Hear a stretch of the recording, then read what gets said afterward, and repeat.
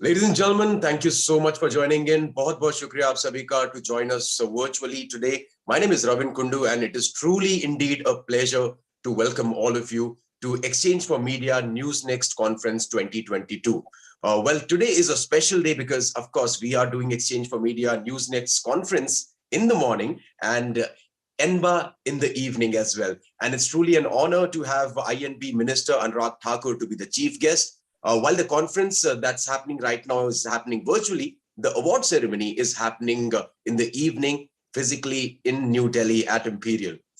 This is the 14th edition of Exchange for Media News Broadcasting Awards they'll be announcing today. And as I said, the Union Minister of Information and Broadcasting and Youth Affairs and Sports, Anurag Thakur ji, will be the chief guest.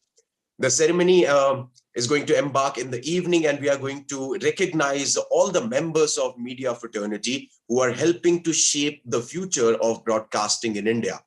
The awards will be given out in several categories, including Best News Channel of the Year Hindi, English, Best CEO of the Year, Best Editor-in-Chief, and Best Anchors. For the awards this year, 1,000+ application came in, and there were 126 categories. Entries have been received from all the major networks that are present in the country with a major footprint: CNBC, Aaj Tak, ABP, BBC, World News, and NDTV, News 24, Times Now, Z News, and many more regional channels have joined in. The winners, of course, just like always, have been selected by an eminent jury, and we have been as impartial as possible. And this year, the jury has been led by Shri Harivansh Narayan Singh, and we are truly, truly happy to have been guided by the Deputy Chairman of Rajya Sabha in helping us with a fantastic conversation. So I would like to quickly give a shout out to Ad Factors PR and of course Media Mantra for this. So I'll quickly introduce you to our first speaker for the day, and it's truly indeed a pleasure, a privilege, and an honor to introduce to you Mr. Uday Mahurkarji, Information Commissioner, GOI, political analyst, and author. Absolutely thrilled to have you once again with us, sir. Thank you so very much for joining in. I'll leave the stage with you. I've been told to speak on journalism of impact. I have put in about 40 years in journalism. I started my career in early 80s, and I was an active journalist till October 2020, when I was appointed as commissioner in the Central Information Commission. And out of this 40 years, or more than 34 years were in Gujarat. So I have covered riots, I have covered rural development, I have covered Mr. Modi's rise as a leader, rise as an administrator. I have also written 2 books on his governance, one on his 13 years in Gujarat as chief minister, another on his 3 years as prime minister. Plus, I have done deep studies on radical Islamic movements. I mean, very important subject because there is a dichotomy in the society where a section of ultra-nationalists or ultra-Hindus thinks that the entire Muslim community has become radical, which is not the fact. So I have got wide experience across, when it comes to journalism. Now, what is impact-making journalism? You see, getting some development to report first and create waves is also impact-making journalism. Breaking a story is also impact-making journalism. So, it's a very wide canvas. I think what we should be speaking on and hearing about is true impact-making journalism. Why I use the word true? I spoke about this at a function 2 days ago, which was organized by the Exchange for Media. So I'll repeat that again here. You see, in spite of a great deal of transparency, which we see in today's journalism, in spite of the role being played by social media in forcing that transparency, still we have a very long way to go. I am of the firm opinion that we may belong to any ideology. There is always space in good journalism to report truthfully, to report honestly. If there's a debate on ideology, yes, you are called upon to share your view. But when there is a development which is impacting the society, which has a deep bearing on the society's future, society's peace, then I think there has to be a common minimum agenda in today's journalism for truthful reporting. I will cite the example, a very recent example. I think that example is very apt. We saw the Shobha Yatra riots about a few days ago on the Hanuman Jayanti.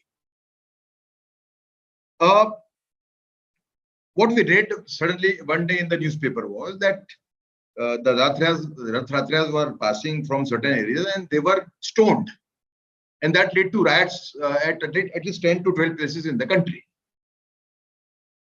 I, having covered riots very closely in Gujarat from 1985 onwards, I know the pattern of these kind of riots. They start with a Shobha Yatra. The image which an average Indian got in newspapers and through the TV was that Yatra was passing and suddenly it was stoned. When I made a phone call to one place in Gujarat which was hit by these riots, the story was same as I thought. The story is that there is some provocation in most cases from such Rath Yatris also, so Shobha Yatris also, and then the altercation starts and the radical elements from the minority community also step in. And of course, there is a very huge radical movement which has grown in the Muslim community. Nobody can deny that. And as I've said earlier in another channel, that it is a result of years and years of minority appeasement which the country has seen in the initial years of its birth. Not initial, 60 years almost. So a truthful picture should come before the country. There is no knowledge in the country as to which are the radical streams in the minority community. There is no knowledge in the society as to why this ultra Hindus become so aggressive. Obviously, there is some reason also for them, which might be unjustifiable. But nobody has tried to go into the reasons behind this very dangerous situation at one level, which is developing, which is of a clash between two major communities of the country. So, when I saw the reporting of these riots, when I saw how channels were reporting, I read. Of course, I don't see as much as I used to do earlier because I'm a commissioner, I'm a judge in the Central RTI court, and I have to deal with cases every day. So I am not able to spare so much time. But whatever I saw, I found that there was no genuine attempt on the part of any of most channels and most newspapers to go deeper into it and find out the reasons. So I think when something is impacting, what we Indians dream of. We Indians dream of becoming a great nation based on our culture, based on our values, but that path is not so easy. And media has a major role to play in that. Because, we have set targets for the country. One target is poverty elimination. Another target is for the field of science. There are many such targets for defense. How will we meet those targets if there is what you call disharmony in the society? So I think any journalist, I belong to a certain ideology. You can see the pictures behind my back, which makes it really very clear as to what ideology I follow. But then I'm of the firm belief that when it comes to issues of national importance, issues which are impacting the society, country's future, we should be truthful in our reporting. And one thing which I said on a channel a few days ago, I'll repeat here. Agreed that there is a radical movement which has grown over the years in the minority community. But there is a large section even today which wants to remain in the mainstream. And we cannot forget that even in the state of Kashmir, today, at least one Muslim is being killed by terrorists for being loyal to this country. So we have to give that space. Whenever we comment about minority community, whenever we comment about Muslims, we have to keep that space. Even while being aware of the fact that we have to fight, we have to fight a growing radical movement in the society, in the minority community. That is one. I saw the same thing during Shaheen Bagh issue in 2021. Again, the media was divided into two parts. One was overplaying Shaheen Bagh. Another was saying that Shaheen Bagh is a conspiracy, which it was to some extent, of radical Islamic movements in the community. But I know very well, because I do research on radical Islamic movements and the Muslim community, that there were wide sections in the Muslim community which did not want to join Shaheen Bagh. But nobody tried to tap them. I personally believe that Shaheen Bagh was a conspiracy to defame certain sections of the of the nationalist movement, including the Prime Minister and the Home Minister. I very strongly believe so. But there are many people who joined the movement because they did not know the purpose behind it.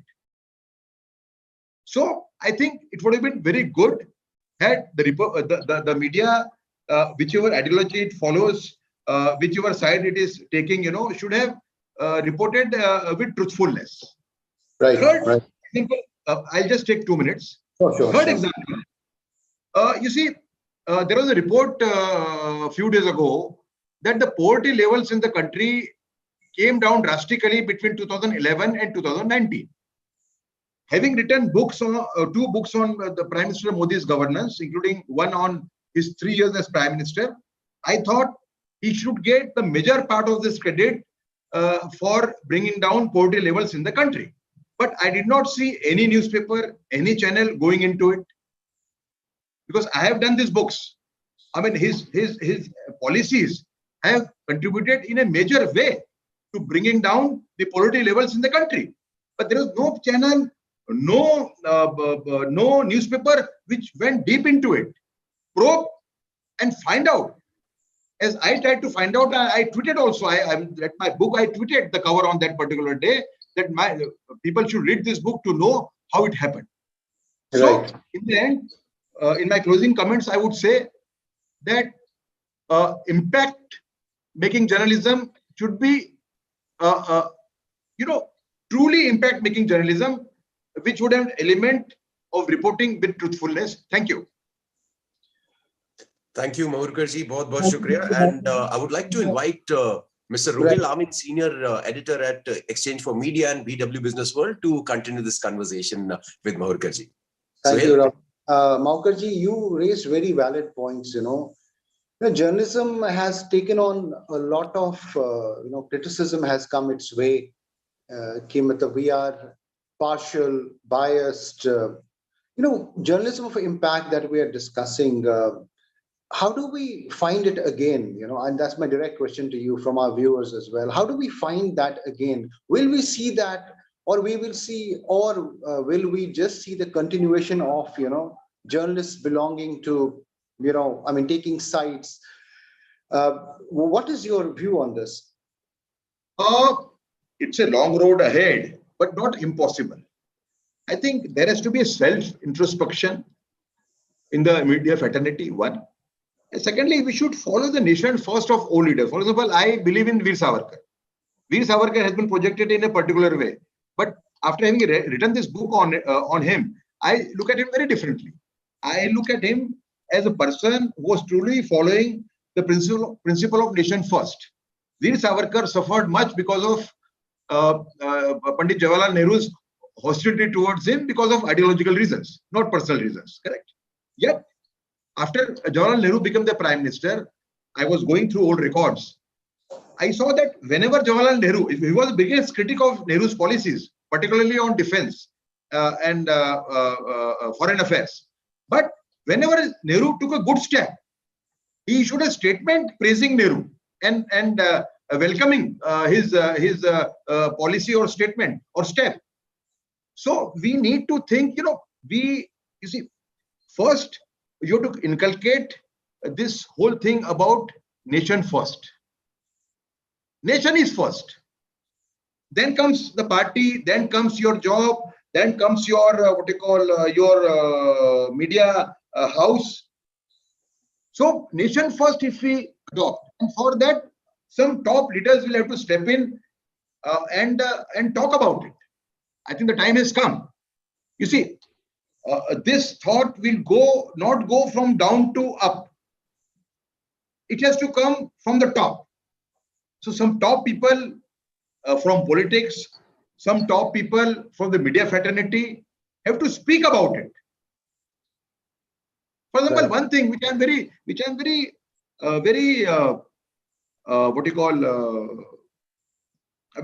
about which I feel very strongly, Suppose one channel has done something good, another channel will not report it.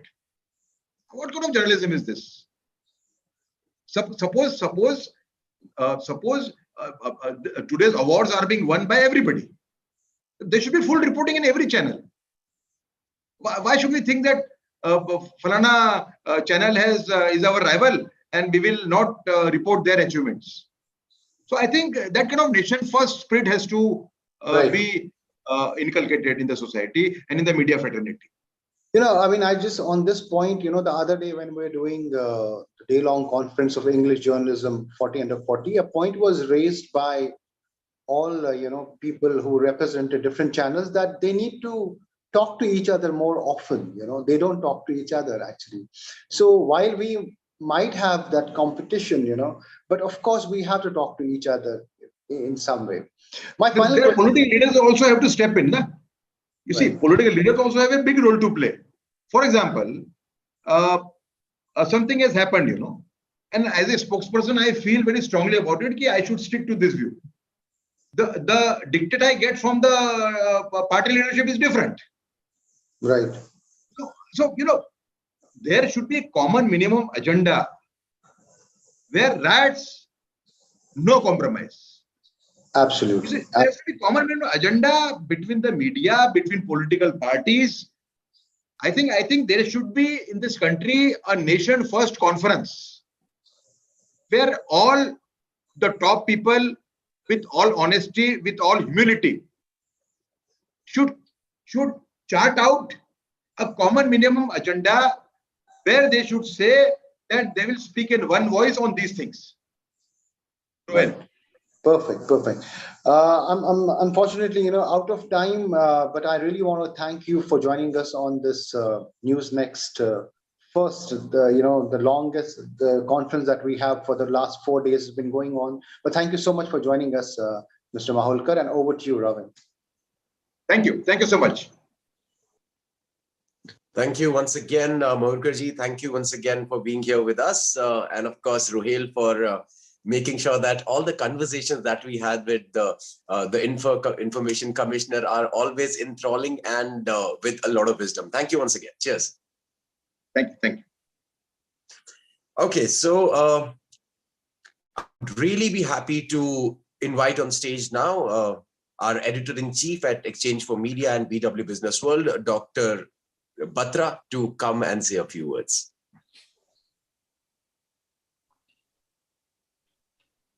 Can we have the audio? News Next Today is 30th April 2022, and in the evening we'll be doing the 14th edition of the Exchange for Media News Broadcast Award at 5:30 p.m. onwards at the Imperial Hotel. I start the day on a somber note because it's exactly 1 year back. My friend and our colleague in the industry, Mr. Rohit Sardana, passed away. May God bless his soul. We remember you, we remember your work, we remember what you stood for, and may God bless your soul, may God bless your family. So I start by remembering Rohit, and I can only say that when it comes to news, journalists and editors are doing a very fine job in a very tough environment. And there are lots of things you can learn from Rohit, but the three topmost things from Rohit was asking uncomfortable questions, second, being authentic without being offensive, and third, he was very humane. You saw him on the screen, but personally, he was outstanding person. He was an outstanding person on screen too. I want to say that the news landscape is changing with digital becoming bigger and bigger. Today, the YouTube channels and the video channels of large networks, large TV broadcasters are also becoming big. So today, throughout the day, we bring advertiser, media planning CEOs, news media CEOs, and news professionals together.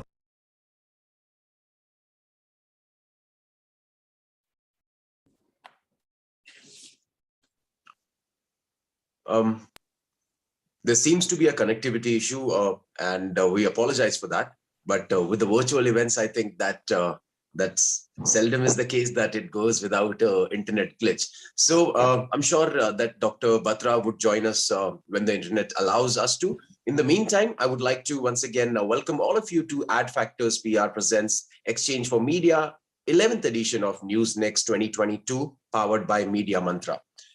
And with this, as Mr. Uday Mahurkar sets the tone for the day with a conversation where we are talking about what really is the need of the hour with the media. And of course, it doesn't come with the perspective of a blame, but it comes with the perspective of the responsibility as the fourth pillar of democracy. And media plays a vital role in that. So continuing on the trend on how we can improve the whole society at large, and of course, with the help of the media, the conversation that we are moving towards is the panel discussion. And we'll be addressing the crisis in today's journalism. Let me quickly introduce the panel to you. We have Mr. Rishabh Gulati, Managing Editor, News X, Mr. Alok Mehta, Padma Shri, veteran journalist, Mr. Of course, Chintamani Rao, Strategic Marketing and Media Consultant, Dr. Bhuvan Lal, author and filmmaker, and the panel is being moderated by Mr. Tarun Nangia, Associate Editor, Special Projects, News X. So that's your panel, and it's truly an honor to introduce you to the first panel. Mr. Nangia, I'll hand over the screen to you now. Thank you, Ravin, and good to see you again. Good to see all of you again. I've met you at different places at different times in the past 6-8 months, but good to see all of these fine minds together on one platform. And as it is, the topic has been introduced of addressing the crisis in today's journalism. And without wasting much time, I would like to request Chintamani Rao, who has been at the top of various news media organizations in the country over the decades, has a lot of experience. Say in the next 2-3 minutes, if you could air the opening comment, which can lay the ground for today's further discussion. It's over to you, Mr. Chintamani Rao. You're not audible. Yeah. Thank you, Tarun. I'm not a journalist, never have been one. And I know journalists are very sensitive about these issues. I've had many conversations, obviously, with journalists. The crisis in the news media, in a word, content. Why do I say that? Because I think all of us know, certainly looking at the news media in India, it's all advertiser dependent, and therefore catering to the lowest common denominator. The more eyeballs you get, the more money you hope you'll get. And that's been the game for a number of years now. But that's a downward spiral which we are seeing, which we are witnessing. with respect to both of you senior broadcast journalists here, I turn the TV on, news on in the evening, and what do I get as I go from channel to channel? One channel has 4 talking heads, one has 8, one has 12. And everybody's shouting at everybody else. Where's the news? One TV channel, which all of us know which one it is, has a show called The News Before the Debate. Isn't that brilliant? That means the channel is about the debate. Let's get the news out of the way and so we can have the debate. What is the news you're debating, my friend? Why should I sit there and watch 8 people or 12 people or 4 people shouting at each other? I don't. Content is the game. If you have the content, you can make money on it. Don't have the content, you'll do what everybody's doing. So that's the opening comment by industry veteran, Mr. Chintamani Rao, but samely and plainly put it. Now I'll go to a man who runs the channel on a day-to-day, takes calls on the news to be run, takes calls on the debates that have to go on the channel, and has done a pretty fine job at that. May I introduce you to Mr. Rishabh Gulati, Managing Editor of NewsX. Mr. Gulati, day after day, I saw in the past 1 year, in fact 2 years now, some very serious subjects on foreign policy, where the channel has taken a stance, and effectively articulated via some very fine panelists who are experts in their own field. While in the whole din of news media, you see, dumbing down of news. What drives you to take these calls day after day? And before that, you give me the opening comment on what you feel in the larger picture of all channels of dumbing down of journalism. Okay, let me just, Tarun, thanks a lot for doing this. And my credit to you as always. For those of you who know, Tarun is exactly the opposite of what is going wrong in the news media. He is a traditional journalist who spends a lot of time curating his guests, his topics, doing a lot of research and putting together a highly, I want to use the word intellectual because we are in communication medium, but informative telecast. So Tarun, thank you for the service that you're doing to the larger community. And I'm just going to pick up where Mr. Rao left off. I'm one generation removed from the editors that I used to work under until a few years earlier. I completely sympathize with the dynamic that they've been trapped in. But the question that I have to ask myself, okay, the thing is that if you have made it to a position where you can at least influence how one news channel is operating, then hopefully in our network, we run 11 news channels. Perhaps just like the industry is facing the crisis, which is partly internally driven, partly externally driven, we can remediate. So what's the problem? Number one is the gravitas of why you are watching us has obviously diminished. News channels, news journalists, TV anchors are now a parody. If you look at the popular culture, we are a meme, we are a joke. We are willing to take our PCRs hostage in case of a terrorist strike, and willing to pay money to beat others. And it's almost embarrassing watching that, what our perception of news is. The second, of course, is the attracting of talent. It's changed from the time that I was beginning my first steps into journalism. And the reality is that if you're starting off in journalism today, print or TV, you earn maybe slightly more than a person who's a driver earns. There is an attracting of talent problem, and that is also because the gravitas has been affected. The third is a business thing. Now, it's not like money is not to be made to run news. Okay, there are aggregators of news, even those in India who are now billion-dollar companies. There are those who are running platforms which take news clips from us, all of us, which are making massive revenue. Google and Facebook, I know Facebook revenues have dipped a little, but they become, trillion-dollar companies running on AdSense and all the others, of which a small poultry from NewsX to New York Times is distributed. Now, these are the challenges, and I'm just going to address in 30 seconds, Tarun. What are the options? There are still choices to be made. I'll give you an example. When I was starting off, the infamous JNU tapes incident happened, right? And this is the trap we fall in sometimes as editors. And I have a very young news team. The average is only 25, and I keep reiterating to them. It's the conundrum. Okay, I'll give you an example. A senior leader, member of parliament, member of the All India Muslim Personal Law Board yesterday says that there is a plot to kill all Muslims in the country. Okay, it is designed to be a provocative comment so that all of us get sucker punched into giving that person publicity in prime time for hours and hours. Yes. Okay, so this is the conundrum. Do you make that person infamous because he is doing this deliberately? The people at the Dharma Sansad are doing this deliberately because they want to become infamous, because their advisors are telling them, kuch ulta seedha bolo, kisi pe pani phek do. I remember one day I was going in for a debate, Tarun, walking to my studio, one party spokesperson comes to me, Rishabh ji, you have to change your debate.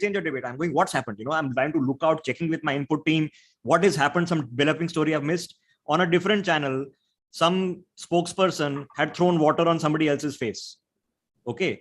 And this spokesperson was recommending that my debate become that incident. So this is the conundrum. Okay. And I'll tell you what you can do just to make changes. 2 years ago, we decided, we were also in the same trap, that if you have a debate, 50% of it is all communal debates. Okay. You get somebody with tilak, somebody with topi, extreme views, shouting at each other. And we think that is great television. Okay. Because when there's a lot of energy, passion, if I stand on a roadside with you, Tarun, even if you're my friend, if we start shouting at each other, crowd will gather. That's the base instinct that we logic to. We decided that we are going to find the rational people, the logical people who are going to take on the issues. We won't shy away from the issues. Okay. If they have to be discussed, so be it. If that's the conversation, but we're going to slow it down, apply mind to it. And this is what I ask my edit team to do every day. Don't shy away from controversy. Controversy is the bed of news. But when something happens, apply your mind to it. Does this person deserve our attention, or asking the country to attend to this for the next 1 hour or not? If an issue, I don't know, azan is happening, loudspeaker is happening, bulldozer is happening, don't shy away from it, because politics is running on that. But apply your mind. What is the solutions that you're presenting to this? What is the hope that you're presenting to it? I'll end it on this, Tarun, which I was mentioning the other day also. Yes, we have to communicate. There's no point talking to an empty room. Yes, just like in politics, emotion is part of that communication strategy. And yes, anger and hate and controversy are powerful emotions. But there is only one other thing that can replace them, is hope, which is an equally powerful emotion. You look at the amount of motivational speakers, you look at the amount of TEDx talks, all of these are popular mediums. You look at the politicians who go on to the yes, we can mantra, who also appeal to hope, which is a lesson we as journalists can learn from. So there are some conscious decisions, Tarun, that we can certainly take. And to answer your question now, when it came to understanding why are we focusing so much on India's viewpoint, India's position in the world, because that is the gap that requires a serious rending, that requires the focus of imagination. Yesterday, the semiconductor conference happened. We were the only people who did hours of coverage. We know that every machine that we are live on right now uses a semiconductor chip. That is a decision which is editorial. 2 weeks ago, we had the chairman of ISRO, all the startups of the space sector sitting for us on a 2.5-hour telecast, focusing on our space sector. That is hope, aspirational, which can make for equally compelling television. So these are choices that we can make, Tarun. And if more of us make these choices, we break away from the problem that we are trapped in, as Mr. Rao said, which makes him not want to watch television in the evenings. Thanks for that opening comment. In fact, the semiconductor point is really very important, because that is where the whole world is facing the shortage now. And I'm glad we took it up. I'm going to Mr. Alok Mehta, another industry veteran. And I remember Mr. Mehta, once we were sitting together and you opened a few newspapers, and instinctively you could point out to more than 16 mistakes on various pages with just one cursory look. And Mr. Mehta, you told me one thing, that, okay, we are much faster, but we're getting a lot of things wrong these days. You say, in my time, we would have put in a lot of time to bring out this product. We just fast, but we are going wrong. And that is why the topic also resonates, crisis in today's journalism. So your opening comments in about 2-3 minutes. Thank you. I think Rishabh also mentioned so many things, and so many points I am very much agree with him. And sorry, I'm joining a little late, 5 minutes, because of the Zoom link. But this time is a real crisis.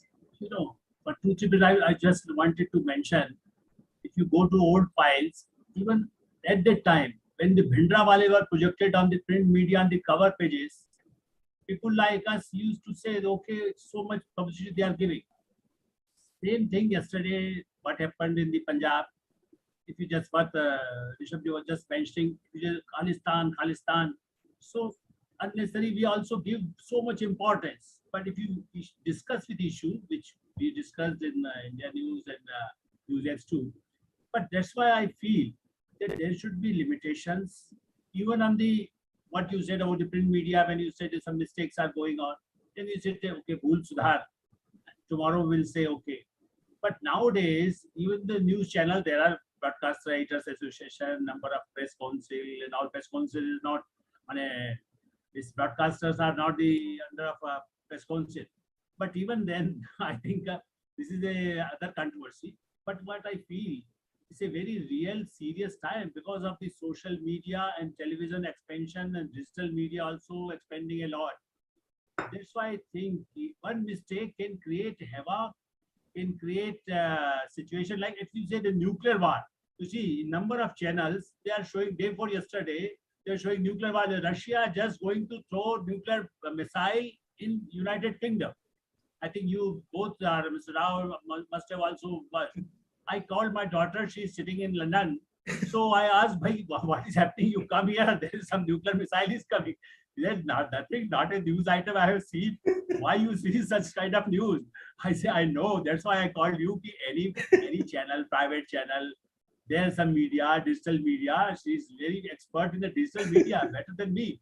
But that's why I feel very sad about it because it's a slap on our face. You know, if somebody, my colleague, even from other channel or in the print media, something did wrong, I always feel I'm guilty.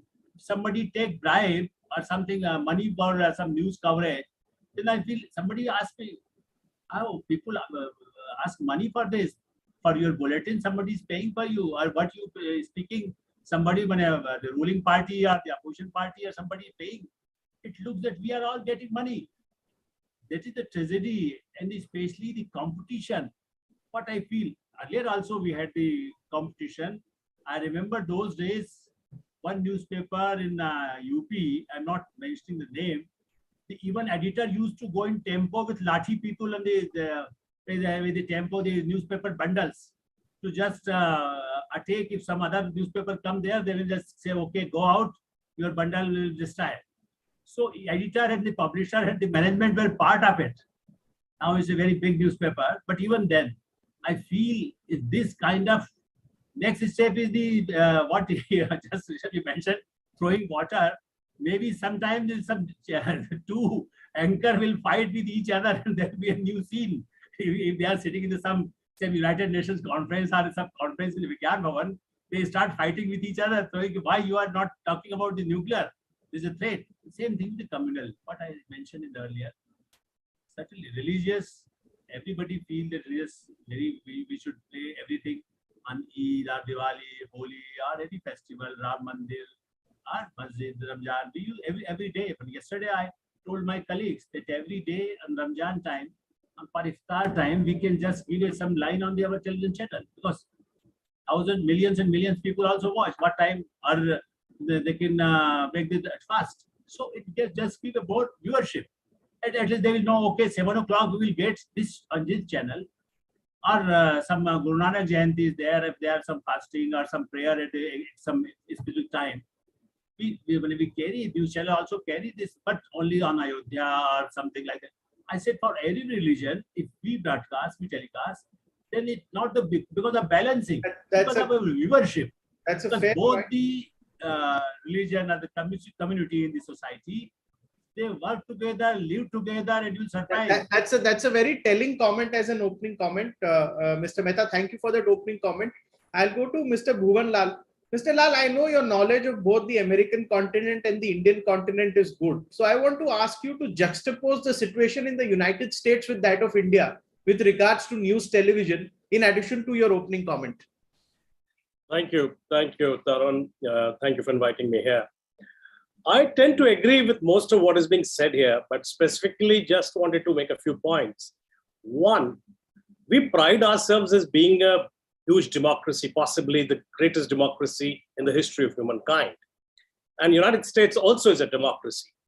And democracies anywhere in the world have to depend on the media. Media is a very strong element of the proper functioning of democracy. It doesn't need to be said in so many words. We understand that. But where is Indian media? What is the crisis that Indian media and American media face? There was a time when Walter Cronkite breaking the news of the president's assassination in Dallas became emotional on television. He also became emotional when Neil Armstrong landed on the moon. Those moments are etched in the memory of every American, any viewer of that period. Now, what has happened today? We bring emotion, unnecessary emotion, comic emotion, close to drunkenness on television every night. We make a play of what we claim is a debate. It is not a debate. It is an entertainment show.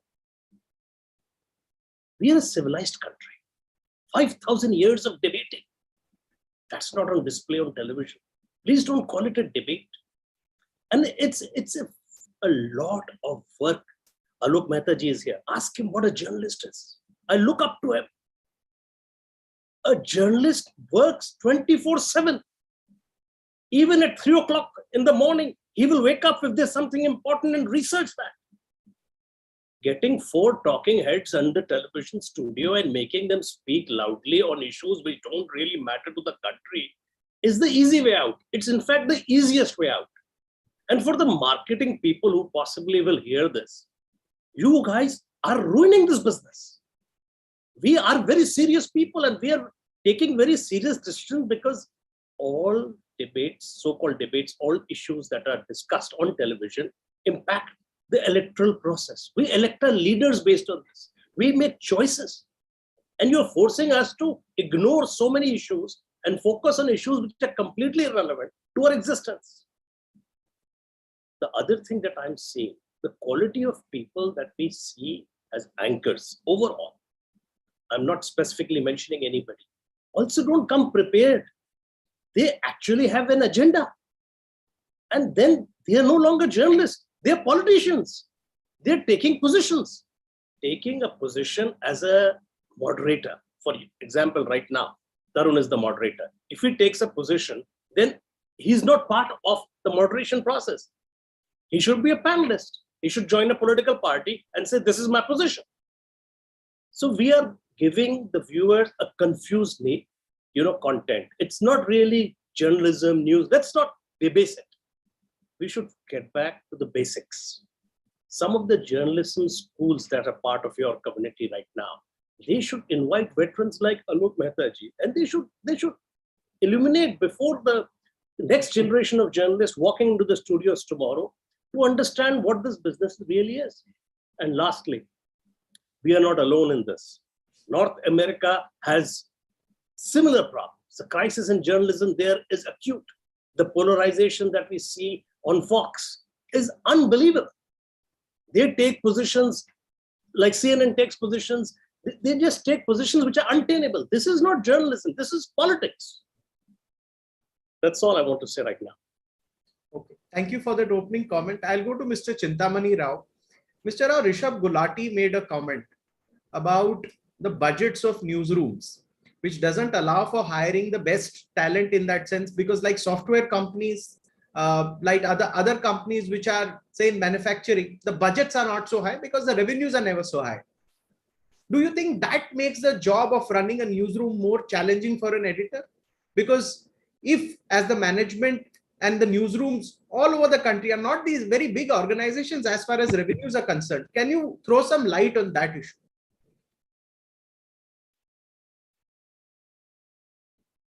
You're not audible. If you may have to unmute yourself. Sorry. I spent my career in 2 businesses, advertising and news. Both have the same, sadly, both were once upon a time talent magnets. For people who are fired with some, with a passion, with fire in their bellies, really, with something. We began our careers in advertising, because it was something you wanted to do in spite of what you were being paid. It's just something you had to do. It was a passion, it was a calling. Today, sadly, nobody wakes up in the morning and says, I want to be in advertising, or I want to be a journalist. Yes, absolutely.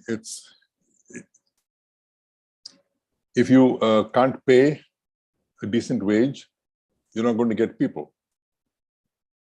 I appreciate that, and I understand what that means.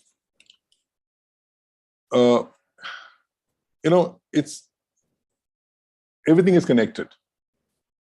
Okay, you can't pay a decent wage, you can't get good people, you need money, so you need to appeal your marketing people. As Bhuvan said, you will drive you got to get the content that will get me the eyeballs, so I can get the money, and so on and so forth. Somebody in the system has got to break this chain. Yes. Is that a CEO? Is that a editor-in-chief? I don't know. But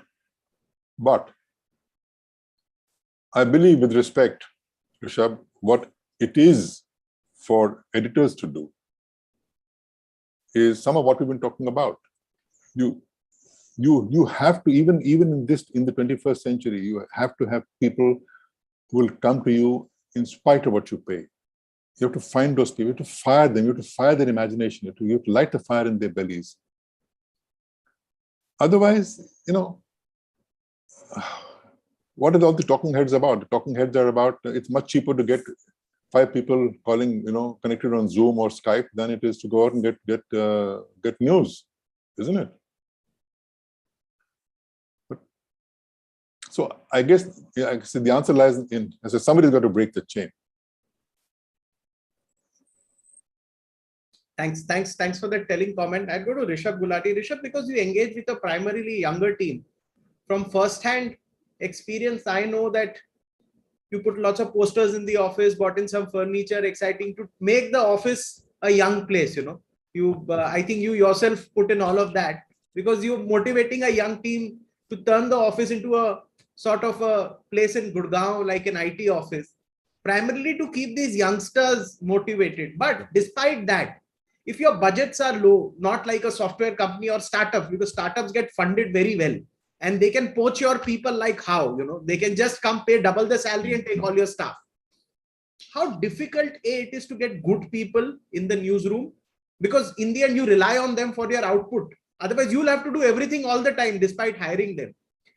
How difficult it is to get work out of them. Second, how difficult has it become to find good people in the newsroom to hire in the past, that since you've been doing this for long now? Okay. 5-6 years ago, people were coming to you, and we were traditional hirers that people would send CVs and there would be rounds of interview process. That has changed now. Now, Tarun, I happen, and this is coincidental, is not design, I happen to run a large youth organization in the country. Okay. So I have to, over the past couple of years, especially during COVID, I've had to actually speak to the bright kids. Okay. And we discuss foreign policy. So we generally, get, the smart ones from, all over the country, but, places like LSR and Hindu and SRCC here in Delhi. And I have to then tell them what I have experienced through the media. I say, look at me. Okay. What have I really done to deserve such a large microphone? I mean, I remember interviewing Alok Mehta when he published his book. Okay. I mean, he's looking back at 75 onwards. So I said, the ability that this gives, if you were to join an NGO, a think tank, a corporate organization, for you to actually drive impact, which the TV medium can still do. And the one lesson we learned was the beginning of COVID, the first lockdown. Where everybody put television on because you couldn't rely on Twitter or wait for some YouTube video 2 days later to find out which shop is open and where you can find. How many people who called in whose rents I have personally paid because they were desperate at that point of time. So to give these examples, I've had to sit down, Tarun, individually with people for hours, okay, and then do exactly what Mr. Rao is saying, to fire them up, that I know, listen, your base pay isn't going to be as impressive as you, but the amount of impact you can have is very high, and that impact is across the board. If you are really into it, and 12 hours a day, every topic in the world, every subject in the world that you can be fascinated about, so that is requiring an effort now, and it bears fruit. It's not just about the sofa and the couch and the things, but all these things do help. So I'm hoping this happens. Tarun, just to end this conversation there, once you hire the talent, what do you do with them? Okay, if you are going to bring them into the same environment where their gut call instinct by training is, okay, blow this up, make it bigger, make it sensational, then 10 years later you'll have done a disservice. So my message to them is, apply your mind. Okay, just apply. If something is happening, apply your mind. Does it make sense? There is no harm in taking a position, I say. Okay, but take a position having applied your mind. Don't go on the face value of somebody putting out a tweet. Does that make sense? Is it legitimate? Okay, is this authentic? Just apply your mind. Okay, have the checks and balances.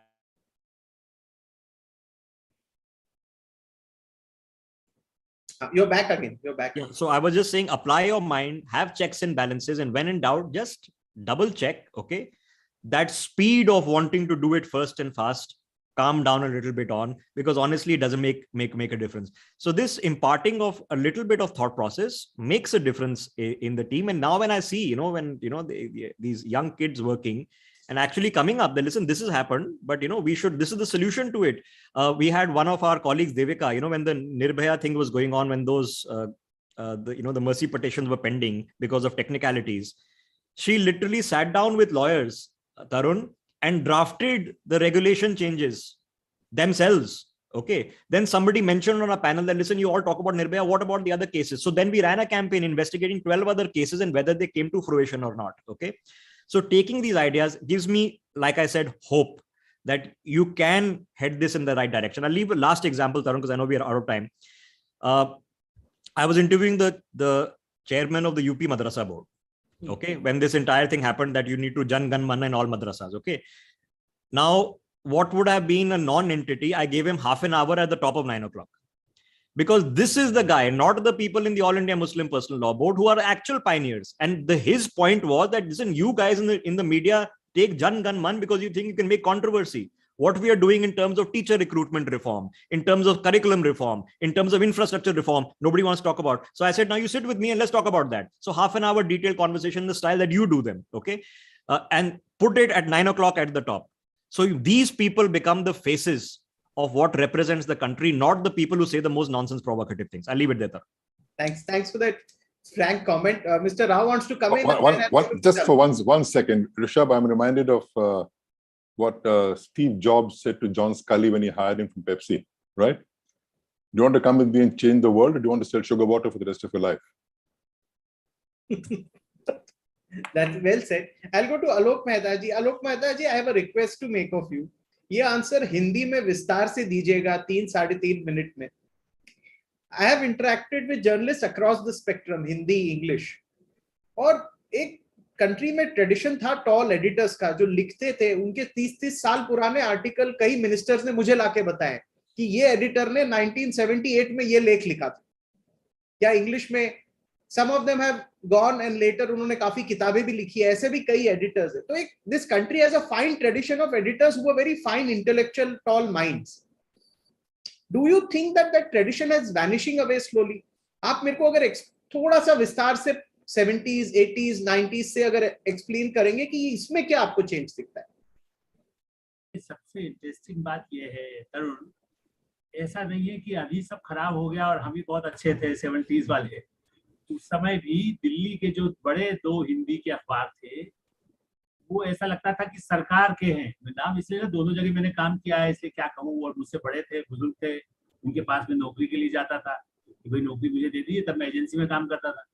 तो मेरा ये कहना है कि ये कहना कि आप सबको डूब गया है, ऐसा नहीं है. नंबर 1, ये ठीक है कि इंस्टीट्यूशंस बदले, और इसीलिए एडिटर्स गिल्ड में हमने, जब अजीत भट्टाचार्य जी और ममता जैसे सीनियर कुलदीप नायर थे हमारे साथ, हमसे बड़े, तो मैंने उनसे कहा, जब वो गुस्सा होते थे कि लोग एडिटर्स तो बातें ही नहीं है, 5 आदमी मीटिंग में आता है, तो हमने कहा कि now the executive editor, associate editor, they are not managers, really they are contributing, मतलब वो सचमुच पे वो एडिटोरियल लिखते हैं।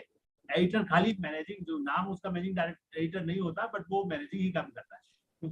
तो वो एग्री हुआ, इसलिए हमने गिल्ड में बनाया। वो ठीक है, गिल्ड कहाँ है वो उस पर नहीं जाता, फिलहाल हम दूसरा सब्जेक्ट पर बात कर रहे हैं। तो नंबर 1, आज भी लोग हैं रीजनल लेवल पर, मेरा इसीलिए कहना है, मैं इसीलिए, दिल्ली इज नॉट इंडिया, ये मेरा शुरू से थ्योरी है। And it was taught by my mentor Rajendra Mathur ji. वो चाहे इंदौर में रहे और दिल्ली में भी आए तो कहते भाई दिल्ली थोड़ी इंडिया है, इंडिया कोची में भी है। मामन मैथ्यू जी इंडिया है, मराठी में जो बहुत अच्छे काम कर रहे हैं, तेलुगु में रामाजी राव थे उस समय, वो एडिटर्स गिल्ड में भी वो बड़े उनकी भूमिका थी, एक बार अध्यक्ष भी बने, इसलिए नहीं कि वो ओनर थे।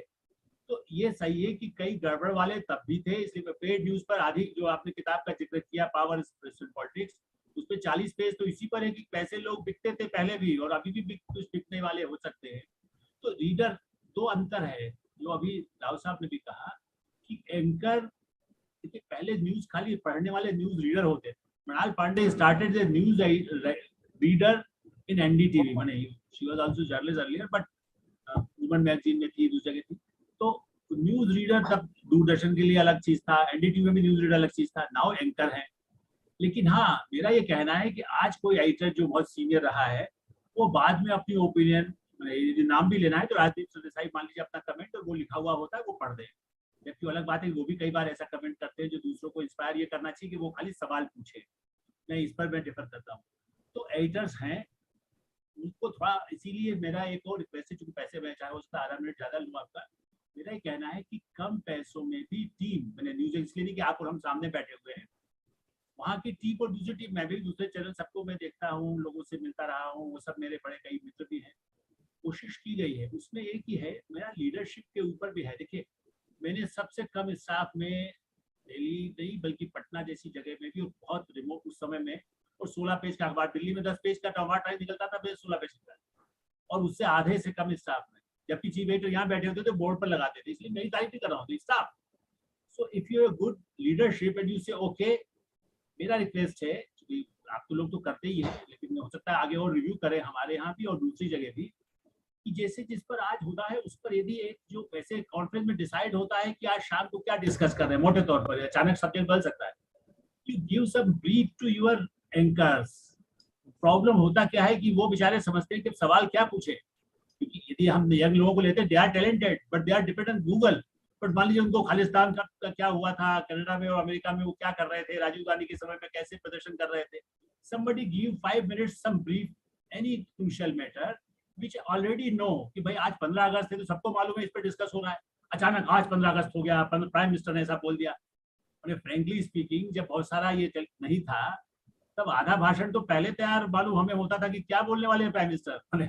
ये नहीं कि हम अपने आप पहले छाप देते थे, बट जब अमेरिका से रिपोर्ट करना है, तो मुझे ऐसा लगता है कि the leadership, the management and pursuing the best person, उससे ये ठीक है कि उसको एक मीडियम रेंज का पैसा, उसको सेटिस्फेक्शन होगा। Still I meet people young generation में जो कहते हैं नहीं साहब मुझे तो टेलीविजन में जाना ही नहीं है। बड़े सरप्राइज, कई लोग कहते हैं हमें टेलीविजन में जाना है, मुझे बरकत बनना है, मुझे राजनीति बनना है, मुझे ये पता है। कुछ लोग ऐसे हैं जो दोनों नहीं चाहते, उनको लगता है कि बेकार है तो मैं लिखना चाहता हूँ। तो मैं कहता हूँ भाई लिखने में नौकरियां नहीं है, वहाँ बहुत ही तो 10,000 रुपये मिल रहा है, तुमको यदि कुछ करना है, तुम टैलेंटेड आदमी, बहुत अच्छा लिख सकते हो। तो मुझे लगता है कि बैलेंस की जरूरत हमारे न्यूज मीडिया में है। और एक आखिरी point, difference of tabloid trend started with print media, कि भाई मुझे दोनों जगह में जहाँ था वहाँ, वैसे एक जगह तो ओनर ही कहते थे, जो बाद में सब डाइल्यूट होता गया, उसका पूरे दुनिया में, मैंने भारत में पहुंचा कि टेबलॉइड इसको कब बना रहे हैं। मैंने उस जमाने में पंजाब केसरी पर फ्रंट पेज पर, आपको यदि ध्यान हो, फिल्म वाले और दूसरी कहानी वहानी सब छापते थे, नॉट वर न्यूज अंदर होता था। तो मुझे कहते थे भाई कब बना रहे, मैंने कहा जी चेयरमैन जो है वो यदि कहेंगे तब ये अलग टेबलॉइड निकालिए, मैं नहीं निकाल सकता। देन मिस्टर दीपक शोरी वहाँ हिंदुस्तान टाइम्स, मैं वहाँ गया, उस समय बाद दीपक शोरी वहाँ थे, वो कहें कि भाई कब बना रहे हैं, मैंने कहा बेटा जी वो पहले तय कर ले, मैं तो टेबलॉइड में मनोज श्याम जोशी के साथ काम किया है, we can produce a different paper but I can't make this paper as a tabloid. Same thing with the news channels, tabloidization of news channel, make up a sensational, भाई तुम्हें तो मुकाबला उसी से करना है कि एकदम न्यूक्लियर बम आने वाला है, नहीं करोगे तो तुम्हें जरूरत नहीं है। आपके आंसर से मुझे काफी क्यूज मिले हैं जो मैं बाकी पैनलिस्ट से अभी पूछूंगा, उसके लिए धन्यवाद. Mr. Bhuvan Lal, in the past decade, more than a decade, we ran stories in news channels that, car is running without any driver. There is something, crazy kinds of news. And it is attributed to the fact that filmmakers, and because you are a filmmaker, they entered the newsroom as editors. We have known some filmmakers who became editors, and they started running the news in a format where they started telling stories which would catch the eyeballs, but it was clearly not journalism. Do you think that this phenomenon has also caused this whole race for ratings, that, a lot of people will watch you if you tell a story which, even if it is false, people will tune in? Can you, because you are a filmmaker yourself, do you think this trend of filmmakers getting into newsrooms has caused this? Arun, I don't think it's anything to do with filmmaking. It has to do with, as you rightly said, catching eyeballs. Right. Now, the balance has to be drawn. If you continuously believe in putting out frivolous stories which make no head or tail and are just put out to catch eyeballs, over a period of time, that's the sort of brand you will create. Yes. And if you restrain yourself and continue on the correct path, the more difficult path, the agenda of bringing truth and credibility to your brand, then you will create that kind of imagery. So that I think is the missing point. The balance is lost. Today we are kind of trying to become number one. So what does number one mean? Number one means I'm the most watched channel. What does that mean? What kind does of it mean? Does it mean that you are the most truthful?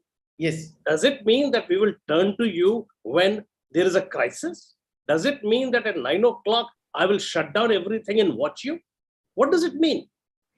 It means that there is a TRP system which actually is flawed, which decides the future of every content creator in the news media room across the country. So we need to reevaluate.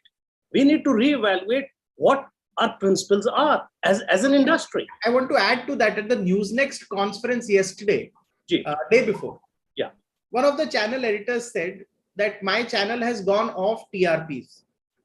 Another editor had to make a comment that if you're running all kinds of frivolous news, call yourself an entertainment channel. Don't get categorized as a news channel. You're not a news channel. You see, I used to, as Mr. Rao will tell you, be part of the Indian Broadcasting Foundation. I was a Secretary General there, and we were formulating the laws to allow news channels to come in. And one of the things that came up was that the news channels will eventually become entertainment channels. Yes. And unfortunately, some of them have. But having said that, there are serious journalists also in this profession. There are people who do their work. We have Rishabh here. I watch his shows, very balanced, no shouting, no extra dramatics. And, we should create an environment in which people like Rishabh, people like NewsX, they get rewarded for what they are doing. And we should not reward people who are completely irrelevant to news. We should invite them to Filmfare Awards. That's where the filmmakers come in. And they will probably be very happy to give them awards for really lousy acting, because even the anchors, some of these anchors, they are very bad actors. So that's the place where we have to, Point well taken. Mr. Chintamani Rao, also precisely that question to you.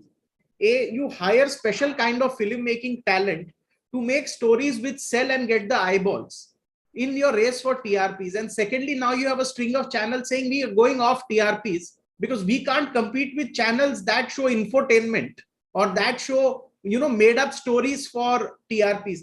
From the management perspective, could you share your inputs? This business of filmmakers have come in and done whatever. Look, filmmaker doesn't walk in and start doing things. It's an editorial call. Why do you let the filmmaker do what the filmmaker is doing if that is the case? Okay, so you decide what kind of content you want. Now you're talking about this car without a driver. Well, I was very much in the Hindi news business at that time when that thing happened. I remember it so well. That was one of the sort of seminal moments in the the opposite of evolution of Hindi news. Okay. The other one was when that boy fell into the well. Yes. Those two were the big events that shaped Hindi news and for the following, I don't know, 20 years or more.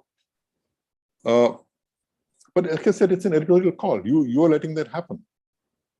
I don't know what it means by when somebody says that we are going off TRPs. I don't know what they mean. Do they mean they're not pursuing ratings anymore, which is wonderful? What are they doing? Are they then putting on what they think news content ought to be, and not driving ratings but driving content quality? They're doing that. Well, great for them. I hope there are those that are doing that. But we can't blame filmmakers for doing this, because filmmakers will do what they're asked to do. You can't blame the rating system, because the rating system is not telling you what to do. You're choosing to be a slave to the rating system. That's your option. The rating system is merely telling you, who watched what. And if you let that drive you, that's your choice. Thanks for that comment, Rishabh. Now I want 2-3 big points from you. You said you did a good debate on the semiconductor industry, that conference. On the very same day, if you have another channel with panelists from Pakistan holding what is akin to a big weapon in their hands and egging the other panelist, and that gets more eyeballs because you are tending to play to the gallery. What does that, I mean, when you sit in the newsroom and take that call, that it's not going to be watched as much as the man who's showing that weapon. Secondly, the TRP system is the same for you and that channel. So you can't get that much of TRP. So do you think that this concept itself is flawed? That some guy who's showing entertainment and you are showing news and you will be ranked by the same TRP metric. Do you think there is a flaw somewhere? Could you explain in detail? Okay, let me just jump in onto this because I've been actively doing it for the better part of a decade. I've been through the process of sitting on every Thursday and going through the numbers literally half an hour by half an hour over several years. I have 2-3 comments on this because it's a hot topic. The number one is system is flawed. Okay, we know for a fact that if you think that by analyzing even good content, frivolous content, you can forget all of that. Just by analyzing the data that you get, can you make educated editorial calls on what is working and what is not working? I can tell you that is very difficult. There'll be one particular show you've done on a particular story, which let's say affects Tamil Nadu. One day it'll have the rating system will tell you had 60% viewership. The next day at the same time, the same similar kind of story, same place, you'll have zero. It'll tell you, no, not one single person was watching you today. Okay. So it makes less and less sense. And it's not easy. But the distinction of going off ratings, there are news channels who have exited the system, that we don't want to be part of the system. Yes. Because the rating system, it's a fraternity. Everybody contributes to the funding of operating the rating system. My view on that is a bit different. If the industry itself, however flawed it might be, and we know the flaws, there are very public flaws, and Tarun, you know it because they've gone into the legal system now. The industry has to come up with the solution. If you don't come up with the solution, however flawed it is, somebody else will come up with the solution for you. So not following ratings, which means that few years ago, I would be sitting in every week worrying about them. But this gap in the ratings has also given editors like me a chance to say, listen, hang on. Let's keep an eye on them. I won't say they're completely irrelevant, but let us do what we are doing and do it well. So to answer that question, Tarun, what are then we doing? We are giving you at least an option. The viewer has an option. If you're flipping channels and you're saying, okay, shouting, screaming, okay, shouting, screaming, 80% of the subject is all the same. Okay. The guests are roughly the same hour on hour. And here's another option. Oh, guess what? India is making its first semiconductor plant and a massive conference is happening and it's high profile and PM is coming and all the thing is happening. Here's an option. Okay. The second is that you will have to work harder. You will have to be Satyajit Ray because Karan Johar is going to make the more popular film.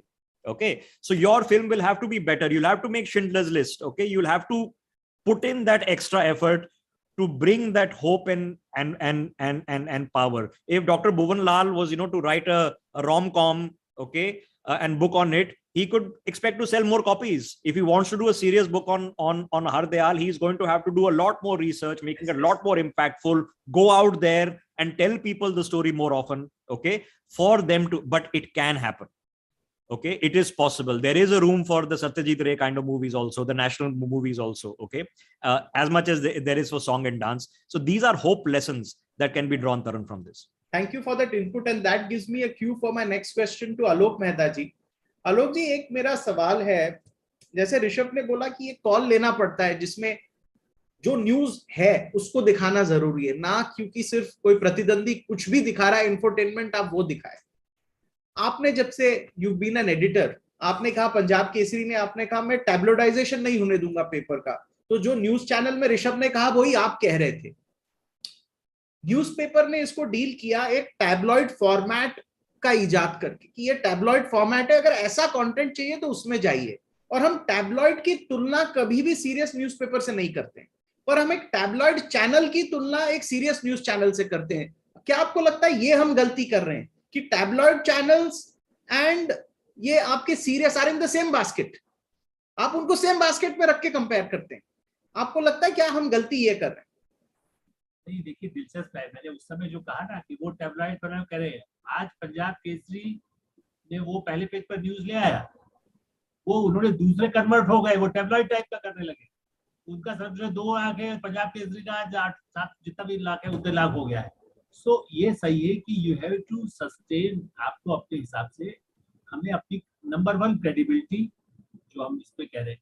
देखिए आपका viewer भी तभी आएगा. मैं ऋषभ से बिल्कुल agree करता हूँ कि देखिए ये यदि हम सोचेंगे कि हाँ रेटिंग, इसमें एक 2 मेरे पॉइंट थे कि देखिए जो पब्लिक ब्रॉडकास्टर्स है आप सब लोग जानते हैं, आज इवन उनको जब कहा जाता भाई मुनाफा कमाओ, उनको भी कहा गया, दूरदर्शन जो एक समय में मैंने ना ऑटोनॉमी है ना गवर्नमेंट का है, किसका गवर्नमेंट का तो है ही, मतलब पैसा उससे आता है. तो वो भी, उसमें भी 1-2 ऐसे शो हैं जो डिबेट वाले, जो बिल्कुल लगता है कि उनको दे वांट टू कॉम्पीट, कि भाई दूसरे जो न्यूज चैनल सेंसेशनल करते हैं मैं भी लड़ूंगा, मैं कमेंट करूंगा, मैं जो भी उनके ओपिनियन हो. तो मुझे ऐसा लगता है कि इसमें ही एक गड़बड़ ये है कि जो अभी कहा राव साहब ने या भुवन जी ने कहा कि there should be some system to recognize good credible people and the channels. यदि वो जरूरी नहीं है ना कि वो, हम तो अभी एक्सचेंज पर मीडिया के उस पर बैठे हैं, उसमें भी होते हुए भी हम और भुवन जी उसमें बोर्ड में भी रहते, लेकिन उसमें 50-40 लोग हैं तो सब डिसाइड नहीं कर सकते. हम लोग डिक्टेटर नहीं हो सकते कि नहीं यही सबसे अच्छा हुआ, वो अलग बात है. बट ऐसे कई ऐसे फोरम है, पहले प्रश्न पूछा, इसलिए मीडिया काउंसिल की जब बात करते हैं सेल्फ डिसिप्लिन नहीं होता. कम से कम आप, जैसा आप कहते हैं कि भाई कोई ज्यादा गाली दे रहा है तो आप उसकी आवाज बंद कर देते. क्या हम, मैं नहीं कह रहा सर्कार करे, कोई बॉडी ऐसी होनी चाहिए. देखिए लंदन में, जिससे हमने भी कोड ऑफ एथिक्स बनाया इंडिया में एडिटर्स गिल्ड में, मैं ही जब वहाँ गया, वहाँ जो एडिटर्स की जो बॉडी है सोसाइटी, उनका वो लेकर के आया था, मैंने ही सजेस्ट किया बोले ठीक है सबका, फिर वर्गीज साहब और सब लोगों ने हमें उसमें इनपुट दिया. तो मेरा मानना है कि देखिए वहाँ लोग उसको मानते हैं. भाई आप ये कहिए कि 1 हफ्ते के लिए आलोक मेहता को हमने बैन कर दिया, इन्होंने यहाँ आकर के बहुत गड़बड़ किया था इसलिए हम बैन कर रहे हैं. ओके, सो 10 लोगों को मैसेज जाएगा कि आलोक मेहता ने गड़बड़ किया था, हमने उनको बैन कर दिया है. ये जब तक हमारे यहाँ अपनी ही बॉडी, हम ही लोग उसको डिसाइड नहीं करेंगे, और सरकार से कहेंगे तो सरकार को जो सूट करेगा, और लालू जी को कुछ सूट करेगा, नीतीश जी को कुछ सूट करेगा, किसी को उद्धव राव को कुछ, उद्धव ठाकरे को कुछ और सूट करेगा. तो इसको रिकॉग्निशन. दूसरा मेरा ये कहना है, पहले क्या था, ये सही है आपकी बात, जो ऐसे अखबार के प्रिंट, आज भी एक्सप्रेस का उतना सर्कुलेशन नहीं है, बट क्यों लोग सबसे पहले एक्सप्रेस उठा के देखते हैं. आई am not पब्लिसाइजिंग the paper, but my Hindu था, हिंदू आज वो भी उस तरह का रहा. तो ऐसे अखबार स्टेट्स में एक जमाने में दिल्ली में मैंने शुरुआत उससे सोचता था कि उसको पढ़ के मैं समझूंगा कि कैसा निकलता है, बड़े बड़े एडिटर्स होते थे. तो आई थिंक कि ये भी एक पायनियर बनने के लिए द सोसाइटी शुड, देखिए क्रिटिसिज्म सब करते हैं, government criticise channels, editors, private parties channel, why don't see कि भाई ये क्रेडिबल और ये अच्छा न्यूज एक्स है, हम इसको ऐसा सपोर्ट करेंगे जिससे इतना रहे, ऐसा नहीं लगे कि वो मेरा ही कंपनी का दिखाता रहे. नथिंग डूइंग, हमारा कंपनी का कोई मतलब नहीं है. आउटलुक था, आउटलुक का सर्कुलेशन ज्यादा नहीं था, या नवभारत टाइम्स के राइट बात होते सर्कुलेशन ज्यादा नहीं था, तो आपका चैनल नंबर 1 न हो, बट देयर शुड बी. अच्छा, जो अपोजिशन के लीडर होते थे, चीफ मिनिस्टर होते थे, BJP, we were very critical in outlook about the BJP, the chief minister Mulayam Singh, everybody. But सबसे ज्यादा यदि एडवर्टाइजिंग रेवेन्यू में यदि उनके सप्लीमेंट्स आते थे या 10,000 कॉपी छत्तीसगढ़ में जाती थी, तो वो कहते थे नहीं हिंदी आउटलुक आ जाए. सो मुझे ऐसा लगता है कि they should also support indirectly without interfere. मुझे लगता है कि ये हमारे सोसाइटी की भी ड्यूटी है, खाली गाली देते रहना कि सब बर्बाद है, सब बिक गया है, चैनल तो देखना ही नहीं चाहिए. जो अच्छे चैनल है उनको देखे, जो अच्छा कंटेंट है उसको पढ़े, और उसको प्रोत्साहित करें। बिल्कुल और हम लोग जो कहीं हेड है वो भी अपने को रिव्यू करें, और जहां हमें गलती लगे कहें भाई साहब कल हमसे गलती हो गई थी। कम से कम हम तो मैसेज दे ही सकते हैं ना कि हमने छापा। आपने बुरा लगेगा लेकिन हम आपने लेकिन अच्छे से आपने इसको पुट अप करके हमसे शेयर किया, इसके लिए धन्यवाद। मुझे मैसेज आ गया, हमारे पास 5 मिनट बचे हैं, तो मैं एक एक क्लोजिंग कमेंट हर पैनलिस्ट से लेना चाहूंगा। We will start with mister Bhuvan Lal, your closing comment for today's discussion. I think we live in an era of hope. I think there is a lot to be done. And with the esteemed panelists today, what we have discussed, if we put that into action, we will achieve and bring the Indian media and entertainment, specifically the news networks, to an international standard the world looks up to. That's my closing comment. Okay, Mr. Chintamani Rao, your closing comment for today. As you said, that if Bhuvan chose to write a book on Hardayal instead of writing pulp fiction, he has to work extremely hard to make sure that he has a good book. After doing that, however, he also knows that it will never sell as many copies as pulp fiction. Yes, he doesn't care. He doesn't care. He's doing what he's done. He's done what he's done because that's what he does. Yes. That's my message. That's a telling comment. Rishabh Gulati, your closing comment for today? I'm going to leave it on exactly that.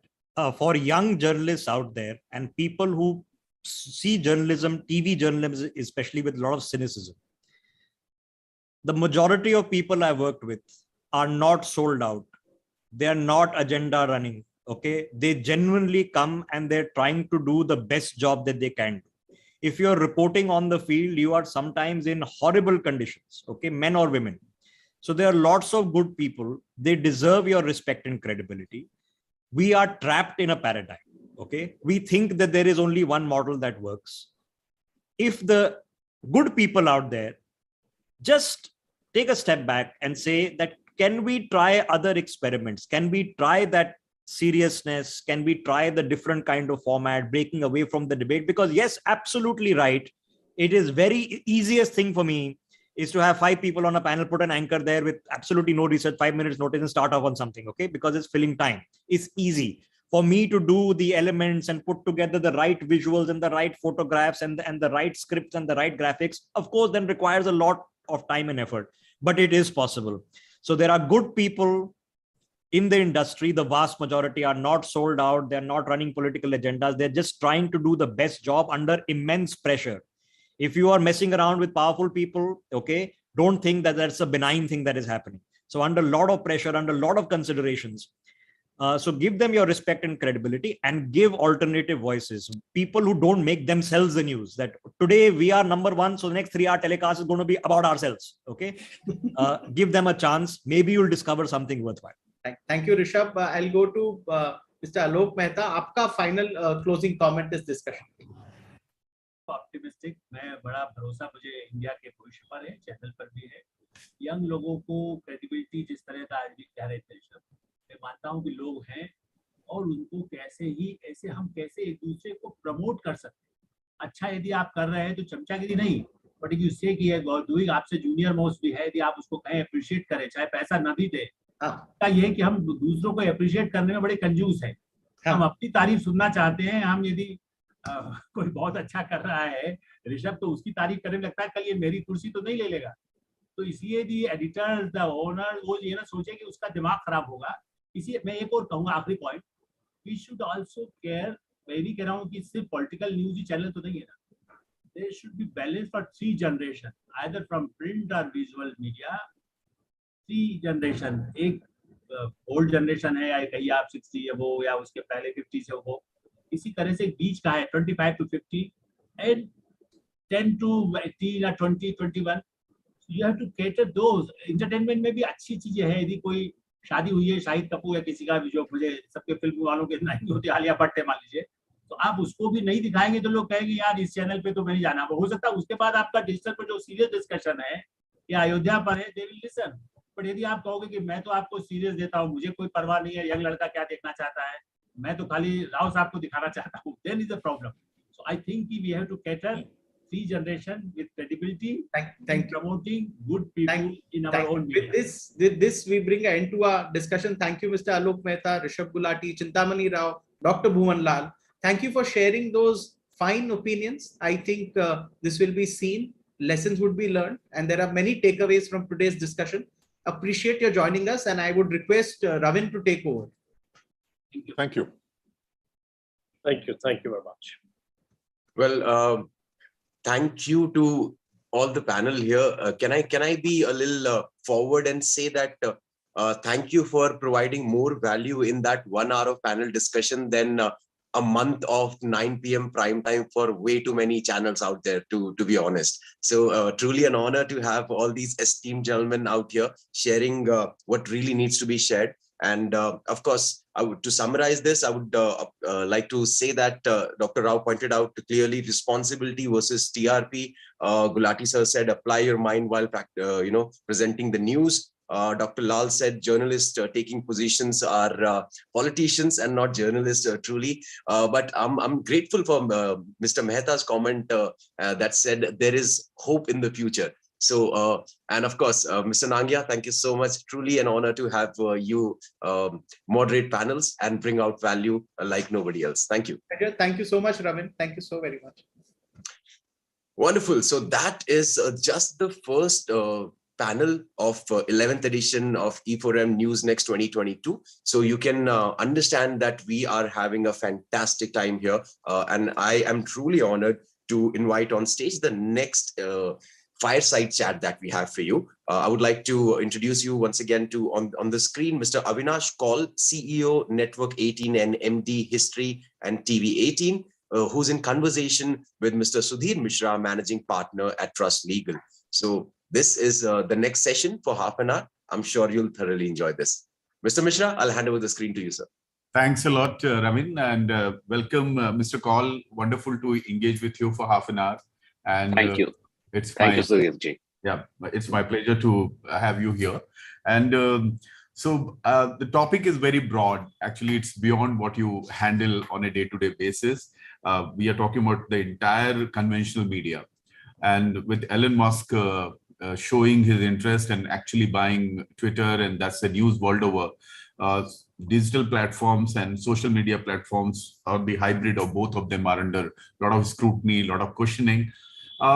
You run a very large media landscape, and what are your initial thoughts with regard to the competition brewing now, which we'll see in times to come?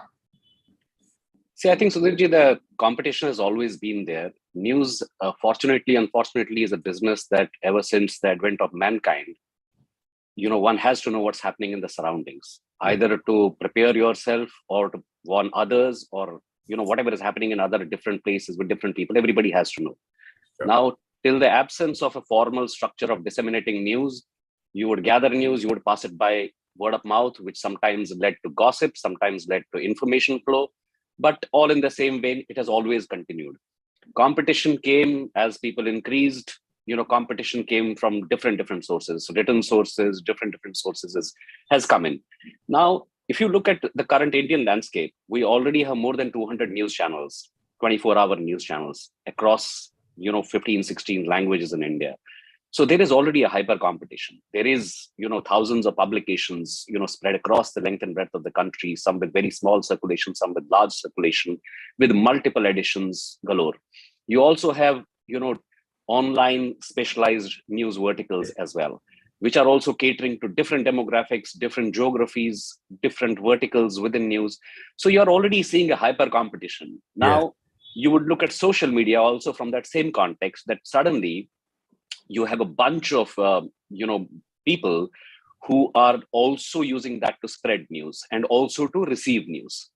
Now, the good part or the bad part is, when you look at a social media context, and maybe, I'm kind of preempting what would come next, is that while in the case of television news or print or any such online publications, you have a managing editor who is controlling the narrative, or who's controlling what you are seeing, which is separating, the bad from the good, or what is real and what is fake.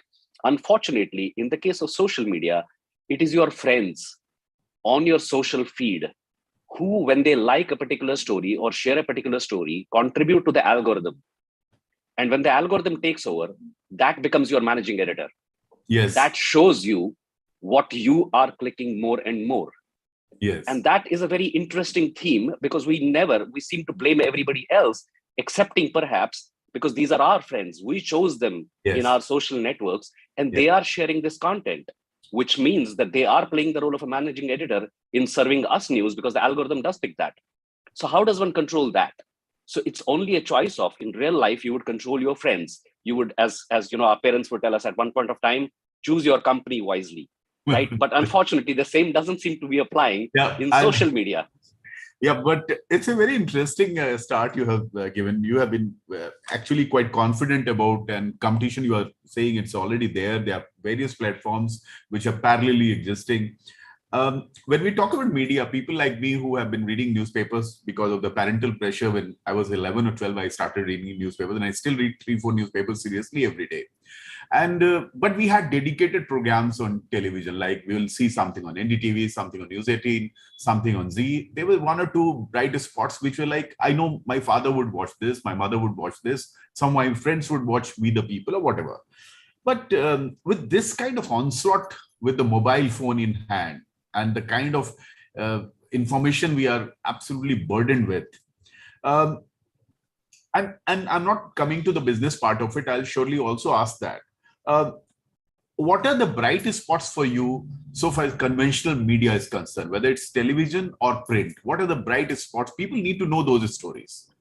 See, I would say the bright spots, I don't, it's ironical, we all seem to have a very dim look of, the businesses that we run in, but sadly, I mean, that's not the perspective that I share.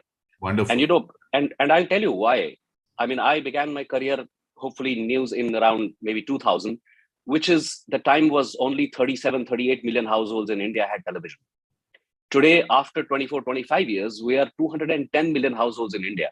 Right. So every year, we are adding around 10 to 12 million households who are not watched television earlier before. Wow. So every day I tell people that if in 365 days, 10 million people, which means multiplied by 5, which is the household size, have added television, which means that you have to show up in your best attire and your best game forward every single day, because somebody is watching you for the first time. Absolutely. So you have a huge responsibility. You cannot suddenly think that just because few people around us, begin to have a dim view of the business, you are still doing the biggest service to the nation, no matter what comes your way. So today, if I were to talk at Network 18 television assets reached out to 70 crore people in India in a year, right? Now, that's a huge responsibility. Now, one can dismiss it by saying, there is XYZ happening, there are showcases. Now, also look at the challenges. The challenges here are that, when we talked about when we were younger, we used to watch a particular show or a B particular show. The number of channels were hardly 10 or 12. Hardly, yeah. Right?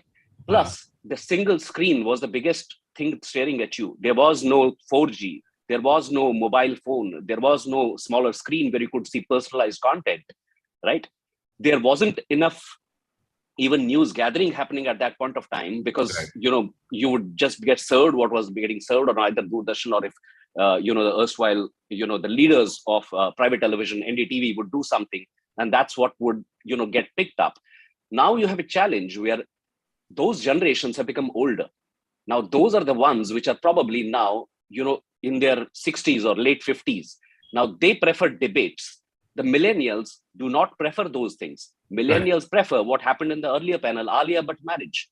Now, we are caught in an era where television news channels have a linear format of 24 hours. And in 24 hours, we are, quote unquote, what is known as general news channels. Yes. Now, if you look at general, the word, it means that everything and anything passes under the word general. If you look at entertainment, it's the same word used, general entertainment channels, which means some people can show astrology in that. Some people can show Saas Bahus. Some people can say crime stories. Some people can show, tantrics and whatever else is happening. Somebody can show mythology. Somebody can recreate some elements and show some Turkish serials if they think that is passing under the quote unquote word general. Now, what would happen? Where are the good parts of technology coming? What is happening good?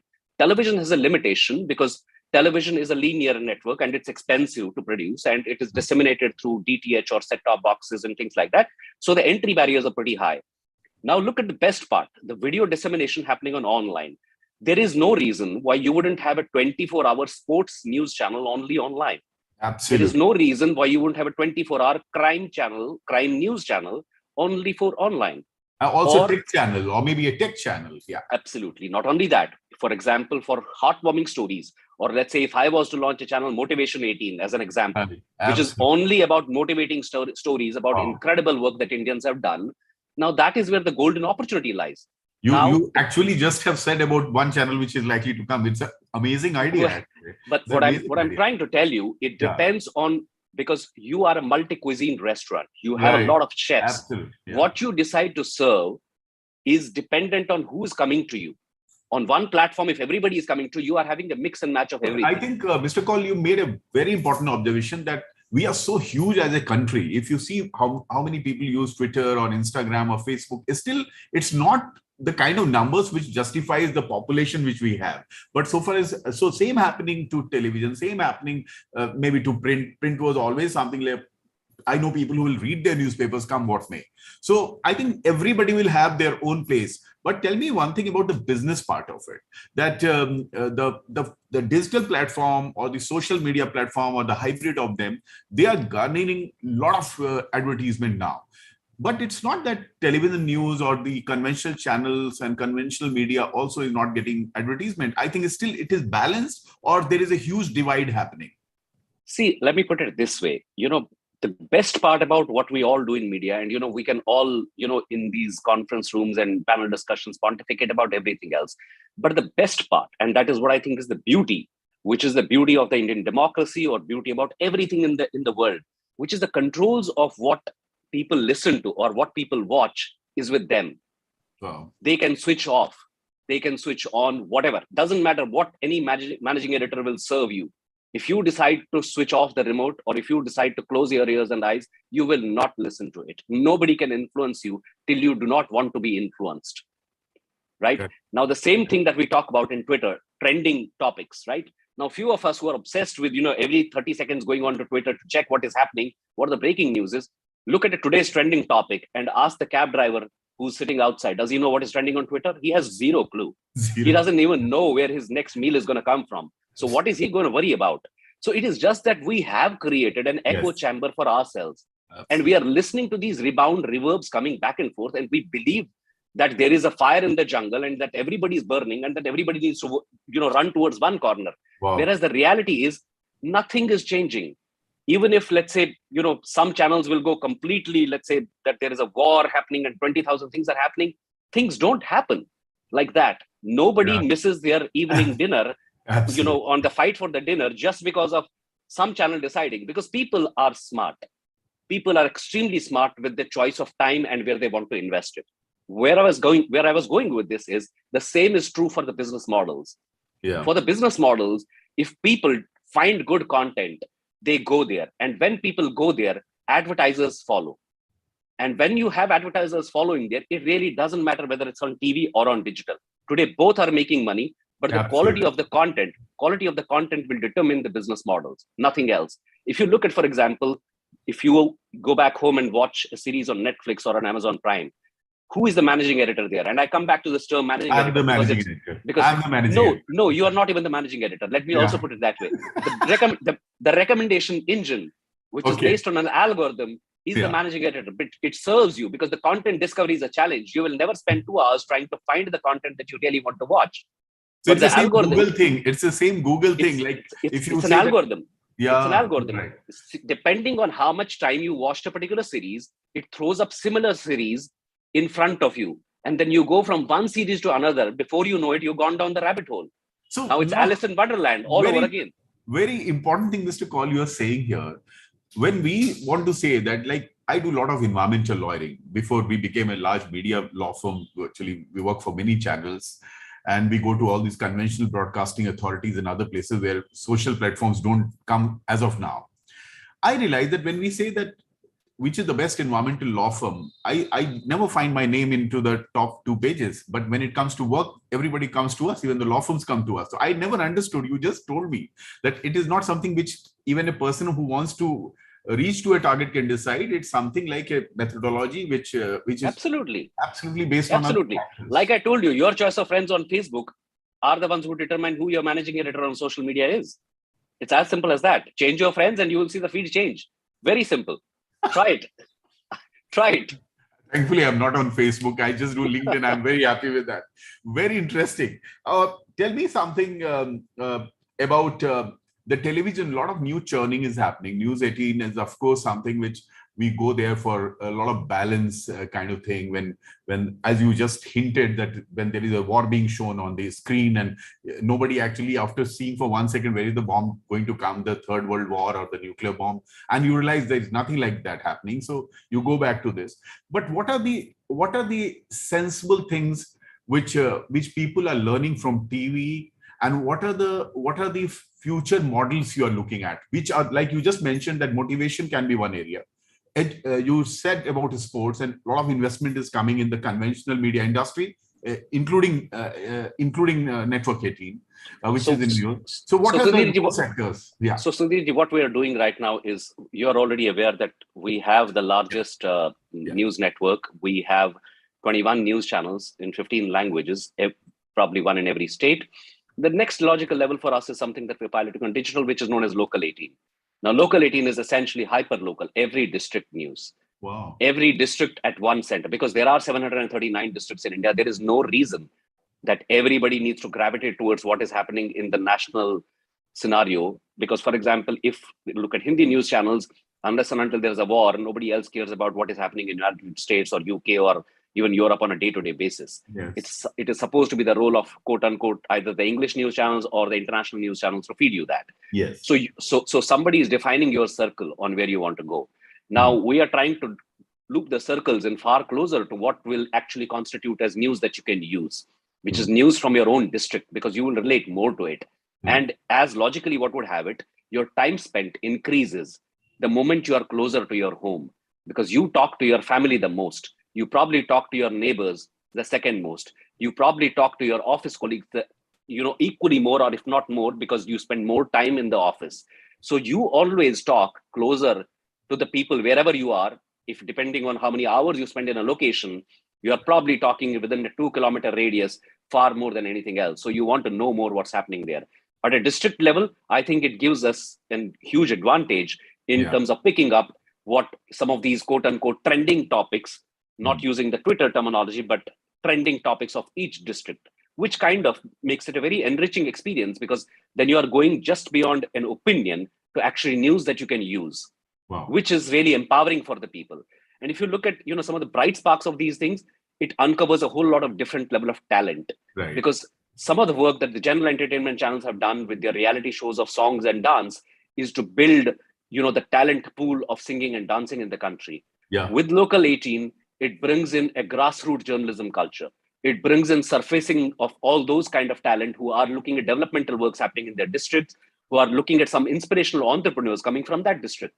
And when one person such like that motivates 30 others that here is one guy from my district who could do it, why couldn't I? Or why shouldn't I? And that becomes a positive algorithm, because not all algorithms are bad. Exactly. A positive algorithm, exactly. If you spin it off in 739 districts, yes, we are hopeful. And if others join in, it might create a virtuous upward circle, which might set us free from the shackles that we find ourselves in. So basically, IPL did that to cricket. Like, we are getting the best cricketers now, and we never really took it seriously in the first 1 or 2 years. But now it's more important for us, because it gives you 100-odd players who would have got a chance to come and play with the mainstream cricketers. So same thing is going to work in any vertical, whether it's football, music, or any other industry. Absolutely. So Sudhirji, look at it this way. If there are 739 districts, and if you are looking at 4 or 5 from each district becoming populated, you're suddenly looking at a gene pool that no journalism school in India can produce. Amazing. There aren't enough journalism schools. So these are things, that really sets a different narrative. I will tell you a very interesting thing. One of my classmates, who is the CEO of one of the news channels, and I asked Avinash Pandey, I'm mentioning. I asked him once that, have you seen one journalist, UP channel he covers, and he said, you're talking about this guy Brajesh Singh. So we started discussing, and we realized that both of us had watched his news, that how he comes on TV, how he talks, and he's otherwise a very low-key journalist for Bharat Samachar. I'm sorry, Bharat Samachar is the channel. But if you open the TV and you see him speak on TV, you are absolutely captivated. And it's about Bareilly or maybe something about Lucknow or Kanpur, but you absolutely want to hear it. You rightly talked about it.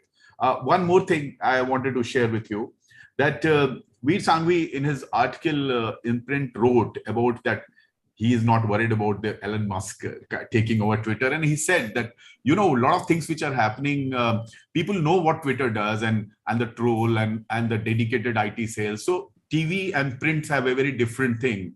It can't be replicated there. So it has its own stature, and very nice article he just read. But he also made a very good observation that it's better that these tech superpowers concentrate on making their rockets and leave these platforms to do their own stuff.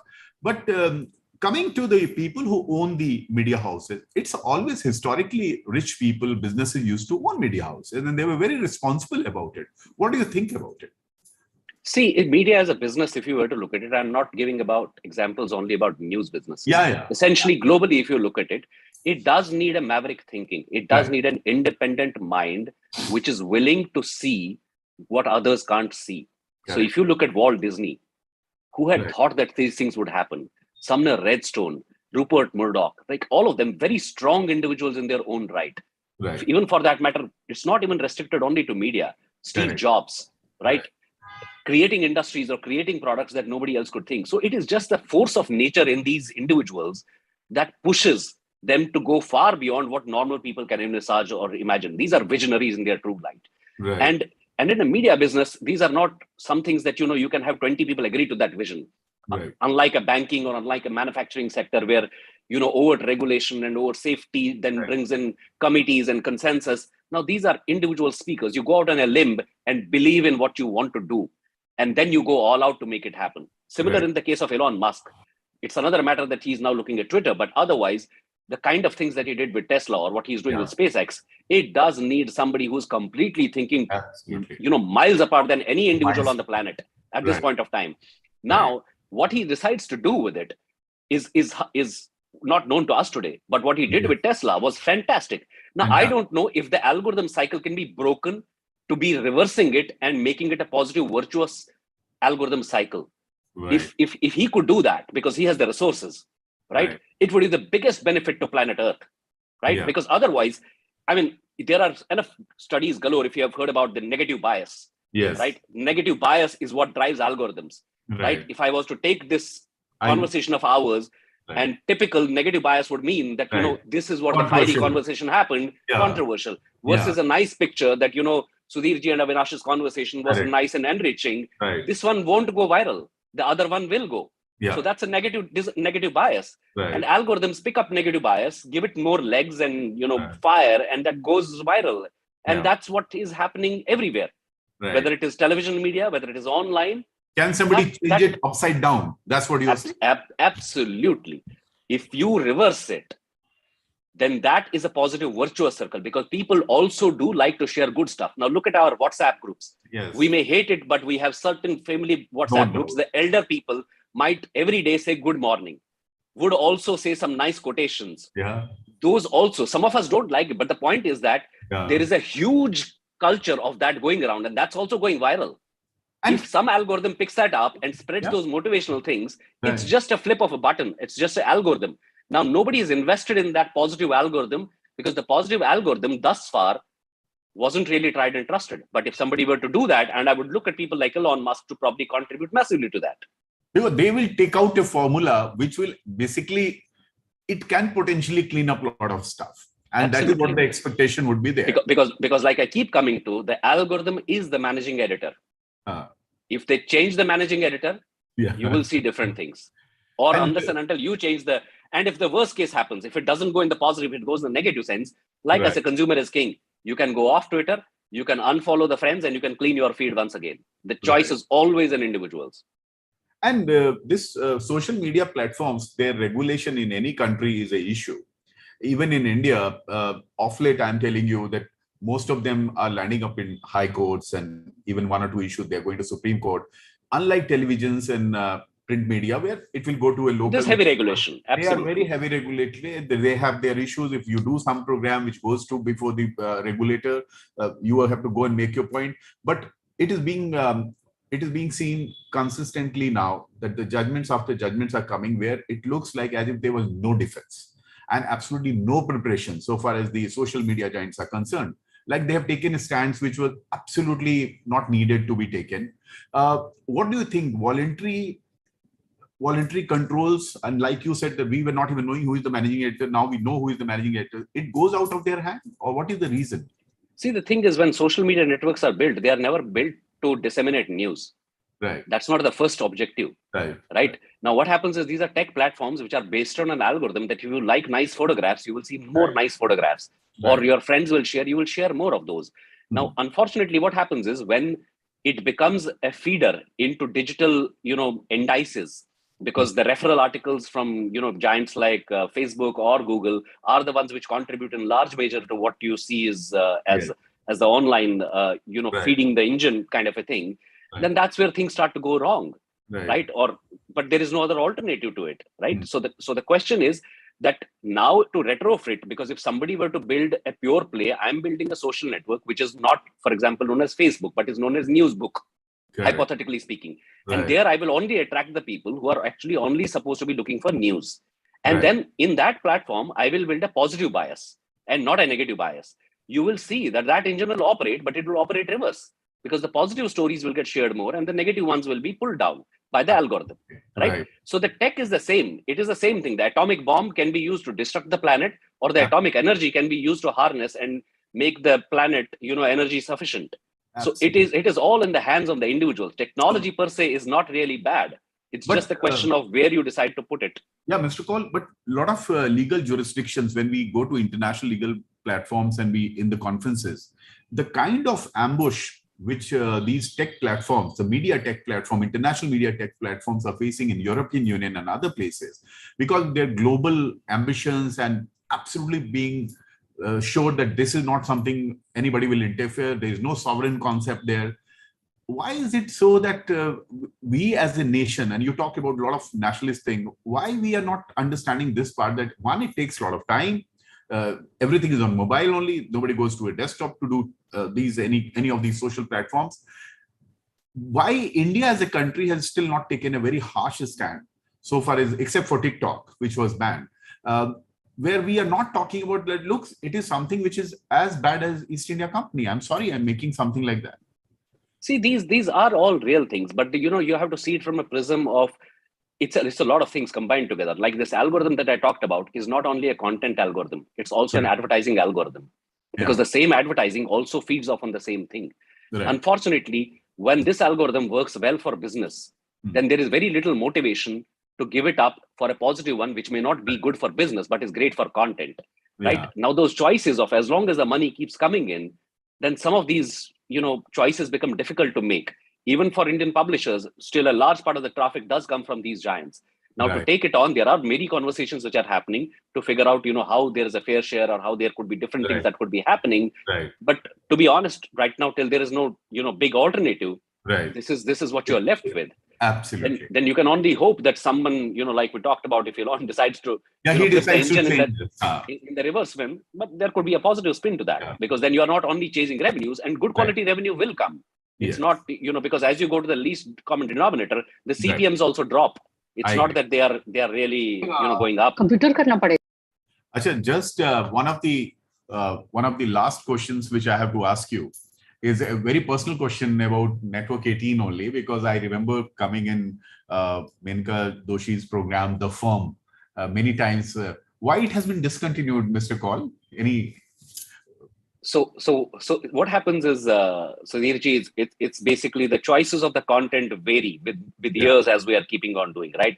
So at a point of time when there were, certain shows that we would do, for example, one on legal or one on, different sections, mergers, the acquisition separate. There was a commodity separate thing they would do on small caps, mid caps.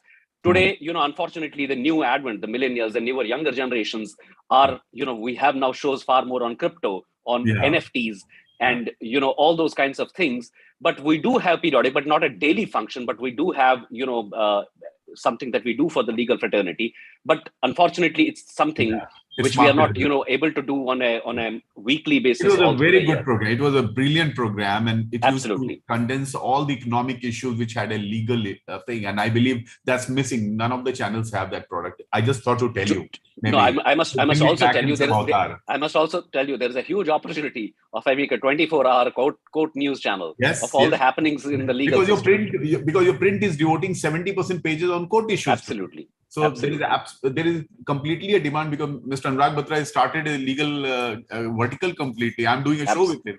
Absolutely. You can also see it on social media with all the newer age platforms in legal who are tracking the news. That's getting huge traction. Yeah, they all have small micro the firm. Absolutely. Basically, they all are doing that small micro the firm. Absolutely.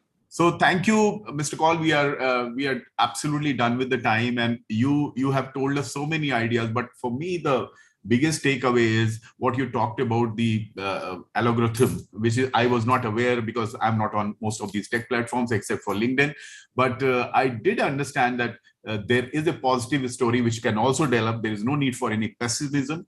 And what you talked about, the TV industry or the conventional media, is very heartwarming, because I belong to that conventional world and I still really watch my television or read my newspapers. So I'm very thankful to you for giving such a amazing fire chat session to us. Many thanks. Thank you, Sudhirji. And hi, Vikram, since you are there. Now the original editor G is here. Yeah, editor G is here. Hi, Vikram. He knows more about all kinds of algorithms than anyone would otherwise. Yeah, it's great hearing you, Avinash. And by the way, the interesting algorithms that we now think are the best ones which are emerging are human-machine hybrids, which is really where I think a lot of excitement is happening. But that's a subject of a drink that you're going to take me to one of these days. Absolutely. Thank you very much. Thank you to Exchange for Media for initiating this fireside chat, and pleasure talking to you, Sudhirji. Thank you, Avinash. Thank you. Take care. Thank you. Thank you, gentlemen, and of course to a millennial who was listening to this conversation and had the pleasure and the privilege of knowing that media TV, like any other industry and technology, comes with a responsibility on both the ends. And moving from opinions to news you can use, I think that was something that's going to stay with me for a long time. And we're talking about algorithms. That's fascinating, because algorithms making decisions is a rabbit hole, more difficult to step out of than the friend zone of your crush. So with that note, I think we'd be very happy to move on for the next fireside chat that we have for you. And it truly is an honor to invite on stage Mr. Vikram Chandra, founder and CEO, Editor G Technologies. He comes with, of course, humongous experience. And I would like to invite on screen from E4M editorial team, Simran Sabrawal and Kanchan Srivastava. Kanchan, I'll hand over the screen to you to take this conversation forward with Mr. Chandra. Yes, hello, good afternoon, everyone. Welcome to our news session, a fireside chat with Vikram Chandra, founder of Editor G Technologies. Vikram does not need introduction. All of us know him since his NDTV days.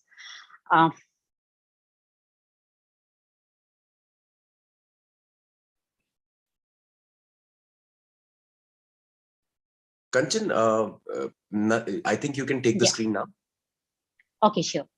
Hello, good afternoon, everyone. Welcome to our news session, our fireside chat with Vikram Chandra, founder of Editor G Technologies. Vikram does not need introduction. All of us know him since his NDTV days. Vikram, we still miss your show, The Big Fight. Although we have bigger, far bigger, and far bigger fights these days on TV. Vikram, there are plenty of 24/7 TV news channels in the country at present, but Indians are still hungry. They are looking for news they can use, the news which directly affects them and empowers them as a citizen. Earlier, people used to switch on TV to catch up the latest developments and their life issues. But now, we are surfing social media, watch social short videos, and check website. Is the news, TV news over, Vikram? Thank you so much, first of all, Kanchan, and thank you for that warm introduction. Actually, I think I do need a lot of introduction, because I still have people saying, we see you on TV news, and I say I haven't been on TV news for 5 years, so you couldn't be seeing me on TV news anymore. But I think the point that you have touched upon is actually the crux of what many of us have been working on for a long period of time. When you are saying there is so much information, but you don't feel informed. You're absolutely right. It's like, remember that saying that you're in an ocean and you're saying there's water everywhere, but not a drop to drink. There's information, there's lots of noise. Actually, there's a heck of a lot of noise, but you're not informed. You're not comprehensively informed. And that's because I think the models are broken. And I think the technology that is being used right now is still fundamentally 1950s or 1960s technology when it comes to TV news.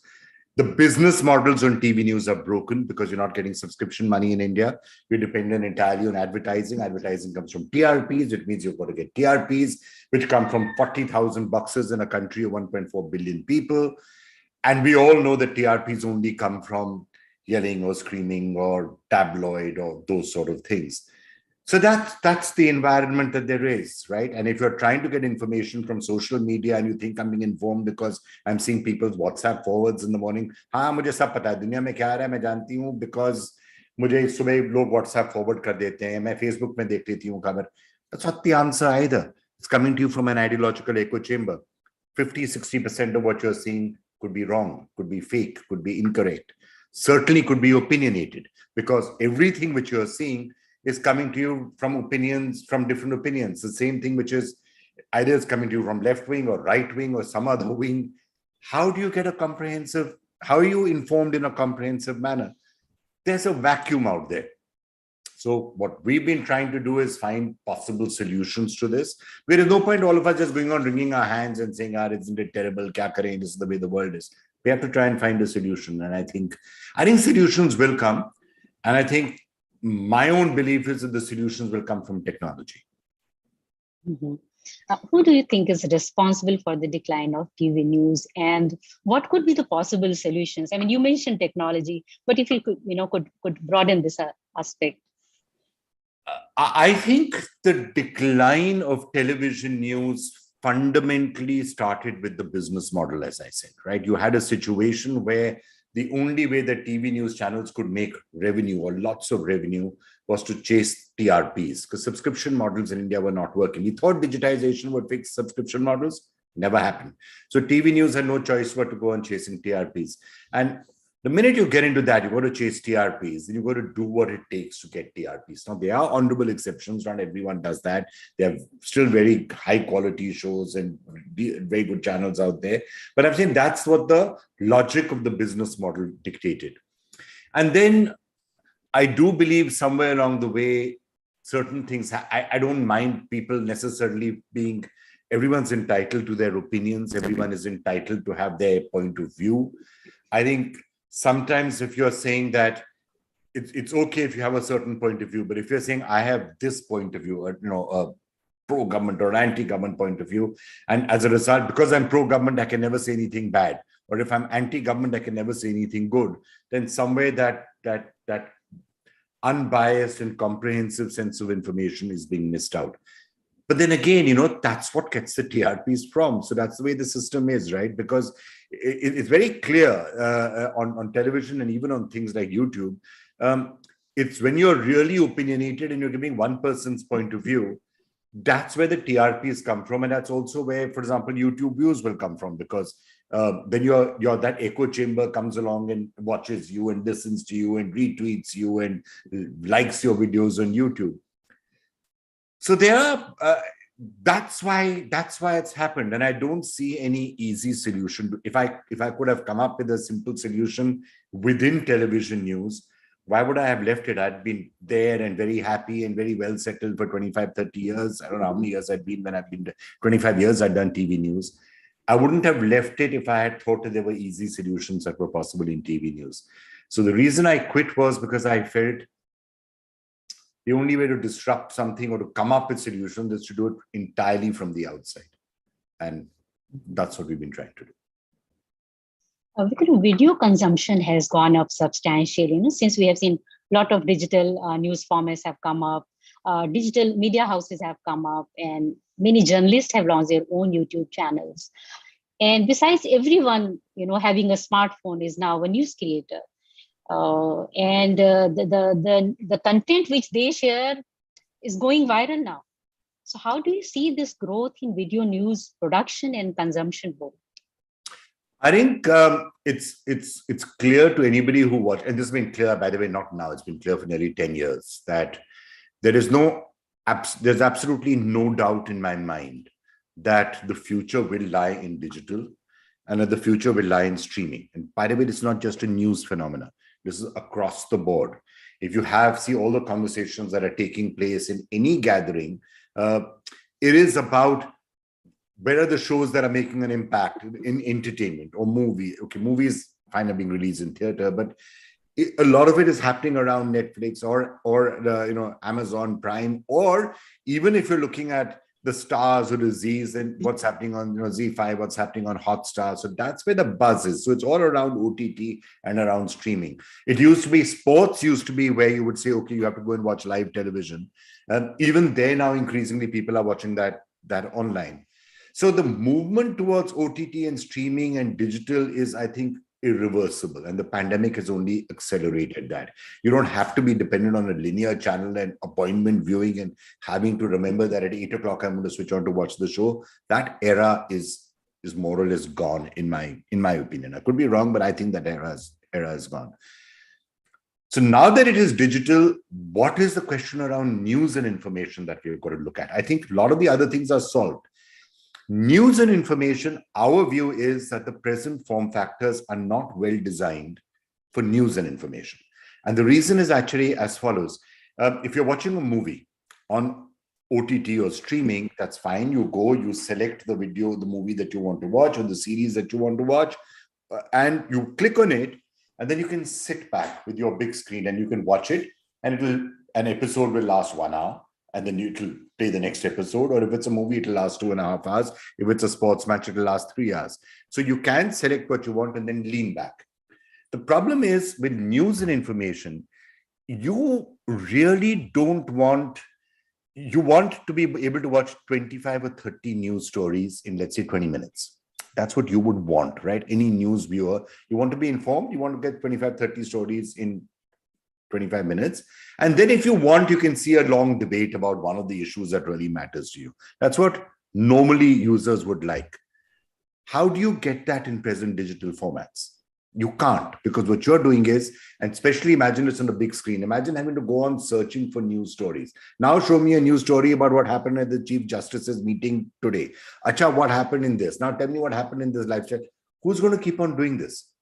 It's not a form factor that is natural. So therefore what people are doing even online is they're just switching on live television news channels and watching it on their digital devices. To me, that's a profoundly unsatisfactory solution, because the same issues that television news have in a linear format, that those same issues will be faced if you're streaming a television news channel live on your device. And all the power of having a connected device, the power of personalization, the power of customization, the power of knowing who that user is and being able to create a tailor-made newscast for that person. None of that can be done if you're watching a live channel on digital. So that's the issue. That's the problem when it comes specifically to news and information and OTT and streaming. And the day we can solve that, and obviously there's some of us who think we have the solution, but there'll be others around there. But once you solve that, I think even news and information will decisively move to streaming. Good afternoon, Vikram. Good afternoon, Vikram. Hi, Simran. Hi. I have a two-part question which I'd like to ask you based on what you just said. First is, you mentioned TV viewing translates to TRPs, which in turn translates to advertisers.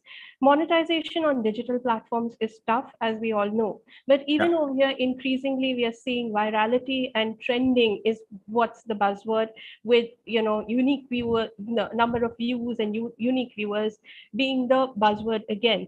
So in this case, my first question to you is sensationalism being is that being adopted to stand out in the clutter at the expense of objective news?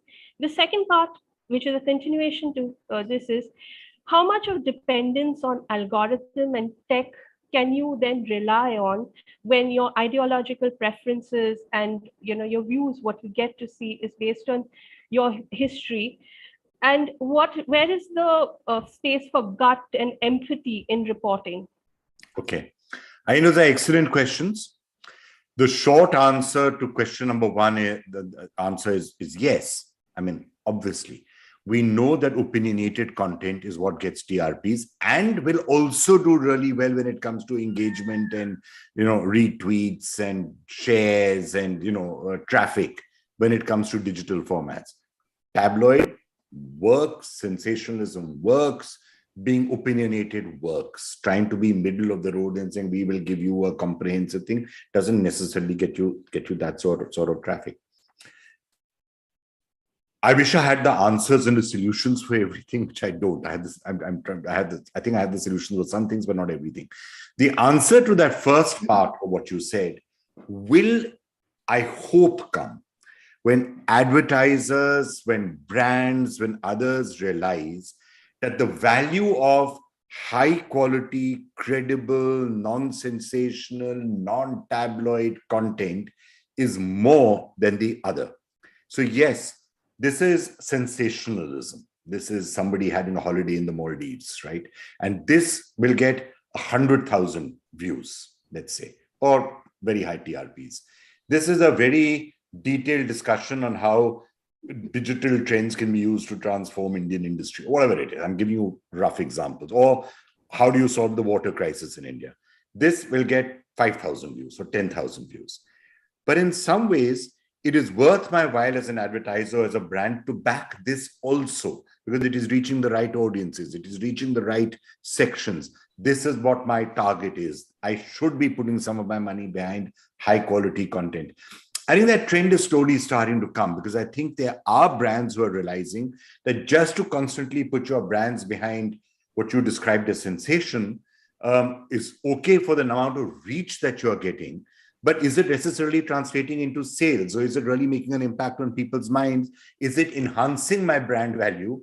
Or is it diminishing my brand value? To constantly be associated as a brand with sensationalism or hate speech or whatever, does it really help your brand, or could it hurt your brand? And when that realization comes in, then maybe there will be a movement to say, okay, let's not only back what is the highest TRPs or the highest clicks, let's also back high quality content, because you will get brand positioning in that. So that, I hope, is the answer to the first part of it. That lies in the hands of the brand managers and the advertisers. Coming to the second part of it, that frankly is something which was really, I think, the first 2 years after setting up Editor G, 2017, 2018, 2019, that was the real question that we were trying to figure out. Because you're completely right. It took us less than a month to program an algorithm that would essentially say, okay, this is what the viewers are watching. This is what the viewers like. Give them more of that, right? Very simple to do. Automatically, all the content that we would have been showing our viewers would have been entertainment or sensational or tabloid or, opinionated, because that's what the algorithm picks up. It knows that this is what people are going to be clicking upon. We took a very conscious decision that we were not going to do that. So we actually, having built a really nice algorithm, we broke it. We switched it off. We said, we disconnected it and said, okay, let's work on something else which does get back the human elements. So you're showing people a combination. When you click on that Editor G button on that first video and you open up what we call the AI-driven playlist as opposed to the human-curated playlist, but that AI-driven playlist is not entirely built by AI or by the algorithms. There's a lot of human influence into that as well. So we will give you headline stories to start off with that are dependent on editorial priorities. These are important stories. You people should see this. And then we will also show you what the algorithms say are your interests. But it's a newscast that is assembled keeping both things in mind. Will it get as many, to come back to your point, will it mean that you will necessarily get as many views and clicks as you would have if you'd entirely said, okay, we're going to go sensational? No, we know that it will not do it. But that's a sacrifice we're deliberately making, because we think people will be better informed. You don't want to be in a situation where you're only getting entertainment news or something, and you're going into a lunch and somebody says, isn't it terrible what happened in Ukraine this morning? And you're saying, Ukraine kahan hai? What happened in Ukraine? We have no idea. Okay, Ukraine's a bad example, but major meeting today with chief justices and the government on judicial reforms. You have no idea it happened. it's not necessarily good.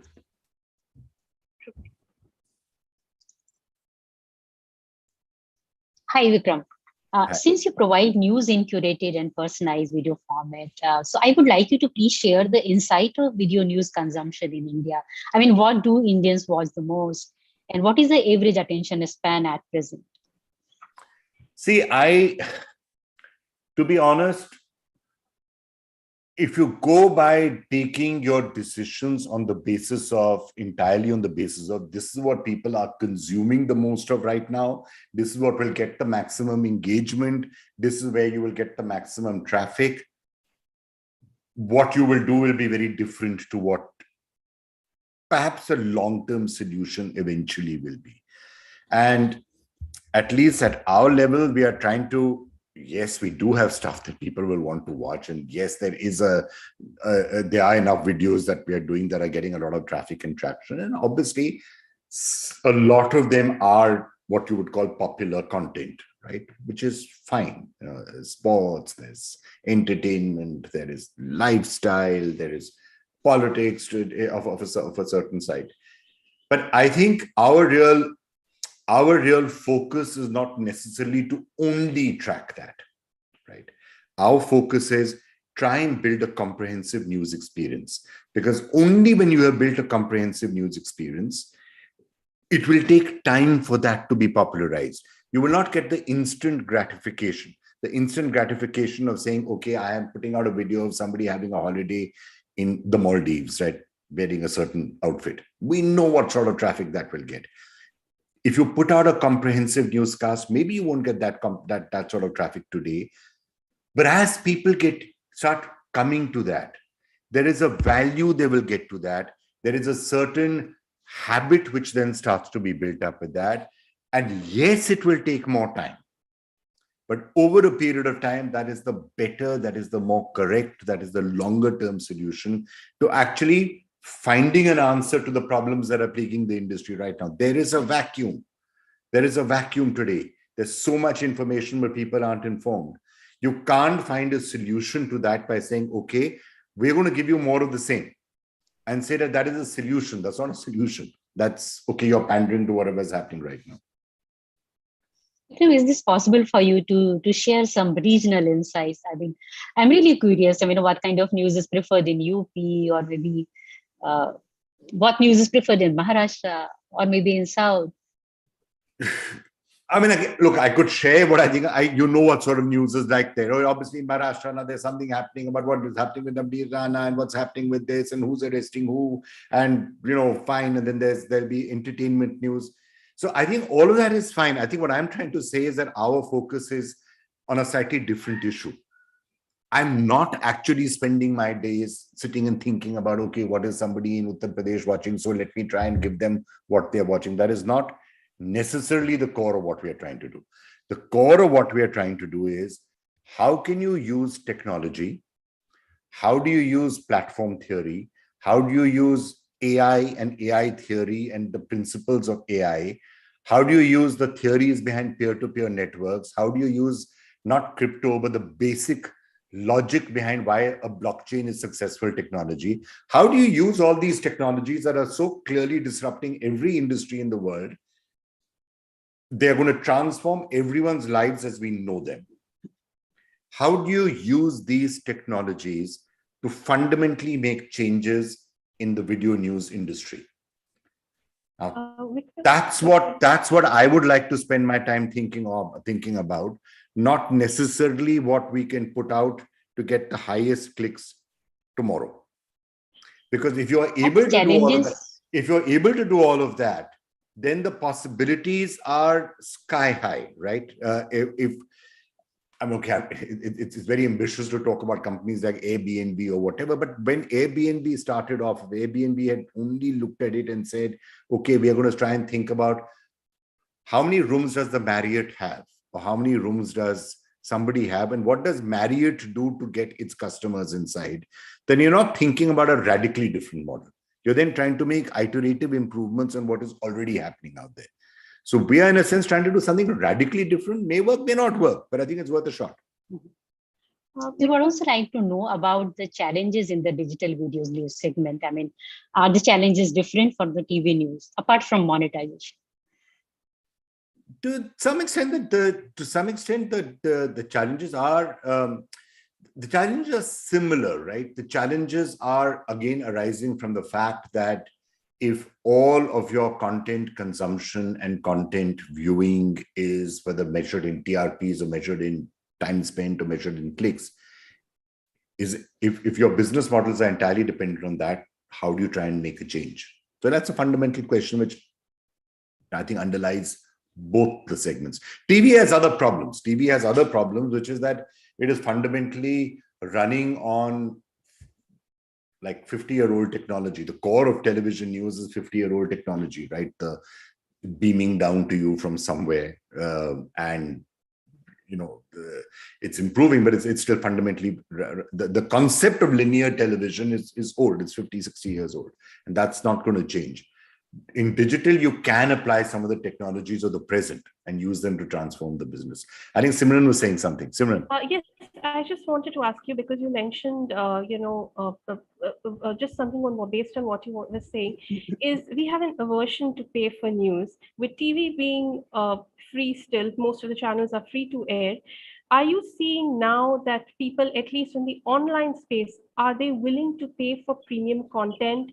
And if so, what's been the growth that you have seen in this space? Or are you still seeing the resistance, like, why should we pay for news, particularly on the digital platform? I think in India, there is still resistance. I think overseas, that resistance is going simply because everybody overseas now, if you look at just about any foreign publication, and this, by the way, is something which the industry needs to sit together and have a chat in India, right? When it comes to digital. But those conversations have been on for 9 years or 10 years, even when I was in TV. So I don't know whether they are going. If you look at it, it is next to impossible now to get content overseas without eventually going through a paywall. Right? There's very little free content. You've got to subscribe, whether it's you're subscribing to the New York Times or Financial Times or Washington Post or wherever it is. By and large, you've got to eventually hit a paywall and you've got to pay, right? A certain free layer will be there, but you have to pay at some point. It is very difficult for a small section or one person or two people or five people to say, okay, we're going to go behind a paywall in India, while there are still people who are out there saying we're going to give it to you entirely for free. So at some point, the industry is going to have to sit down and talk and saying that we are going to sooner or later get clobbered if we don't try and find a way of going behind subscription. Because logically speaking, the answers to just about everything that I have said will eventually lie in subscription or subscription-based models, right? Where it could be one card for everybody. There are lots of formulas that have been discussed. But purely relying on advertising will have all the problems that I have just spoken about. The minute you start getting people used to saying, okay, I'm going to pay, I'll pay something, but I will pay for getting, quality content. That's when you will have a distinct upsurge in quality here in India. And let's hope that day comes. Vikram, a really well-known regional editor had told me once that you can see the divergent news is when you see the headlines of the newspaper and you see the previous day's 8 o'clock or 9 o'clock news. Both the headlines are totally different.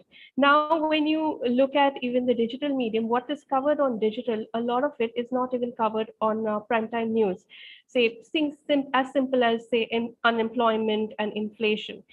As a digital medium, how do you see, how can you fill in this vacuum, particularly now with the internet penetration also increasing? How do you see yourself, and what role can the digital platform and also editor G play in kind of, conveying the voice of the people or addressing some issues which don't seem to be addressed on the mainstream platforms? Right. I think there are two different aspects to that, right? One is when it comes to depth of content, right? When you're going deep into issues, into individual issues. And the second is, one is depth and one is breadth. One is giving, okay, I'm going to give you all the 10, 15, 20, 30 stories that you need to know. And one is, this is a story that is of interest to XYZ person. And I'm going to give you a fairly detailed, in-depth look at that particular story. both print and digital are doing, I think, an excellent job when it comes to the depth, right? If you really want to go into the depth of a particular issue, it's not that tough to find. Why? Because for starters, you can search for it. So if you want information on just about anything, you do a Google search for it, or you do whatever search for it is, you will find enough good content on that, and you can go into it and you can research it. And within half an hour, you can become the expert on one particular issue. So I don't think the problem is really that much in that area. It's a solved problem. So while we're doing a lot of that with explainers and in-depth videos and all of that is certainly something that we are doing. I think the more interesting, personally, I think the more interesting challenge is, how do you give the breadth? How do you make sure that someone today, if you want to go to sleep feeling, I know the major 30 things that have happened in the country or in the world today. If you actually were to read a newspaper cover to cover, you would have that sense. Why? Because you pick up the newspaper, front page has got all the major headlines that you should see. Then there's a sports page that got the headlines that you should see. And there's an opinion page, which is demarcated from the main news, which is giving you, the opinions. So to that extent, print is still doing its job, right? If you read a newspaper, you're getting a fairly decent overview of all that has happened in the country. It's on the television side where you're seeing a lot of debates. If you spend half an hour watching TV, you'll probably only see a discussion on one subject and a lot of yelling about it also. So you're not really necessarily getting all the issues that are there. And in digital, it's very tough to find those 30 stories that you need. So it is in video as opposed to print that I think the crisis is the biggest. Print is still being able to give people a comprehensive and a breadth of information. In video, you're not getting it, neither on television nor on video news. Are you getting a comprehensive 30-minute newscast, which is giving you proper, full information? I want to know all the news that is happening right now. Today, right now, there are some shows which do it at particular appointment viewing times. But supposing you want in the next 25 minutes when we finish the show to say, how am I going to get those 30 stories that I need to feel informed in video or audio format? How do you do it? That is where there's no answer. And that's what we are working on.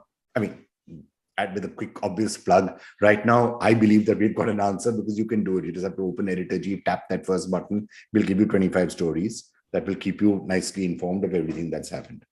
So that's why we believe that that's something which will be helpful, I think. I hope. Now we think we are running out of time. Vikram, last question. Do you see any other news format as a potential disruptor in the coming years? There will be lots. I mean, let's not arrogate ourselves into thinking that arey bhai hamare paas hi solution hai. Bahut se solution hai. Lots of things are going to happen. Lots of disruption is going to come. Lots of change is going to come. And frankly, that's good. The more the change, the more the different formats, the more people find different ways of doing things, that's good. The pandemic, to that extent, has at least shaken the mix enough that everyone feels that things are going to change. Nahin to phir the same thing that was happening for 5 years, 10 years, 15 years, wahi cheez chal rahi thi. You'd keep on having discussions about why TRPs don't work. You keep on having discussions about itna sara tabloid kyun hai, itna sensationalism kyun hai, itna ye kyun hai. How do we get the correct information? Why is there so much fake news circulating? Why is there so much opinion masquerading? Same issues. Those issues have been doing the rounds for 10, 15 years, to at least, maybe longer. So with change, solutions will emerge. Thank you so much, Vikram. Thanks for taking time out and speaking with us. Thank you. Thank you. Thank you. All the best. Wonderful. Thank you to both the ladies and, of course, Mr. Chandra. One line that's going to stick with me forever is TV news chasing TRP and subscription model isn't working, so we need disruption. And of course, future lies in streaming. So with that good hope, I thank you once again for your valuable time, sir. Thank you. Thank you so much. Pleasure. And with that, we will be moving on with our next panel discussion that we have for you. And this is a loaded one. Who brought down the level of media discourse is what we are discussing.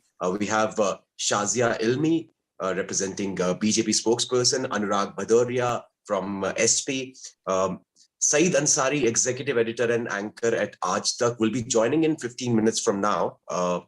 Rana Yashwant, Managing Editor at India News Network, is also with us.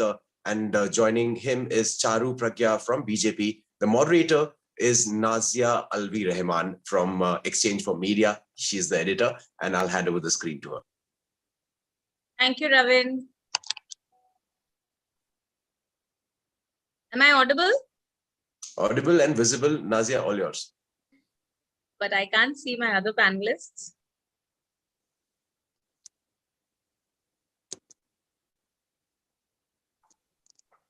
Not sure if many of them have joined. Oh, I've been told that they have joined, but I also cannot see them. So yes, I can see one of the panelists now on. So while all the panelists are joining in, I would be very happy if you can set the tone for the panel discussion that we have here. Sure. I mean, I can also see one of the speakers.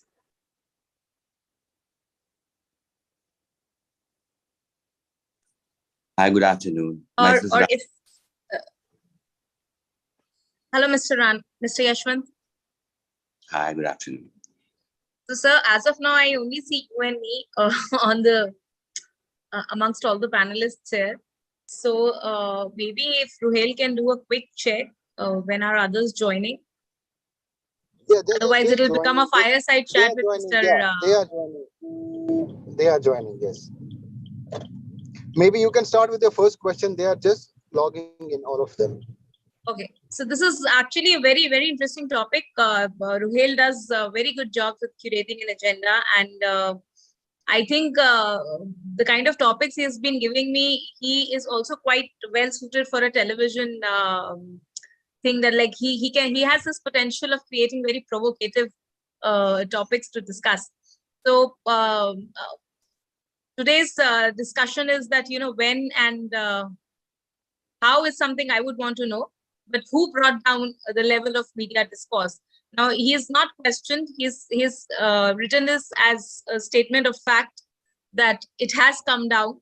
And a day before, we had our first edition of Top 50 Rankings for Political Spokesperson, and we had several discussions.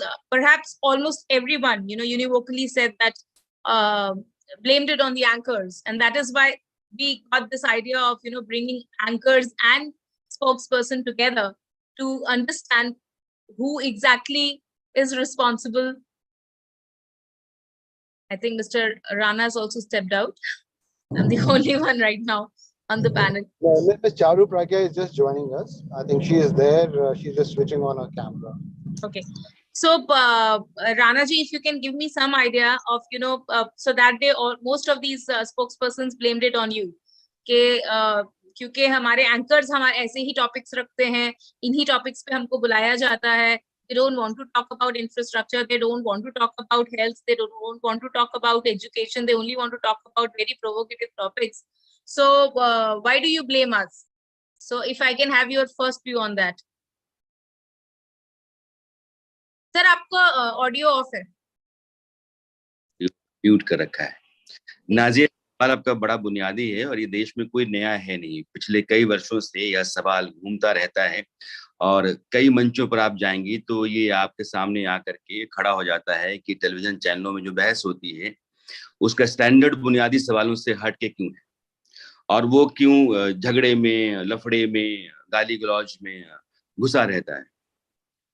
मुझे लगता है कि इसके 2-4 बुनियादी और बड़े कारण हैं. पहला कारण जो है वो टीआरपी की रेस है और उस रेस में व्यूअर जो है वो सबसे बड़ा संपादक होता है. इस देश का व्यूअर जिस किसी भी खबर में, जिस किसी भी बहस मुबाहसे में अपनी दिलचस्पी ज्यादा दिखाता है, चैनलों का रुझान उन खबरों की तरफ या उन सब्जेक्ट की तरफ होने लगता है. फिर जिन पैनलिस्ट के साथ, मैं एक सच्चाई आपके साथ शेयर कर रहा हूँ, जिन पैनलिस्ट के साथ बहस तीखी होती है, तगड़ी होती है और देर तक देखी जाती है दर्शकों के जरिए, उन पैनलिस्ट को फिर हम बुलाना शुरू करते हैं. तो एक जमात आप देखेंगे खड़ी हो जाती है सभी टीवी चैनलों पर. कोई आदमी 5 बजे यहाँ बैठा हुआ है, 6 बजे कहीं और दिखाई पड़ेगा, 7 बजे कहीं और दिखाई पड़ेगा. तो ये जो हमारे यहाँ पुजारी होते हैं जो यज्ञ कराते हैं, तो आप देखेंगे कि उसने सुबह एक जगह यज्ञ कराया, दूसरी जगह कराया, तीसरी जगह कराया, क्योंकि उसको कराने आता है और वो अच्छा पुजारी यज्ञ करता माना जाता है। तो महाजन अच्छा है इसलिए उसको बुलाया करो। तो टीवी चैनलों में हो ये गया कि कुछ एंकर्स तैयार किए गए और तैयार हो भी गए, उसके कारण कुछ और भी हैं, सिर्फ ये नहीं है। लेकिन उन्होंने अपने आप को कुछ मसलों से जोड़ा, अपनी पहचान वहां खड़ी की, क्योंकि वो इस तरह के रुझान के एंकर हैं या इस तरह के रुझान के रिपोर्टर हैं, और उन्हीं की तरह के रुझान के पैनलिस्ट भी मिल गए, तो एक जमात खड़ी हो गई। तो आप देखेंगे कि दो तरह की जमातें आपको टीवी चैनलों पर दिखेंगी, एंकर्स के लिहाज से भी और पैनलिस्ट के लिहाज से भी। तो एक एंकर नाना जी, मैं ये पूछ रही हूँ आपसे, मैं ये समझ गई। आई मीन कई साल पहले एक बार शाहरुख खान ने किसी ने पूछा कि आप इस तरह की मूवीज क्यों करते हैं, उन्होंने बोला ये है तो मैं करता हूँ। But there is a difference. Journalism is also about responsibility. It is about taking a moral stand. Acting is not the fourth pillar of democracy. Media is, right? So we can't get away by saying कि यही माहौल है, यही बिक रहा है, तो हम यही बेच रहे हैं. जर्नलिज्म के साथ एक एथिक्स भी आता है, मोरल्स भी आते हैं. We have to give people certain things that we feel that we should be taken seriously. वरना आजकल लिटरली ये हो गया है कि बहुत कम थिन लाइन रह गई है कि कौन फिल्म्स में एक्टिंग कर रहा है और कौन आजकल न्यूज चैनल्स पे एक्टिंग कर रहा है.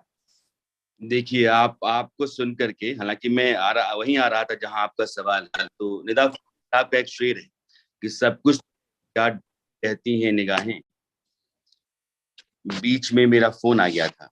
तो निदा फाजली साहब का एक शेर है कि सब कुछ तो है क्या ढूंढती रहती हैं निगाहें, क्या बात है मैं वक्त पे घर क्यों नहीं जाता. जो सवाल आपके जहन में है वो तमाम पत्रकारों में है. जैसे आप खारिज करती हैं, मैं खारिज नहीं कर रहा हूँ, मैं सिर्फ आपको एक पक्ष दिखा रहा था जिसको लेकर के इस देश का दर्शक, इस देश का मानस तैयार होता है कि नहीं नहीं, टीवी जर्नलिज्म तो यही है, टीवी पत्रकार एंकर्स तो यही है. वो एक हिस्सा है, जिस हिस्से को लेकर के आपने अपने भीतर एक राय तैयार कर ली है. लेकिन टीवी पत्रकारिता ने जो कुछ भी अच्छा किया है या कर रहा है, उसको आप सिरे से खारिज करती हैं. फर्ज कर लीजिए कि आज देश में एक क्राइसिस है बिजली की, और इस इलेक्ट्रिसिटी क्राइसिस को लेकर के सभी चैनलों पर एक चर्चा है, और यह चर्चा सिर्फ एक छोटा सा मसला नहीं है कि 2, 4, 5, 10 दिनों के लिए एक संकट खड़ा है. इस देश के सामने नेचुरल रिसोर्स का एक बड़ा संकट है जिससे बिजली पैदा होता है, वो पानी और कोयले का है. आने वाली जमातें, आने वाली नस्लें बिना पानी कोयले के अगर रहना चाहती हैं तो उनके लिए alternative source of electricity power चाहिए, और वो कहाँ से आएगा. तो बहस जो है वो लंबी जाती है और दूर तक जाती है. सवाल ये है कि आपके पास अपना नजरिया क्या है, आपकी अपनी जानकारी क्या है, इस हिंदुस्तान को, हिंदुस्तान के साधन संसाधन को, समाज को आप कितना समझती है. अगर मैं आपके मुताबिक कोई बहस करता हूं तो आपको लगता है कि बहस सही है, लेकिन जब देश और समाज के लिहाज से कोई बहस करता हूं, कोई टॉपिक उठाता हूं, तो उसके अपने मायने होते हैं, उसके अपने कॉन्टेक्स्ट हैं. और जब कभी राइट कॉन्टेक्स्ट में राइट एलिमेंट के साथ आप सही लाइन पर बहस करती हैं तो समाज और देश के हक में होता है.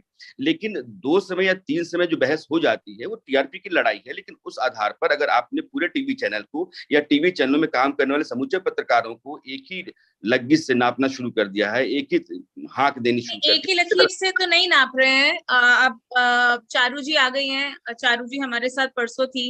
आप ऑडियो ऑन कर लीजिए. तो चारू जी ने भी कहा, उनके काफी other spokes person also, they also said कि हमको बुलाया ही ऐसे मुद्दों पे जाता है कि एंकर्स हमसे चाहते हैं कि हम उसी तरह की कॉन्वर्सेशंस करें. Otherwise, they also have this urge to engage in much more meaningful conversations, which are more about infrastructure or education or, issues that we as citizens would want the government to address. But so we thought we'll have you now speak directly with Mr. Yashwant. Hey, where is it that, the problem lies? Thank you, Nazia. It's wonderful to see you again, and thanks for conveying that. Yashwant जी नमस्ते. तो परसों जब हम एक panel पे साथ में थे और इस पैनल पे अलग अलग पार्टियों के अलग अलग प्रवक्ता बैठे थे, मैं भी उस पैनल पे थी, तो चर्चा ये हुई कि टीवी पे इतनी चिल्लम चिल्ली या इतना एक्सट्रीमिस्ट टाइप का डिस्कशन होता क्यों है आजकल.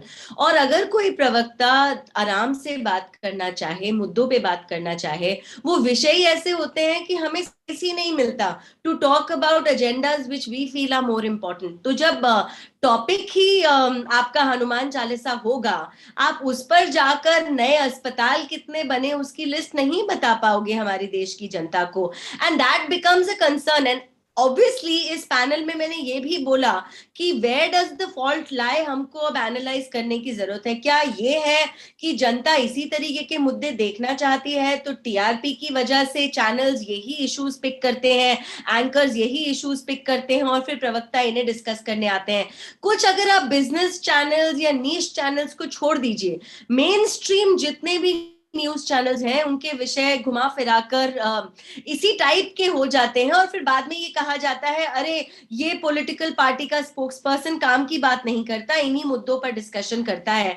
पर लोग ये भूल जाते हैं कि अगर आप डिबेट का टॉपिक देखें, वो टॉपिक ही वन साइडेड होता है, या वो टॉपिक ही ऐसा होता है जिसमें जो पॉलिटिकल स्पेक्ट्रम है हमारे देश के, आजकल तो दो ही हैं, चाहे पार्टियां कितनी भी हो, एक फॉर मोदी है, एक अगेंस्ट मोदी है, वो आपस में लड़ जाते हैं, भिड़ जाते हैं, एंड ऑन प्रिंसिपल वो इश्यूज पे एक दूसरे से डिसएग्री करते हैं। चाहे कोई चीज यूनिवर्सल ट्रुथ भी होगी, just for the sake of disagreement शुरू हो जाते हैं और झगड़े चालू हो जाते हैं। And as a result, as a viewer, I don't really walk out with any kind of new information. I don't gain much from this Nazia, well discourse. said, absolutely. That is my complaint. आप वो 1 घंटा मैं बैठी हूँ, मैं भी everyone these days has a very tight busy schedule. मैं 1 घंटा निकाल के न्यूज चैनल फिर मैं किसी एंटरटेनमेंट चैनल पे ही चली जाऊंगी if this is what I want to see. So now come Ruhel, do we have other panelists or we only have Charu and Rana for now? मैं चारू की बात का जवाब दूं? दीजिए। Of course. दरअसल क्या है कि इस देश में एक बड़ा समाज 135 करोड़ लोग हैं और टीवी चैनल वो भी देखते हैं। चैनलों की जो कंटेंट डिसाइडिंग यूनिट होती है वो कैसे चलती है ये समझना बहुत जरूरी है। वो राजनीति से चलती है। सत्ता और सत्ता के खिलाफ खड़े हुए दल जो हैं वो आपस में जिन मुद्दों को लेकर के चलते हैं उन मुद्दों पर चर्चा ज्यादा होती है और धीरे धीरे यह माना जाता है कि पब्लिक में उसको लेकर के दिलचस्पी है या नहीं है।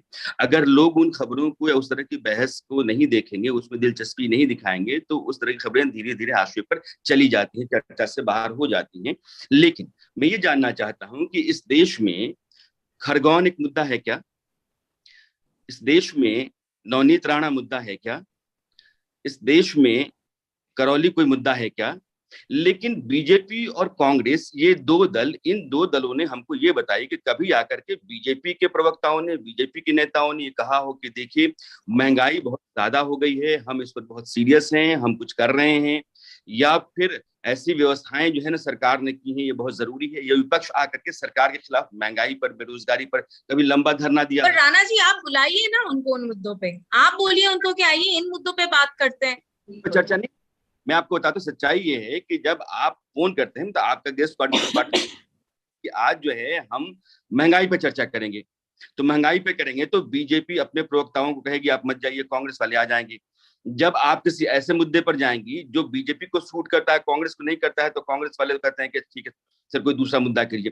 सच्चाई ये है, सच्चाई Charu, I want to come to you on that कि ये जो प्रॉब्लम है कंट्री में, ये 7-8 साल पुरानी है, या मैक्सिमम भी बहुत पीछे चले जाओ तो 10 साल पुरानी है। उससे पहले तो हम और आप भी, हम जब when we were much younger than now, हम देखते थे, तब डिबेट्स होते थे, बाकी चीजों पे भी होता था।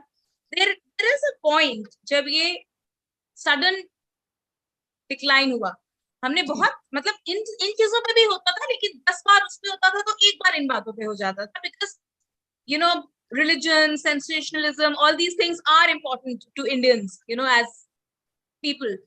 But you know, अगर अभी भी 10 में से 2 बार हो जाए तो it works. 8 बार तो आप दूसरे, अभी क्या हो गया, 8 बार तो यही होता है और 2 बार आप कभी कभी ऐसा होता है। So is there also somewhere, you know, there's lack of political will.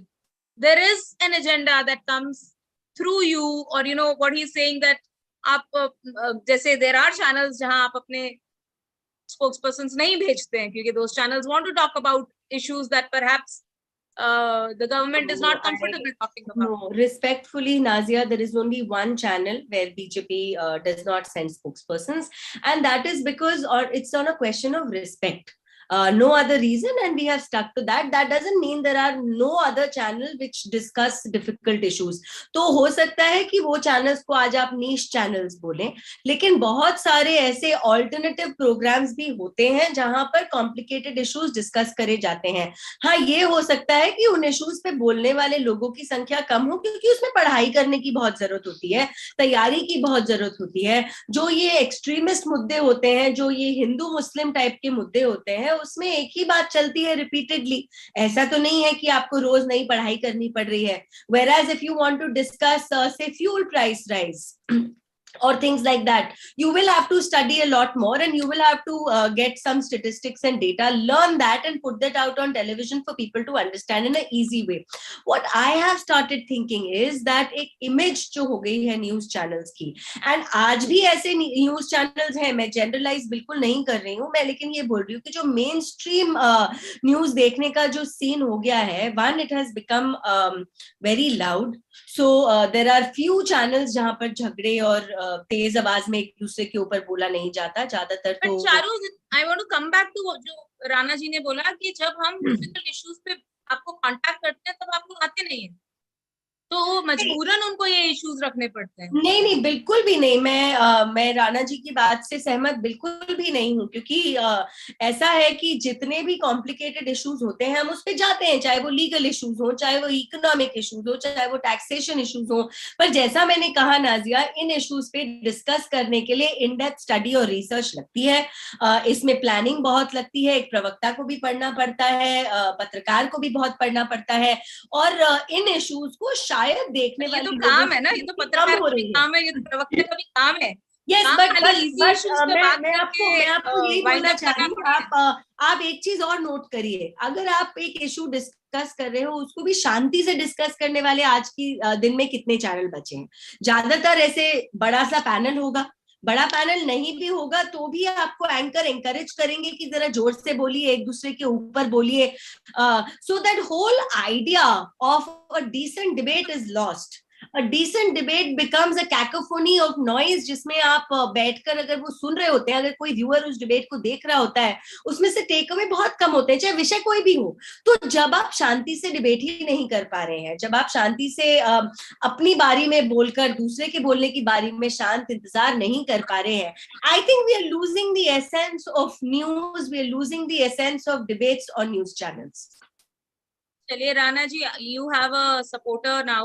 नहीं, मैं क्योंकि Charu sensible spokes person party की हैं और इनको हम पसंद करते हैं कि आए और डिबेट का हिस्सा बने, क्योंकि कुछ एक लोग हैं जिनकी जुबान सधी हुई है, जिनकी समझ बहुत साफ है और वो तैयारी के साथ आते हैं.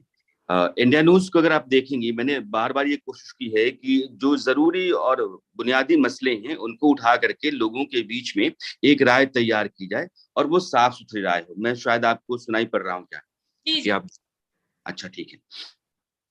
और मैं 2-3 बातें, ये जो हम लोग डिस्कस कर रहे हैं, ये रिलेटिव टर्म्स हैं कि हम खराब हो गए, ज्यादा खराब हो गए. इसका मतलब यह है कि पहले जो था वो बेहतर था, अच्छा था. पहले क्या था, आज क्या है. जब हम रिलेट करते हैं तभी हम मानते हैं कि हम अच्छा है या खराब है. हमेशा होता है, वो जिंदगी भी कमोबेश ऐसे ही चलती है. 2002 से 2008 का जो टीवी चैनल था, वो एक ऐसा दौर था जिसके बारे में कोई भी पत्रकार बात करना नहीं चाहता है, क्योंकि वो राखी, राजू और सांप, बिच्छू, नाग, नागिन के दायरे में फंसा हुआ था. और 2008 में जब मुंबई में आतंकवादी हमले हुए, उसके बाद से देश का मिजाज बदला, लोगों की पसंद बदली, उनकी प्रायोरिटी, प्राथमिकताएं बदली और खबरों की दुनिया में भी बड़ा बदलाव आया. मैं आज भी कहता हूं कि वैसे चैनल या वैसा कंटेंट जो लोगों से रिश्ता रखता है, उनकी जरूरतों, उनकी जिंदगी से उसका सरोकार बनता है, तो उस पर आप जब भी बहस करते हैं लोग उसको पसंद करते हैं। मेरा अपना एक शो है सत्य, मैं आपको बता रहा हूँ कि कभी भी ऐसा नहीं रहा कि मैंने उस पर बहुत ज्यादा लोगों की तारीफ नहीं पाई होगी, हमेशा होता है। कल मैं फिर से इस देश में जो पावर क्राइसिस पर शो करूंगा, लेकिन आप देखिएगा कि सेंसिबल डिजाइन, हाँ ये जो चारू कह रही थी कि आपको इस देश के बुनियादी और जरूरी मसलों पर बोलने के लिए पढ़ना होता है, आपकी अपनी समझ होती है, और आप ये देखना चाहते हैं आपके पास इतनी समझ हो कि आप उसको कोरिलेट कर पाए, सही कॉन्टेक्स्ट में चीजों को रख पाए। फर्ज करके छोटी सी बात मैं कह रहा हूं, इस देश का प्रधानमंत्री आज के तमाम मुख्यमंत्रियों और जजेस के साथ एक बैठक चल रही है, और वो बैठक जो है इस देश में लोकतांत्रिक व्यवस्था मजबूत हो और बेहतर हो उसकी कोशिश चल रही है। अब आज की तारीख में कोई व्यक्ति आकर के वो कहता है कि नरेंद्र मोदी जो है वो हिटलर हैं और हिटलर की तरह ही उनका रवैया है, तो यह जो आज चल रहा है वो उस तरह की बात और उस तरह की इमेज को गढ़ने की कोशिश के ठीक उलट है। तो अब इसके हक में, क्योंकि मैंने ये मान लिया है कि मैं नरेंद्र मोदी विरोधी हूं, तो मैंने वो सुपारी ले रखी है कि चाहे वो जो भी करेंगे मैं तो उनके खिलाफ ही जाऊंगा। और वैसे लोग इस बात का दावा करते हैं कि वो लोग दरअसल सिस्टम के खिलाफ खड़ा होकर के जनता के हक में आवाज लगाते हैं, पत्रकारिता ईमानदारी से वही कर रहे हैं, लेकिन ऐसा नहीं है। अगर उनकी नियत व्यवस्था के खिलाफ खड़ा होना है तो फिर दिल्ली में केजरीवाल के खिलाफ खड़ा होकर के बीजेपी की तारीफ करते, या फिर वो महाराष्ट्र में जाकर के कांग्रेस और शिवसेना के खिलाफ खड़ा होकर के बीजेपी की बात बोलते। ऐसा नहीं होता है। यानी कि आपने अपनी एक लकीर पकड़ के रखी है, जैसी लकीर बाकी कुछ लोगों ने पकड़ के रखी है कि वो सरकार के पक्ष में ही बोलते हैं। और जब आप इस तरह से अपने आप को एक पक्ष के खांचे में ढाल लेते हैं, किसी वाद में होते हैं, मुझे लगता है कि वाद में होने के लिए भी आपका संवाद जरूरी है और आपकी समझ जरूरी है। वाद की बात नहीं, आपने एक लकीर पकड़ रखी है और तब आपके पास आपका विवेक नहीं रहता है, आपका तर्क नहीं रहता है। फिर आप एक चीज साबित करने की कोशिश करते हैं, आप वकील होते हैं, आप पक्षकार होते हैं, पत्रकार नहीं होते हैं। मैं सिर्फ इतना मानता हूं कि पोलराइजेशन जिसकी आप बात कर रहे हैं कि इतनी ज्यादा हो गई है कि इधर यू आर फॉर और यू आर अगेंस्ट। हाँ यस, कि आज से नाजिया 8-10 साल पहले भी आपको महसूस होता था you had a long career in journalism, आप कोई अभी तो नहीं जर्नलिस्ट बने। तो नाजिया, अगर आपसे 20 साल पहले ऑब्जर्वेशन क्या मैं बीच में बोल सकती हूँ प्लीज? क्विकली या जी, मैं बहुत नई हूँ ये न्यूज की दुनिया में, मैं राजनीति की दुनिया में भी बहुत नई हूँ, लेकिन because I am not a career politician, I practice law before I came into politics, I say this very objectively. आजकल क्या हो गया है ना कि आपका ऑफ कोर्स एक पॉलिटिकल लीनिंग होगा, लेकिन इस पॉलिटिकल लीनिंग का ये मतलब नहीं हो सकता कि सामने वाला नेता 100 में से 100 काम गलत कर रहा है। मैं बोलती हूँ कि मैं मोदी जी की सपोर्टर हूँ, लेकिन जो मोदी जी का सपोर्टर नहीं भी है वो ये नहीं बोल सकता कि मोदी जी ने सारे ही काम गलत किए हैं। आजकल क्या हो गया है कि जस्ट बिकॉज आपका पॉलिटिकल एलिजेंस किसी और से है, आप एक ब्लैंकेट तरीके से हर बात को अपोज करते हो, which I think is not the right. हर बात फेवर करते हैं। We are a democracy. We actually should be appreciating the good things done by a politician and criticizing the bad things. Yes. So nobody can be 100% right or 100% wrong, whatever your ideology. And I think we have lost that is how our system has been for many from years. I mean, that is how we have created this largest democracy. So, मैं सही आप online हैं? चलिए, now we'll move to another question.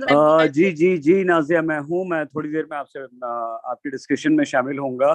Hello everyone, नमस्कार, good afternoon. तो हम actually wait कर रहे थे, then we'll switch to our next question. Yeah, thank you. Which I want to understand from you, Rana ji, के एक और ये भी पॉइंट है कि इस तरह के डिबेट्स जो होते हैं, I'll join you people after some time, and excuse me for that. Give me 5-10 minutes. Sure. But I'm listening to you all. Thank you. So these discourses, ये जो discussions हम करते हैं, they are a cheaper option versus going out in the field, creating content. So it suits the business of the news as well. आप 4-5 well-to-do politicians को बुलाएं, अपने studio में बिठाएं और एंकर बैठे और आपस में बातचीत कर लें, आपका 1 घंटा 1.5 घंटा निकल गया। वर्सेस आप 4 ओबी वैन्स भेजें, 4 रिपोर्टर्स भेजें, 10 जगह से स्टोरीज ढूंढें और उसमें आपका एक्सपेंसेस बहुत बढ़ जाता है। This is cheap and more sensational content. So is this true to some extent? Nazia, ये है, सच्चाई ये है कि ग्राउंड की रिपोर्टिंग कम हो गई है और स्टूडियो जो है उसने पूरे चैनल को अपने हिस्से में ले रखा है और ये सभी जगहों पर है। ग्राउंड रिपोर्टिंग के जीरो होने के कारण ये भी एक्सपेंसेस भी होते हैं, क्योंकि आपका रेवेन्यू और आपके एक्सपेंसेस इन दोनों के बीच में एक तालमेल तो होना ही चाहिए, क्योंकि आप न्यूज बिजनेस में हैं। लेकिन ग्राउंड की समझ होती है और ग्राउंड पर जब कभी भी जरूरत होती है आपके रिपोर्टर्स जाते हैं, स्टोरीज करते हैं, स्टोरी फाइल करते हैं। जो संकट मौजूदा ये है कि जो बड़े मसले, फर्स्ट लेकिन बेरोजगारी है, महंगाई है, अलग अलग राज्यों की अलग अलग दिक्कतें, अगर राज्यों में जाएंगी तो राज्यवार दिक्कतें बहुत ज्यादा हैं, खेती को लेकर तो बेहिसाब है।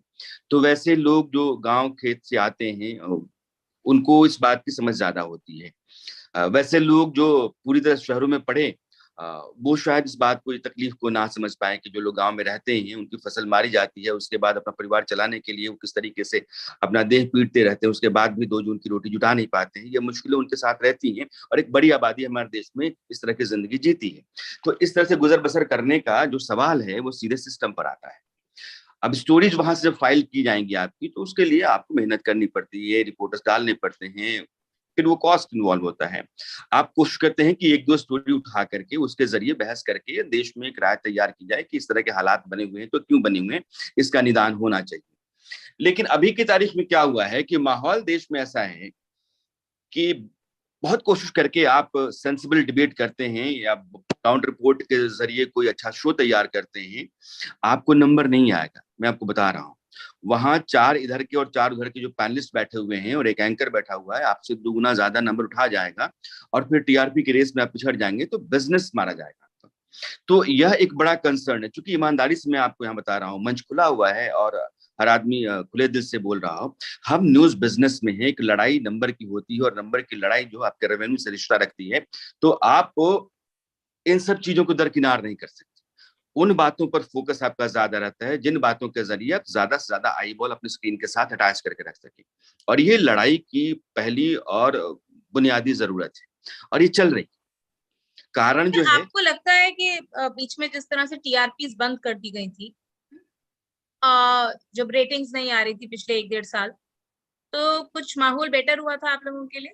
हाँ बिल्कुल था। अब आप यूं समझिए कि कोविड के फेज में आप देश के 4 या 5 डॉक्टर्स को, वो दूर दराज का भी एक कोई है, कोई दिल्ली के 2 हैं, मुंबई के 1 है, 5 लोगों को बिठा करके आपने ओपन ओपीडी खोल रखी है। हिंदुस्तान का कोई भी आदमी किसी भी हिस्से से फोन करके अपनी सलाह ले सकता है। डॉक्टर्स जब कम थे, अस्पतालों में जूझ रहे थे, बाहर उन सलाह देने के लिए उपलब्ध नहीं थे, लोग ज्यादा बीमार थे और उनको डॉक्टरों की जरूरत थी, उस समय आपने ओपीडी चलाई 24 घंटे की, हमने चलाई। लेकिन आज की तारीख में ओपीडी चलाऊं और कहीं कोई ड्रामा चल रहा होगा, कहीं कोई बकझक चल रही है, गाली गलौज चल रही है, तो आप यकीन मानिए कि वहां ओपीडी की सलाह लेने के लिए लोग कम आएंगे। मरते हुए लोग भी जिंदगी जोखिम में डालने के बाद भी उस तरह की बहस में जाकर के दिलचस्पी दिखाएंगे। ये संकट है और इस देश के मानस का भी संकट है। सवाल पत्रकारों का उतना नहीं है, मुझे लगता है कि इस देश का समाज जो है वो, और सत्ता सेंसिटाइज करती है। सत्ता जिस तरीके से समाज के साथ अपना रिश्ता बनाती है, समाज उस तरीके से तैयार होता है, उसकी पसंद भी वैसी ही होती है। कभी वो राजू, राखी, सांप, बिच्छू, कालूराम, बालूराम को पसंद करता था, आज जो है वो एक दूसरी तरह की बहस को पसंद करता है। बुनियादी सवाल जो थे इन 2 सालों में खूब आए और लोगों ने अपने मुताबिक अपनी पत्रकारिता के हिसाब से बेहतरीन काम करने की कोशिश की। और वे 2 साल जो थे, आप देखेंगे टीवी चैनलों पर, तो वो नंबर के लिहाज से नहीं, लेकिन कंटेंट के लिहाज से, लोगों के हितों के लिहाज से और लोगों के कंसर्न और उनकी पसंद के लिहाज से बेहतर थे। आपको लगता है कि टीआरपी होनी चाहिए कि नहीं होनी चाहिए? देखिए, अब लड़ाई है इस देश में, रेवेन्यू के लिए एक मानक तो होना चाहिए और वो मानक जो है वो टीआरपी है। रेवेन्यू हमारे यहाँ जो है वो जो कंज्यूमर है उससे, ये वेस्ट की तरह नहीं है।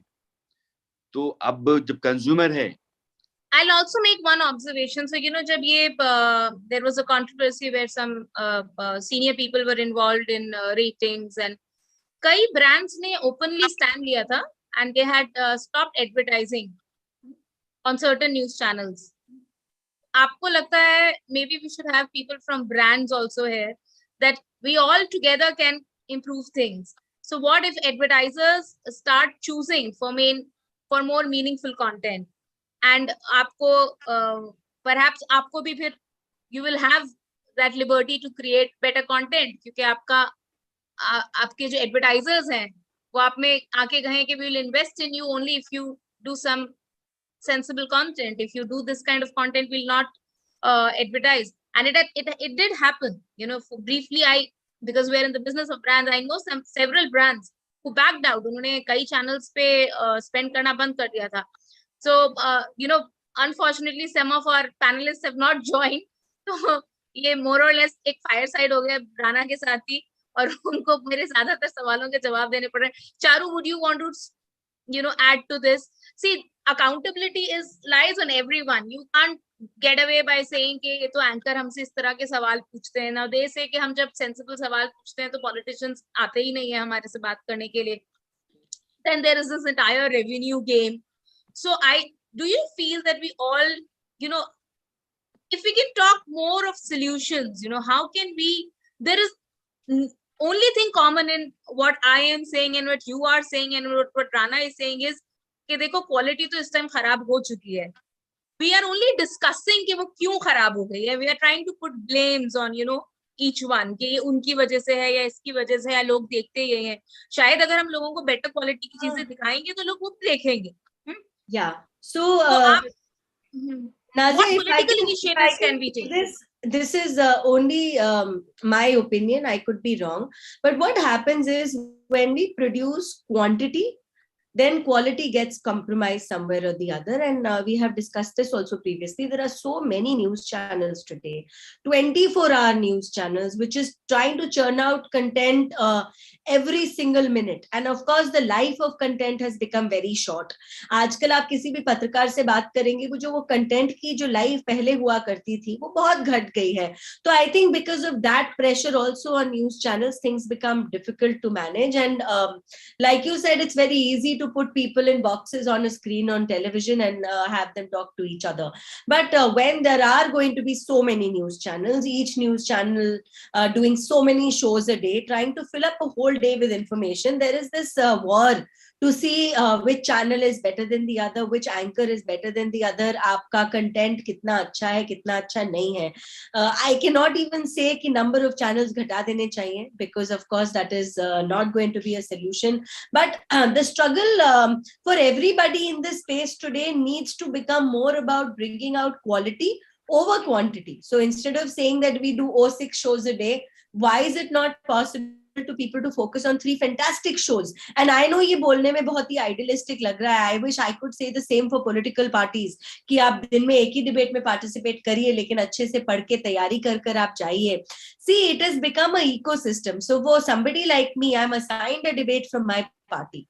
I will have to go for the debate which is given to me. I will have to prepare the subject which has been assigned to me. Sometimes it is something that I am more aware of. I'm a lawyer, so I would be happier to talk about legal issues or court things, or even, you know, women's issues, things like that. But it also becomes a question of what is available on television on that particular day. So even if it is something which is not up my alley, I'm supposed to study, I'm supposed to understand what is happening and speak about it. And basically, मैं अपने लिए तो नहीं बोल रही हूँ ना.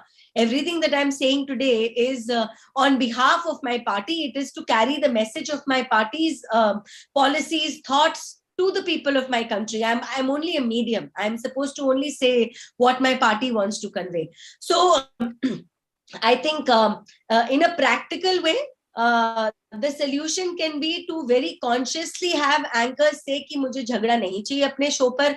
आजकल क्या हो गया है ना, successful show has become equivalent to a loud show. I think it should be the anchor तो बोल ही देगा, आप भी बोलिए कि मैं नहीं करूंगी झगड़ा. हम नहीं करते हैं. I know Rana ji is going to back me up on this. I will never be on a show where I'll be caught shouting. मैं बहुत politely दूसरे लोगों को पहले ये बोलूंगी कि आप मेरे समय में नहीं बोलिए, मैं आपके समय में नहीं बोलूंगी. But if that person persists to interrupt my debate, then I am forced to do the same. See, I don't want to be on television with say 30 minutes of screen time and not get a word out. At the end of the day, this is not Charu talking. At the end of the day, this is Bhajpa Pravakta who's on air, and I'm supposed to convey my party's message. So if the person in front of me is going to ensure कि मेरी हर बात interrupt करी जाए, it just becomes a matter of giving it back. It's not that something is something that I would like to do in the normal course. So बहुत सारे लोग हैं जो इस बात को मान जाते हैं, लेकिन बहुत सारे चैनल्स ऐसे भी हैं जिनको लगता है कि जब तक आपका एकदम मुठभेड़ नहीं हो गया, आप दूर बैठकर भी एक दूसरे को अटैक नहीं कर रहे हो, शो सक्सेसफुल नहीं है. So I think the success of a show needs to be measured with how much new information we are giving to the public, how cordially we are able to talk to people we don't agree with, rather than it becoming a measure of success where the maximum shouting happens. Noise we created. Yeah. So Rana ji, आपके हिसाब से मोटे मोटे क्या solutions है, मतलब किस तरह से हम अपने इन डिबेट्स को बेटर कर सकते हैं, किस तरह से हम अपने पूरे इकोसिस्टम को बेटर कर सकते हैं? हमारा डिपेंडेंस रेवेन्यू कितना ज्यादा है, एडवर्टाइजर्स पे ज्यादा है, हमारा डिपेंडेंस गवर्नमेंट पे है, इन सारे फैक्टर्स, ये फैक्टर्स पहले भी थे. I don't know how much you agree, but there is the whole overall respect for our profession, even politicians, it's gone down because of the kind of work, the kind of content we are giving to the viewers. So ये सारे constraints तो पहले भी exist करते थे, but our seniors were managing a way out. Where have we faltered? इसको ना मैं थोड़ा बारीकी से समझाना चाहता हूँ. जो बात चारू ने कही है ना, चारू की बात से मुझे राहत साहब याद आते हैं कि सवाल घर नहीं बुनियाद पर उठाया है. हमारे पांव की मिट्टी ने सर. दरअसल जो चीजें बेहतर हैं, जिन पर लोगों को आप जोड़ सकती हैं, उनको टीवी पर रखा जाता है, नहीं रखा जाता ऐसा नहीं. जो पहले चारू कह रही थी कि उसके लिए मेहनत लगती है, उसके लिए आपको पढ़ना पड़ता है, लेकिन वो कंटेंट लोगों की पसंद में है, वो पसंद किया जाता है. और जो बहस जिसकी हम चर्चा कर रहे हैं, वो 18 घंटे चैनल चलते हैं, सुबह 6 से लेकर रात 12 बजे तक, और उसमें वो 2 घंटे या 2.5 घंटे का मसला है. लेकिन बाकी जो 15 घंटे 15.5 घंटे हैं, वो न्यूज ही है. ऐसा नहीं है कि वो बहस बहस बहस है. तो 2.5 घंटे को लेकर के हम चैनलों की पूरी दुनिया को तय कर रहे हैं. हम 15.5 घंटे की बात नहीं करते हैं. लेकिन मैं ये कहता हूँ कि 15.5 घंटे में हिंदुस्तान रहता है, हिंदुस्तान का आम आदमी रहता है, उसके सरोकार रहते हैं. हाँ, जो चीजें अभी हैं वो बेहतर की जा सकती हैं, उसमें गुंजाइश बहुत ज्यादा है. इस हो हल्ला हाय तौबा से बाहर निकला जा सकता है. उसका कारण कुछ ये भी रहा है कि कुछ एंकर्स ऐसे रहे हैं, कुछ रिपोर्टर्स जाने, जिनकी अपनी समझ बहुत तंग रही है, और उनको लगता है कि अपने आप को बचाए रखने में, अपने आप को बनाए रखने में हो हल्ला हंगामा कर लोगे तो तुम ठीक रहोगे, और तुम्हारे बारे में चर्चा रहेगी कि उसके शो में बहुत सारा शोर होता है और उस डिबेट को देखा जाता है. तो यह जो आपकी अपनी मानसिक तंगहाली है, इस तंगहाली ने आपको यहाँ ला कर खड़ा कर दिया है कि आप उससे बाहर निकल नहीं सकते. आपकी लाचारी मजबूरी सी हो गई है. लेकिन वैसे भी लोग हैं जो बेहतर डिबेट करते हैं, बेहतर कंटेंट और बेहतर प्रिपरेशन के साथ आते हैं, पैनल बढ़िया होता है. मुझे लगता है कि इस तरह की जरूरतें महसूस की जानी चाहिए संपादकों के बीच में. संपादक एक बड़ा फैक्टर होता है चैनल को तय करने और अपनी टीम को एजुकेट करने में. वो एंकर्स रिपोर्टर के साथ लगातार संपर्क में रहता है, वो बता सकता है, समझा सकता है, डिबेट का मोड चेंज कर सकता है, कंटेंट अपने तरीके से और कंटेंट के कॉन्टेक्स्ट को भी अपने तरीके से तय कर सकता है. संपादकों का बहुत सेंसिबल पढ़ा लिखा होना भी उतना ही जरूरी है जितना एंकर्स और रिपोर्टर्स का है. तो एक संकट यह भी है कि आप हिंदुस्तान को कैसे देखते हैं, फौरी तौर पे फायदा उठा लेना है, या फिर आप इस पत्रकारिता में रह करके अपने आप को कुछ मायने देना चाहते हैं. अगर मैं यहाँ से बाहर निकल के जाऊं तो पीछे मुड़ के देखूं तो मैंने कुछ मायनेदार काम किए इस पेशे में रह करके देश और समाज के लिए, यह मेरी कोशिश रहेगी तो मैं कुछ बेहतर कर जाऊंगा. लेकिन मुझे अपनी नौकरी ही करनी है और नौकरी करके नंबर ही बनाए रखना है, तो फिर मैं उसी टीआरपी की लड़ाई में रहूंगा और अपनी पूरी टीम को उसी नोक झोंक में फंसा के रखूंगा. यह एक बुनियादी बात है जिस पर कि हर जगह चर्चा होनी चाहिए और ये समझ होनी चाहिए. मुझे लगता है संपादकों के बीच में एक बड़ी बहस आपकी करानी चाहिए. अनुराग जी आ गए हैं हमारे बीच में फाइनली. अनुराग जी, आपको मेरी आवाज आ रही है? Hello. Anurag ji? I don't think he can hear us. Anurag ji, आपको आवाज आ रही है हमारी? मेरी आवाज आ रही है आपको? हाँ, अब आइए। मेरी आ रही है? जी, अब आइए। बिल्कुल। अनुराग जी, आप हमारा डिबेट सुन रहे हैं? बिल्कुल। तो आप बताइए कुछ थोड़ा, आप शायद लेट हो गए ज्वाइन करने में आज, तो हमने काफी 2-3 चीजों पे बात की। उस दिन हम लोग बात कर रहे थे तो आप और चारू जी कह रहे थे कि हमारी गलती नहीं है, ये राणा जी और सईद जी भी है हमारे साथ, तो 2-4 मिनट में ज्वाइन करेंगे। ये हमसे सवाल ही ऐसे पूछते हैं तो हमको उसी हिसाब से जवाब देना पड़ता है। तो अब आप बताइए इस पे आप क्या बोलेंगे राणा जी को यहाँ पर? देखिए, सवाल इस बात का नहीं है, मैंने पहले ही बोला था, फिर बोल रहा हूँ। आजकल जब डिबेट होती है तो वो सवाल मुझसे तो पूछ लेते हैं, लेकिन सवाल का जवाब जब हम देने लगते हैं तो वो मेरा जवाब ना सुन के थोड़ा सा जवाब उनको लगता है कि ये जवाब सही जा रहा है और जनता में मैसेज सही जाएगा, जो वो पूछना चाहते हैं वो उसके हिसाब से बात बन नहीं रही है, तो बीच में टोक पड़ते हैं। वो चाहते नहीं है कि सही बात जनता तक पहुंचे, वो आधी बात में टोका टोकी करना शुरू कर देते हैं। और जो ये जो आप कह रहे हैं, इसमें आप मतलब कितने एंकर्स को इंक्लूड करेंगे? बिकॉज हम सबको तो सेम ब्रश में नहीं पेंट कर सकते। आजकल तो आप 90% तो समझ ही सकते हो कि जैसे ही आप बोलना शुरू करते हो आपके पैनल में वो बोलना शुरू कर देते हैं। तो फिर आपको पता ही है कि ये नियम है कि जब आप कोई बोलना शुरू करता है और आप उसके बीच में बोलना शुरू करते हो तो आपको आवाज तेज करनी पड़ती है। जब आवाज तेज करते हैं तो फिर वो भी कुछ तेज करने की कोशिश करता है। उस एंकर को भी लगता है कि मैं भी कैसे कम पड़ जाऊं, क्योंकि उनके यहाँ भी दूसरे लोग, आजकल तो एंकर भी कोई खास पॉलिटिकल पार्टी को खुश करने के लिए वो एंकरिंग कर रहे हैं ना कि वो सिस्टम को ठीक करने के लिए कर रहे हैं। ऐसा मुझे लगता है, मैं गलत भी हो सकता हूँ। ये कोई जो मैं कहता हूँ वो सच हो ऐसी तो कोई बात है नहीं, लेकिन मुझे ऐसा लगता है कि मुझे डबल चिल्लाना पड़ता है और अपनी बात को मनवाने के लिए मुझे तेज बोलना पड़ता है, जो मुझे बिल्कुल नहीं पसंद है। लेकिन रोज ये मेरी मजबूरी होती है कि दूसरे प्रवक्ता है उनको पूरा समय दिया जाएगा, उनकी बात को ऐसे लिया जाएगा जैसे वो उस समय वहां पे वही है जो राष्ट्र की बात कर रहे हैं, वही है जो एलिजिबल है टीवी डिबेट में बात करने के लिए। दूसरे लोग तो है ही नहीं। आखिर दूसरे लोग को सिर्फ इसलिए बुलाया जाता है, मुझे ऐसा लगता है कि उनके चेहरे को दिखाना है और अपनी बात मनवानी है।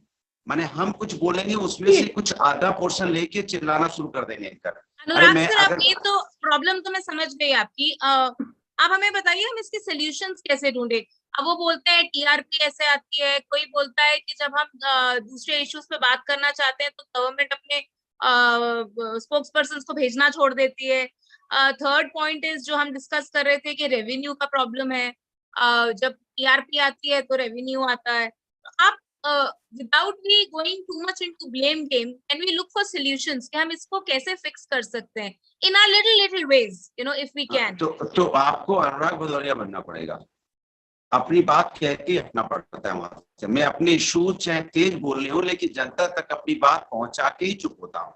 इसके लिए भारतीय जनता पार्टी या दूसरे लोग थोड़े डिस्टर्ब तो होते हैं कि उनका एजेंडा नहीं चल पाता है, लेकिन मैं अपनी बात पूरी कह के ही, एंकर भी चिल्लाता रहता है उसकी भी नहीं सुनता हूँ, प्रवक्ता उनके चिल्लाते रहते हैं उनकी भी नहीं सुनता हूँ, प्रोड्यूसर चिल्लाता रहता है उसको सुनता हूँ, ऑडियंस चिल्लाती रहती है कि नहीं सुनता हूँ, लेकिन अपनी बात पूरी कह देता हूँ कि मैं क्या बोलना चाहता हूँ और जनता तक अपना मैसेज पहुंचाने के बाद ही चुप होता हूँ। उसके बाद आपकी टीआरपी आती तो आए, नहीं आती तो नहीं आए, उसकी जिम्मेदारी अनुराग भदौरिया की नहीं। लेकिन फिर भी आपको बुलाया जाता है ना, so there is some sense of fairness।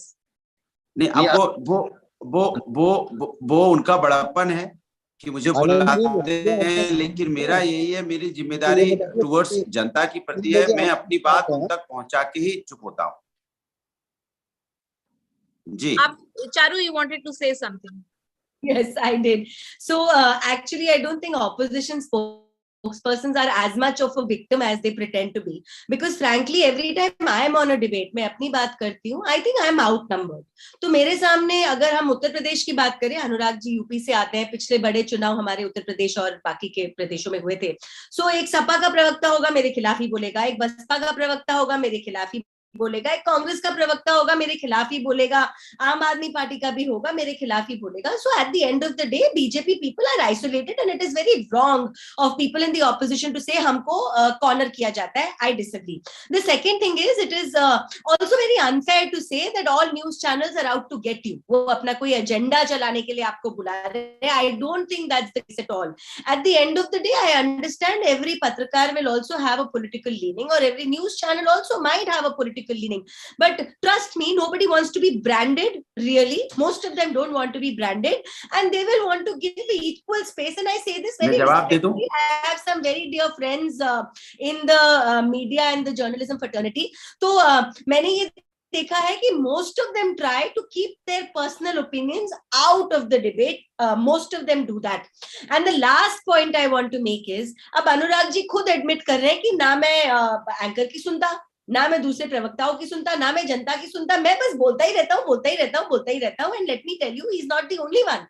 There are a lot of people who follow this, but that only adds to noise, not news. That's noise, never news. अब मैं बोल दूं, देखिए अभी आपको बोलने से मैं कैसे रोक सकती हूँ? आप तो मुझे आप मुझे बोलोगे कि चारू जवाब दे दो, क्योंकि रूलिंग जवाब दे दो, अनुराग जी जवाब दीजिए, फिर ना शाजिया. देखिए चारू जी ने कहा कि मैं तो बीजेपी के प्रवक्ता इतने बेचारे होते हैं, बेचारे आइसोलेट हो जाते हैं, वहां पे कोई पूछने वाला नहीं होता है उनको. अरे भैया यहाँ बीजेपी के सुनिए, मेरी बात सुनिए.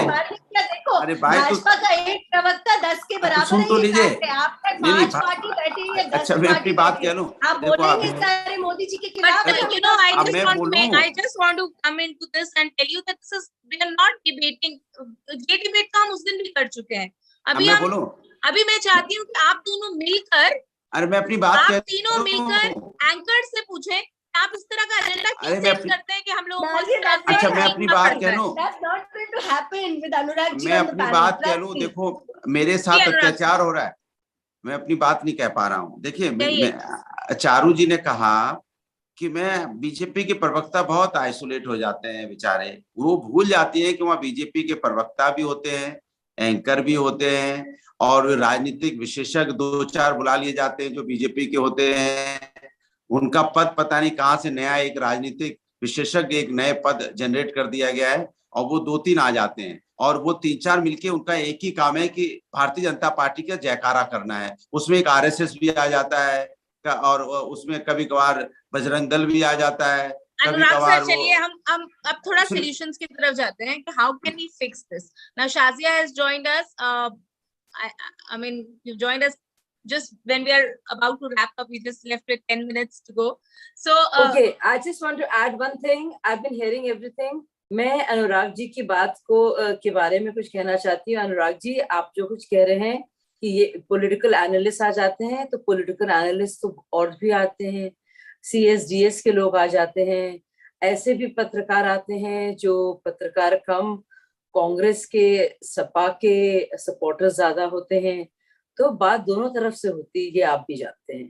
देखिए बात दोनों तरफ से ही हो रही है, लेकिन एंड रिजल्ट होता है कि नॉइस ही होता है. हम बात ये कर रहे हैं कि हम उस नॉइस को कैसे कंट्रोल करें और कैसे हम अपने डिबेट्स को ज्यादा मीनिंगफुल बना दें. How can we work on this system? उसके लिए घंटी बजानी पड़ती है. No, now Anurag sir, now we'll try to answer some questions and not just do the blame game. One point that we believe is TRP and revenues. That इस तरह की जो चीजें हैं वो TRP के लिए जरूरी हैं. TRP से revenue आता है.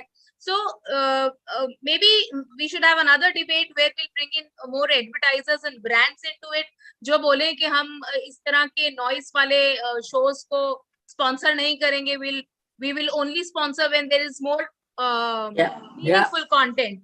And we have seen some brands were bold enough to take that stand last year when a particular channel was stuck in TRP controversy. They did stop advertising. They went out and vocally said that we'll not advertise with this channel because of all the controversies around it.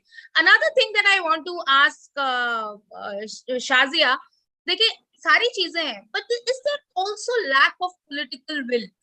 Because there is a lot that government can also control, right?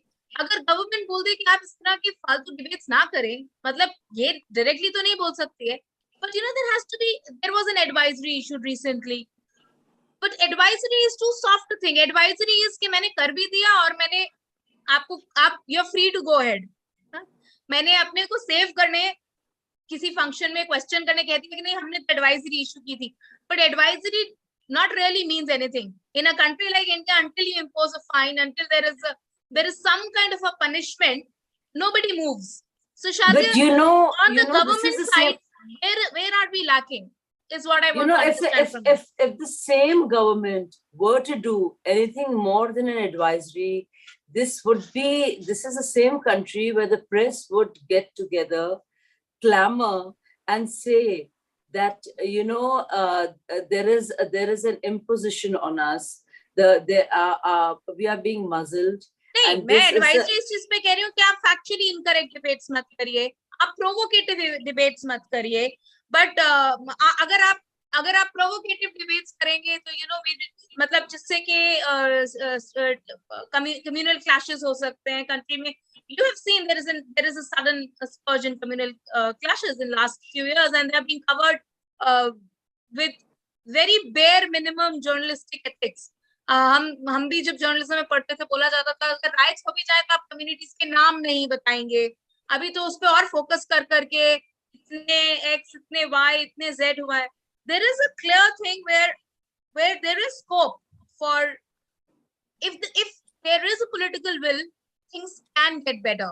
I mean, I as a citizen do believe it, and that is why government is in power, right? They have control. They have their own ways of controlling things. Do you know when that incident happened, when everybody was talking about the Maulanas and that particular incident when the COVID incident happened? It was the government that intervened and said, stop doing this.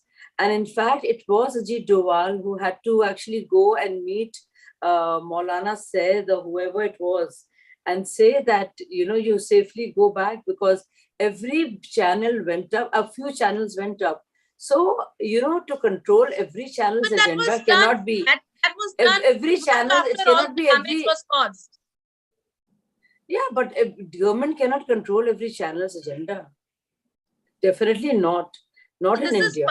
This is past. What going forward you think can be done to improve this thing? I don't think our government is ever interested, and being like the Congress will impose emergency.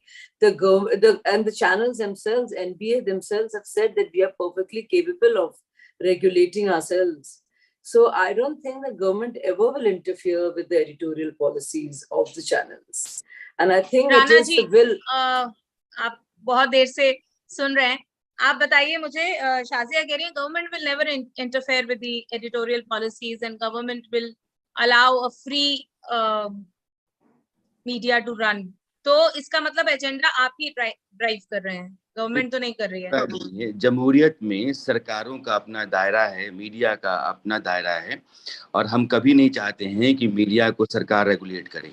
ये लड़ाई तो बहुत लंबे समय से हम भी लड़ते रहे हैं.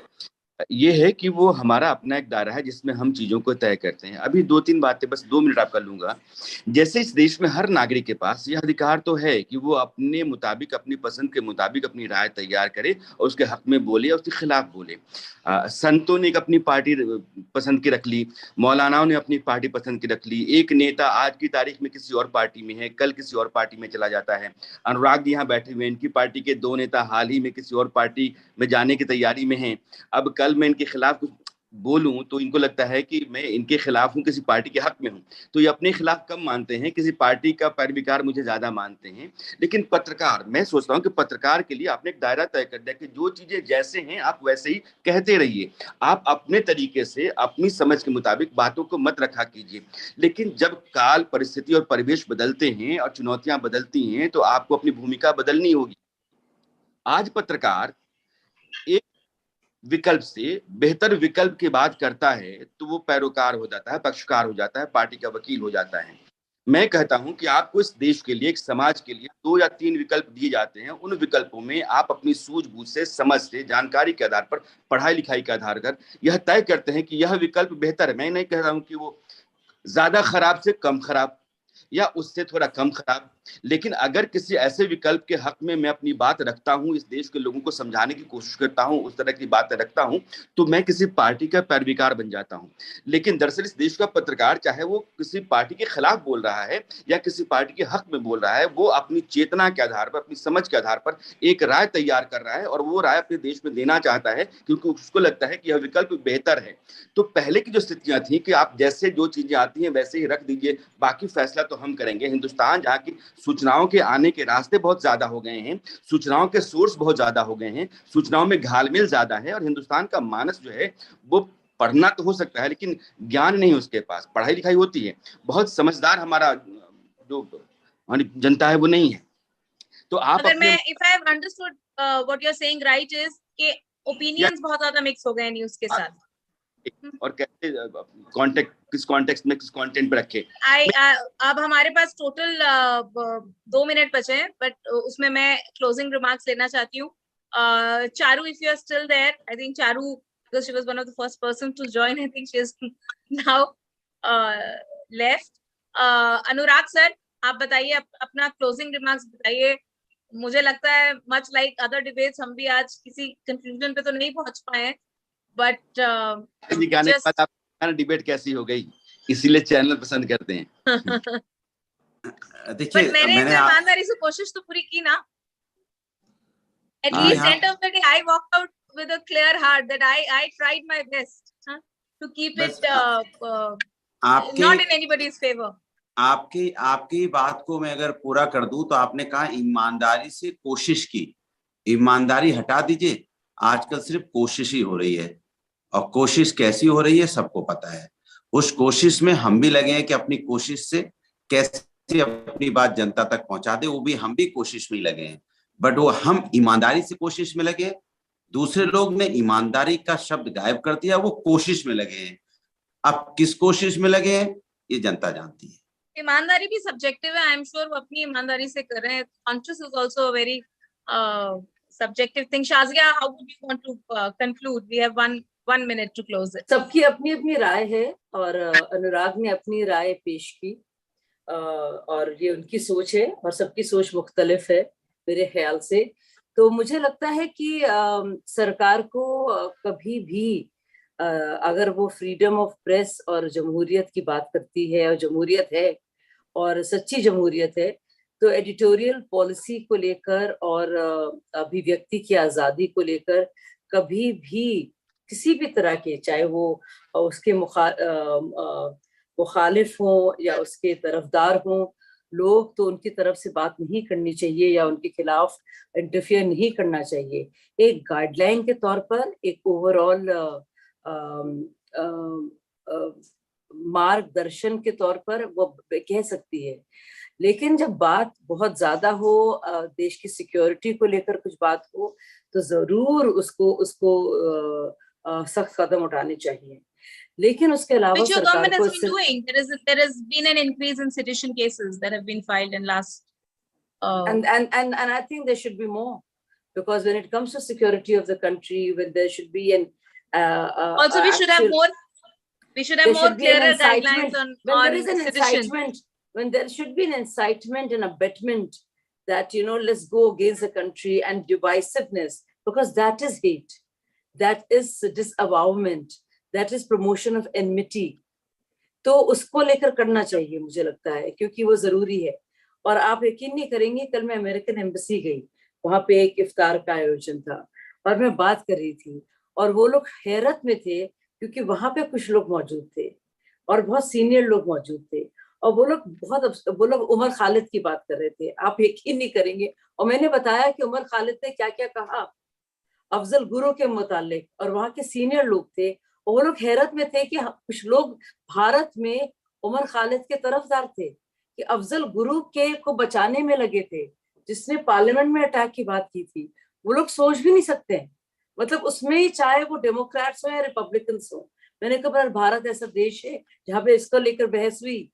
तो मतलब हम लोग किस हद तक फ्रीडम ऑफ एक्सप्रेशन में चले गए हैं कि अफजल के गुरु के हत्यारों को भी हम लोग जो हैं उनको छोड़ने को तैयार नहीं, यानी कि सुप्रीम कोर्ट को।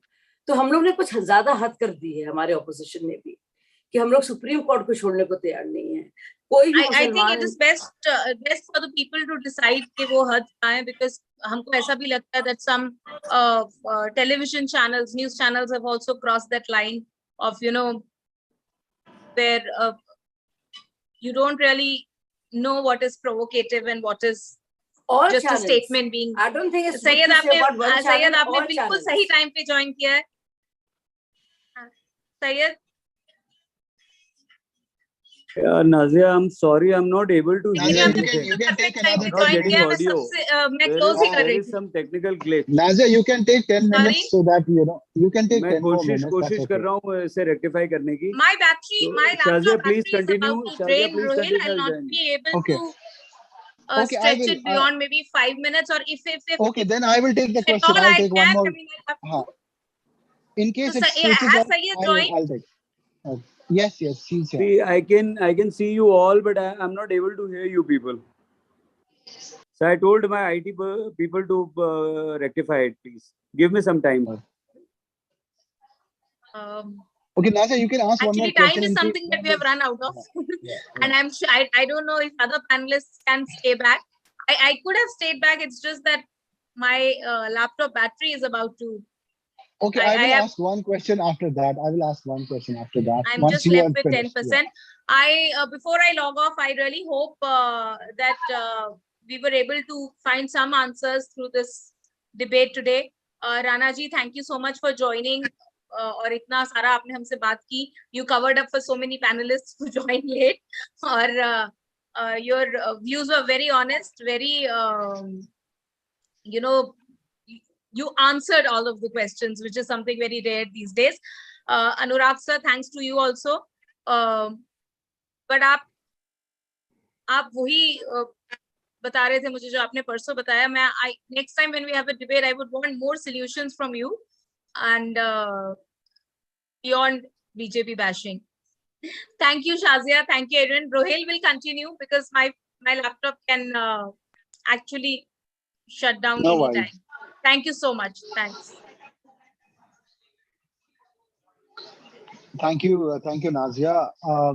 My last question. We have another, say, 4 minutes, 6 minutes exactly, one by one. Starting with you, Shazia ji. You know, sometimes people say एक फिक्स मैच है एंकर्स और यू नो स्पोक्सपर्सन्स के बीच में.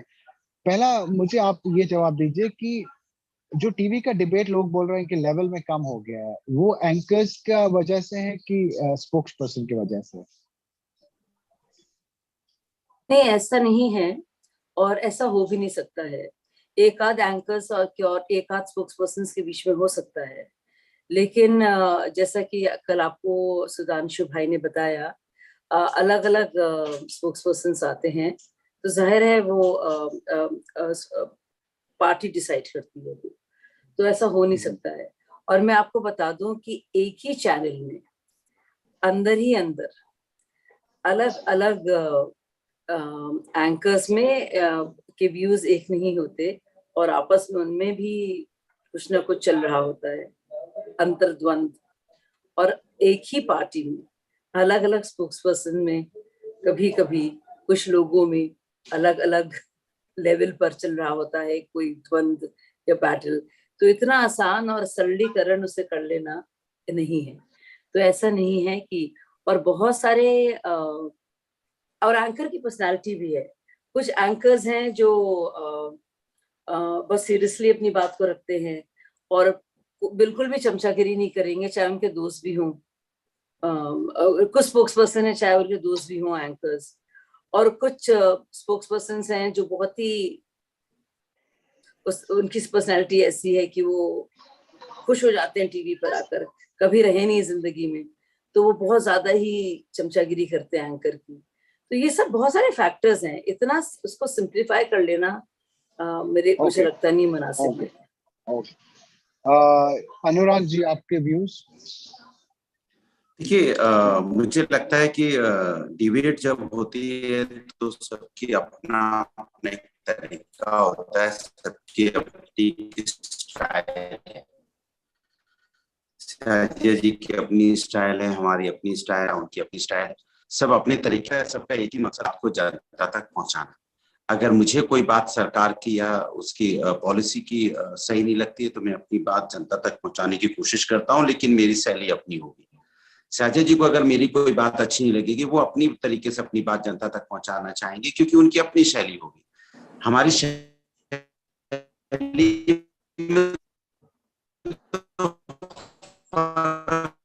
हो सकता है, हम दोनों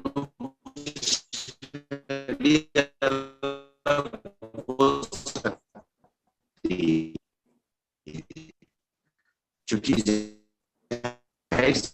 बात है कि अलग अलग पार्टी के, जैसे उन्होंने बोला, अलग अलग पार्टी के अलग अलग आपकी आवाज नहीं आती। सबके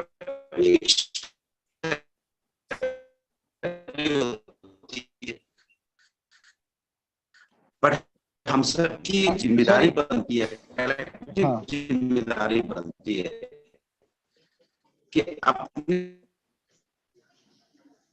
Okay, Rana ji, can you share your thoughts? इस्तेमाल कर जाते हैं डिबेट में, खासकर साथ चाहिए, कम से कम हमारे आइडियल्स हो सकते हैं ऐसे शब्दों।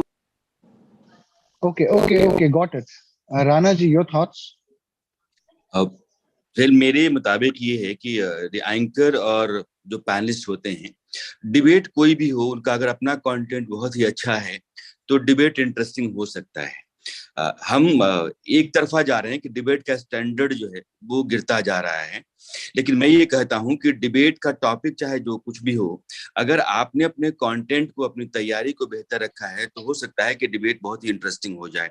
मसलन एक उदाहरण में रखता हूँ कि आज की तारीख में अमेरिका का राष्ट्रपति जो है वो भारत के प्रधानमंत्री से सीधी बात करता है, वर्चुअल मीटिंग है, और अपना वो एक मैसेंजर भेजता है, और वो डेप्टी एनएसए रैंक का आदमी होता है।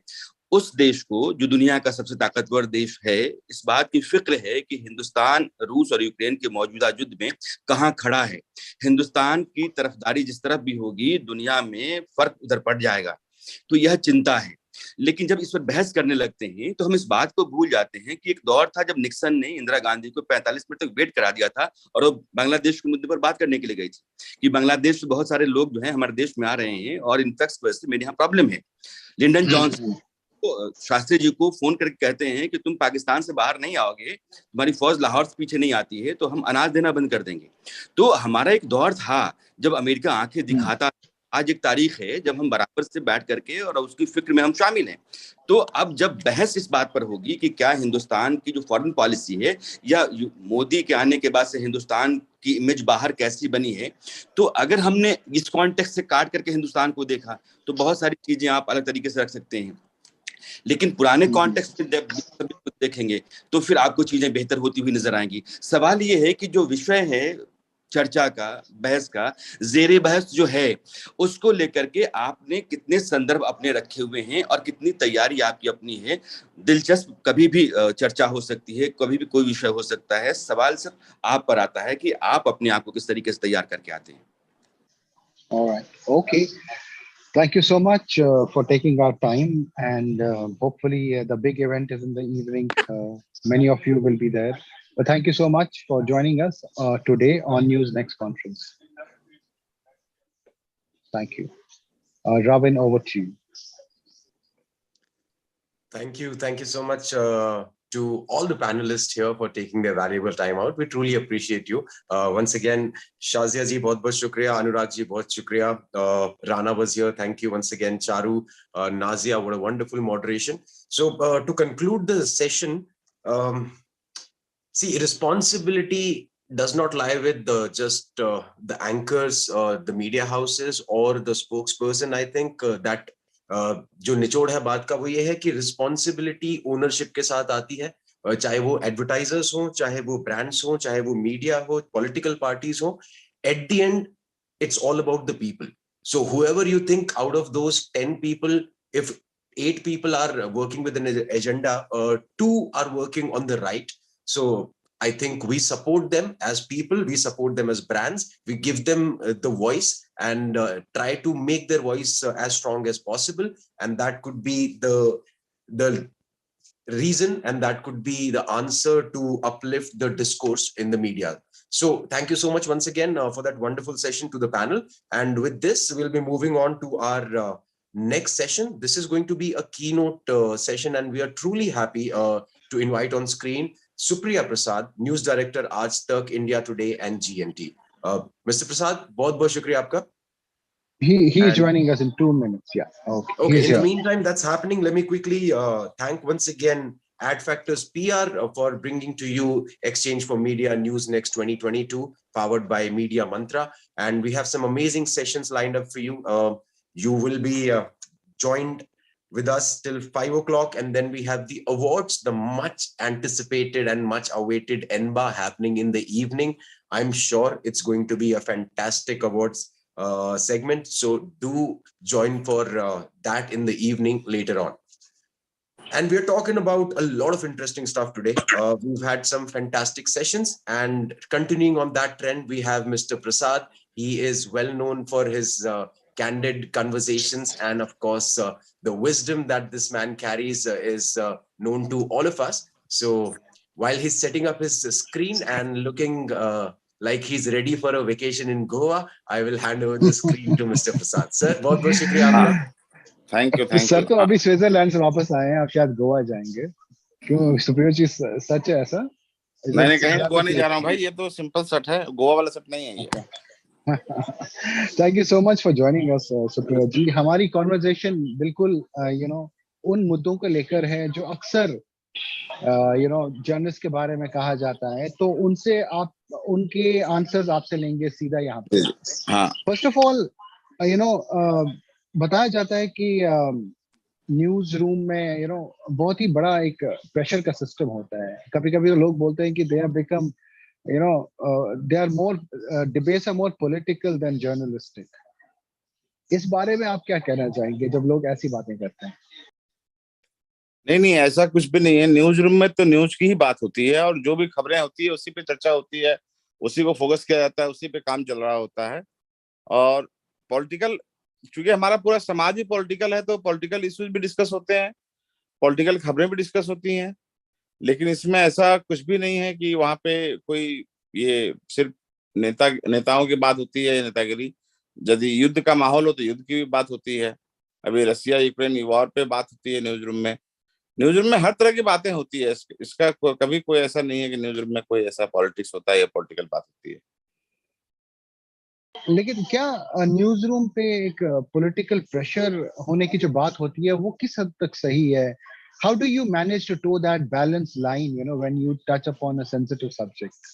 देखिए, जहां तक आज तक की बात है, अब दो बातें आप कर रहे हैं. एक तो सेंसिटिव सब्जेक्ट को बैलेंस करना, देखना, उसको बार बार परखना, वो एक अलग चीज है.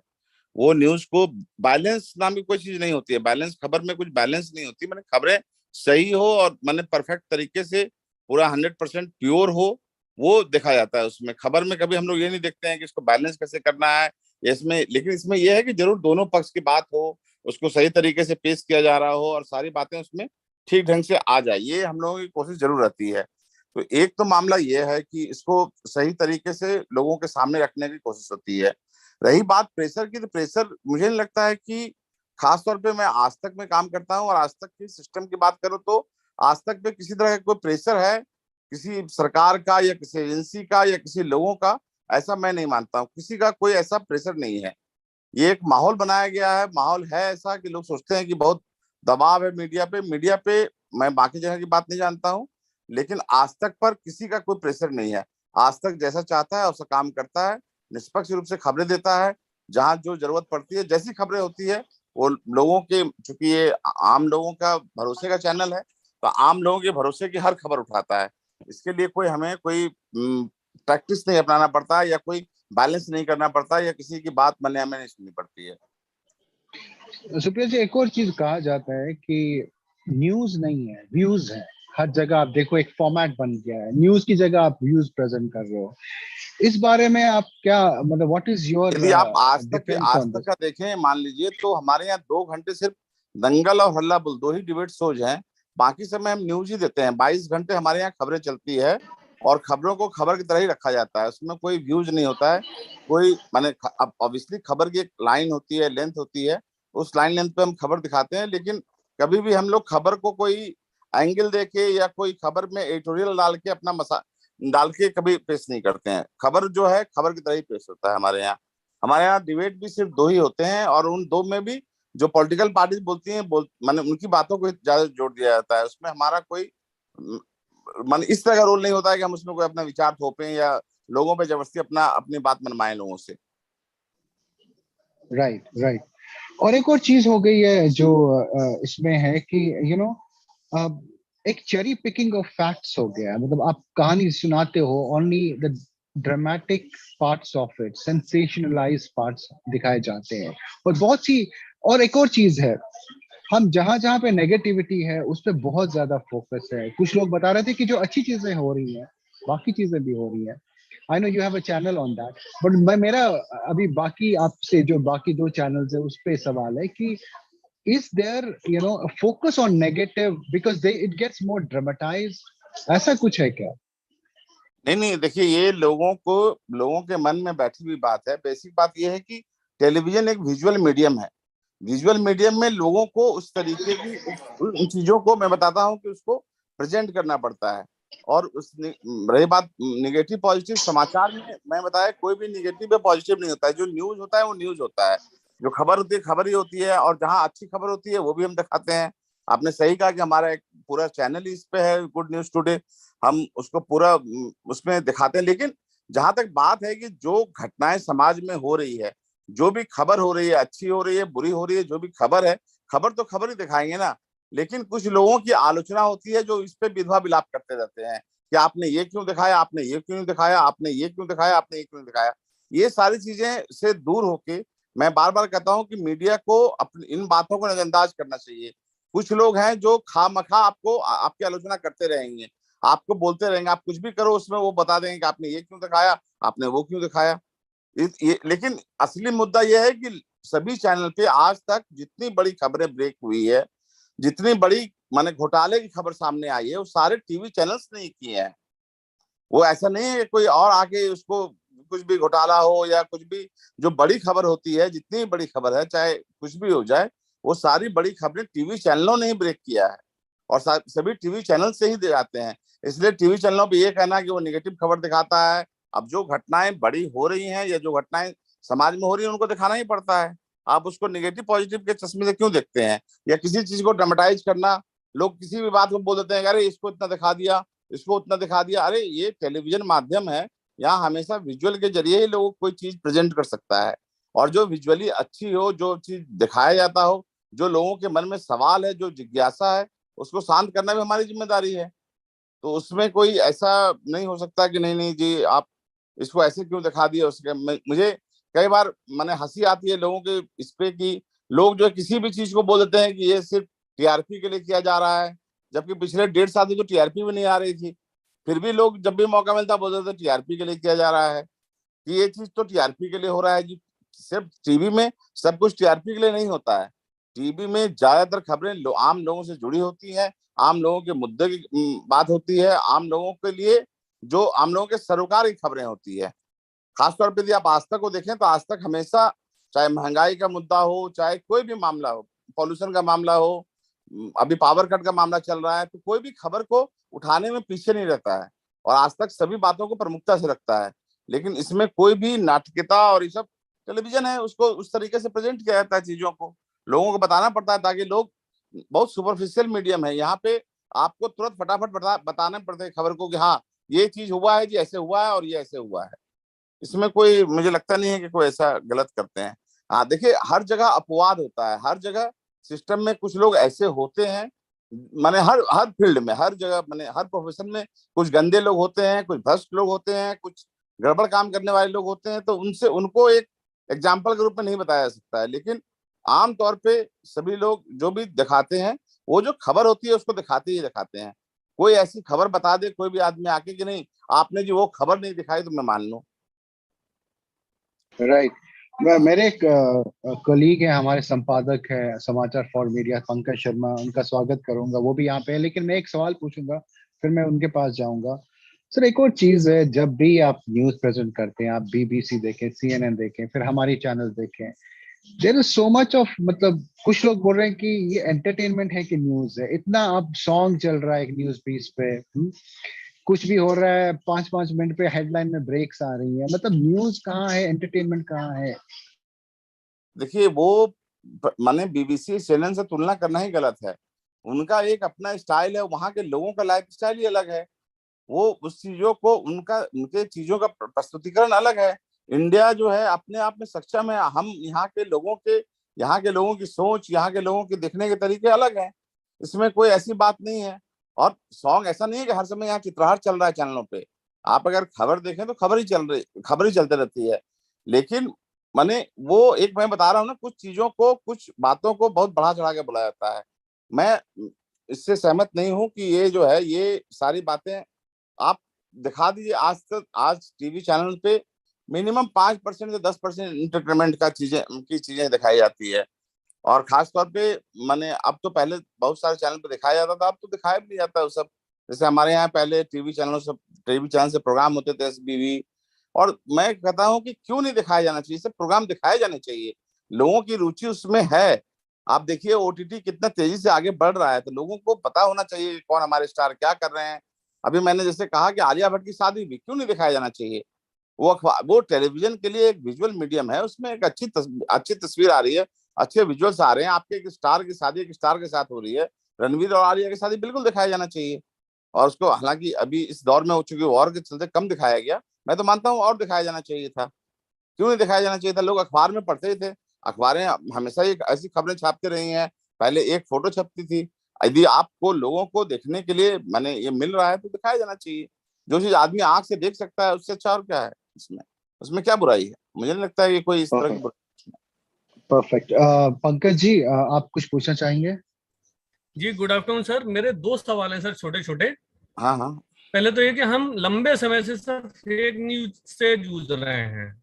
तमाम स्तर पर उपाय किए जा रहे हैं, PIB फैक्ट चेक भी बनाया है और कई संस्थानों ने भी अपनी फैक्ट चेक यूनिट बनाई है, लेकिन इसके बावजूद फेक न्यूज पर लगाम पूरी तरह से नहीं लग पा रही है। तो आपका क्या मानना है कि हम इस पर कैसे लगाम लगा सकते हैं? और दूसरा सर, एक सवाल ये है कि जैसे लंबे समय बाद आपने देखा है कि भारत ने TRP, वो जो रेटिंग शुरू करी है न्यूज चैनल्स की, लेकिन इस पे भी हर न्यूज चैनल्स का अपना अपना एक अलग अलग वो है कि कोई कहते हैं होनी चाहिए, कोई कहते हैं नहीं होनी चाहिए। इसको लेके विवाद अभी तक नहीं रुक रहा है, लंबे समय बाद जबकि शुरू हुई है। तो इसको आप किस रूप में देखते हैं और इस बारे में आप क्या कहेंगे? नहीं, फेक न्यूज एक गंभीर समस्या है, इसमें कोई शक नहीं है। और हम लोगों को इंडिया में, हम लोगों का ग्रुप जो है, उसने एंटी फेक न्यूज मैंने हम करते हैं। हम फैक्ट चेक करते हैं, हम उसके लिए ऑथराइज्ड हैं दुनिया भर में। लेकिन वो ये एक समस्या है। और खास तौर पे जो सोशल मीडिया के जरिए बहुत सारी बातों को माने ये इस तरह की खबरें फैलाई जाती है। इसीलिए हम लोगों ने, माने आज तक में यदि बात करें, हमें इंडिया टुडे ग्रुप में इस बात का खास ध्यान रखा जाता है कि कैसे किसी भी विजुअल को, खबर को चलाने के पहले उसको प्रॉपर चेक किया जाए कि वो खबरें माने ठीक से चलें।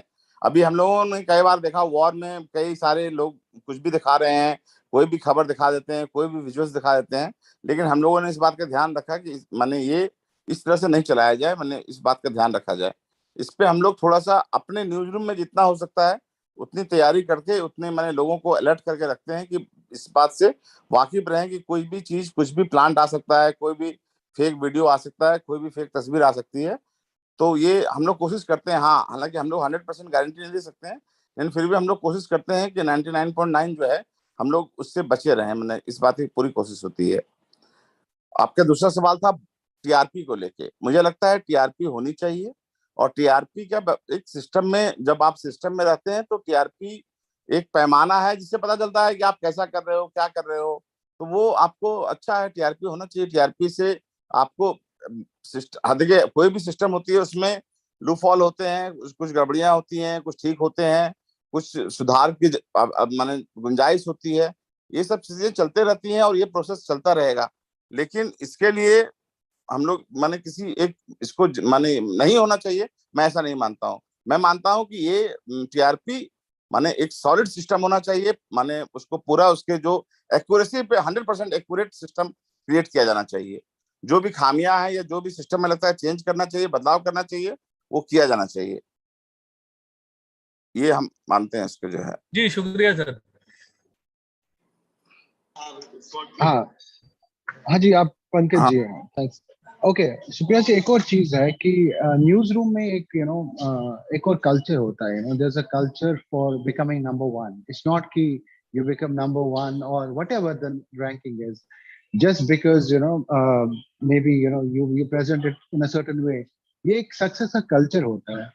अगर आपको मैं पूछूं कि वो कल्चर आप कैसे बनाते हैं न्यूज रूम में, how do you ensure that your news room stays ahead than the rest, उसमें क्या क्या एलिमेंट्स हैं आपके हिसाब से? देखिए, ये कोई फॉर्मूला नहीं है कि मैं आपको ऐसा फॉर्मूला बता दूं कि उससे हम नंबर 1 का कोई फॉर्मूला है या नंबर 2 का कोई फॉर्मूला होता है। लेकिन ये आज तक ऐसे नंबर 1 नहीं बना है। पिछले 21 साल से यदि नंबर 1 है तो उसके पीछे बहुत सारी मेहनत है, बहुत सारे एफर्ट हैं और बहुत सारे चेंजेस हैं। मैं ये मानता हूं कि यदि समय के साथ आपको अपने आप को बदलते रहना चाहिए। ये सबसे जरूरी फैक्टर है कि आप समय के साथ अपने आप को चेंज करते हैं या नहीं करते हैं। तो ये जब आप समय की माने आप हिसाब से चेंज करेंगे, आप चीजों को समझेंगे और उस बात को रखेंगे, तो फिर आप उसके अनुसार बने रहेंगे। और इसके लिए ये है कि क्रेडिबिलिटी सिस्टम में बहुत जरूरी है। जैसा मैंने कहा कि अभी भी हम लोग फेक न्यूज से लड़ रहे हैं, तो उसमें जो है जरूरत है कि आपको क्रेडिबल, एक सिस्टम में क्रेडिबिलिटी बहुत जरूरी है। कुछ भी दिखा के, कुछ भी करके नंबर 1 नहीं बनाया सकता। उसके लिए आपको माने एक लोगों का भरोसा और विश्वसनीयता, ये जो दो बहुत जरूरी चीज होती हैं। और ये हम लोग कोशिश यही करते हैं कि ये हम लोग इस मामले में सही हो, हमारी खबर सही हो, लोगों को हमारी खबर पे भरोसा हो, लोग इस लिहाज से देखने आए कि हाँ, यहाँ हमें खबर सही तरीके से मिलेगा। Right right. तो सर एक और चीज है, जब मतलब हाउ डू यू एंश्योर जब कोई मतलब इलेक्शन हो या ऐसी कुछ सेंसिटिव चीजें हो, उस वक्त कुछ रिपोर्ट्स दिखाना, मतलब लोग कहते हैं कि अरे ये किसी के फेवर में जा रहा है या किसी के फेवर में नहीं जा रहा है, तो ऐसी सिचुएशंस को how do you handle editorially such situations? देखिए, ये जो है, ये व्यवस्था हमेशा से रही है। ये जब भी सभी लोग चाहते हैं कि जब चुनाव हो या कोई कभी भी हो, लोग अपनी आलोचना उस तरीके से नहीं सुनना चाहते हैं। ये किसी को अच्छा नहीं लगता है कि मेरी बुराई आए, मेरे हो।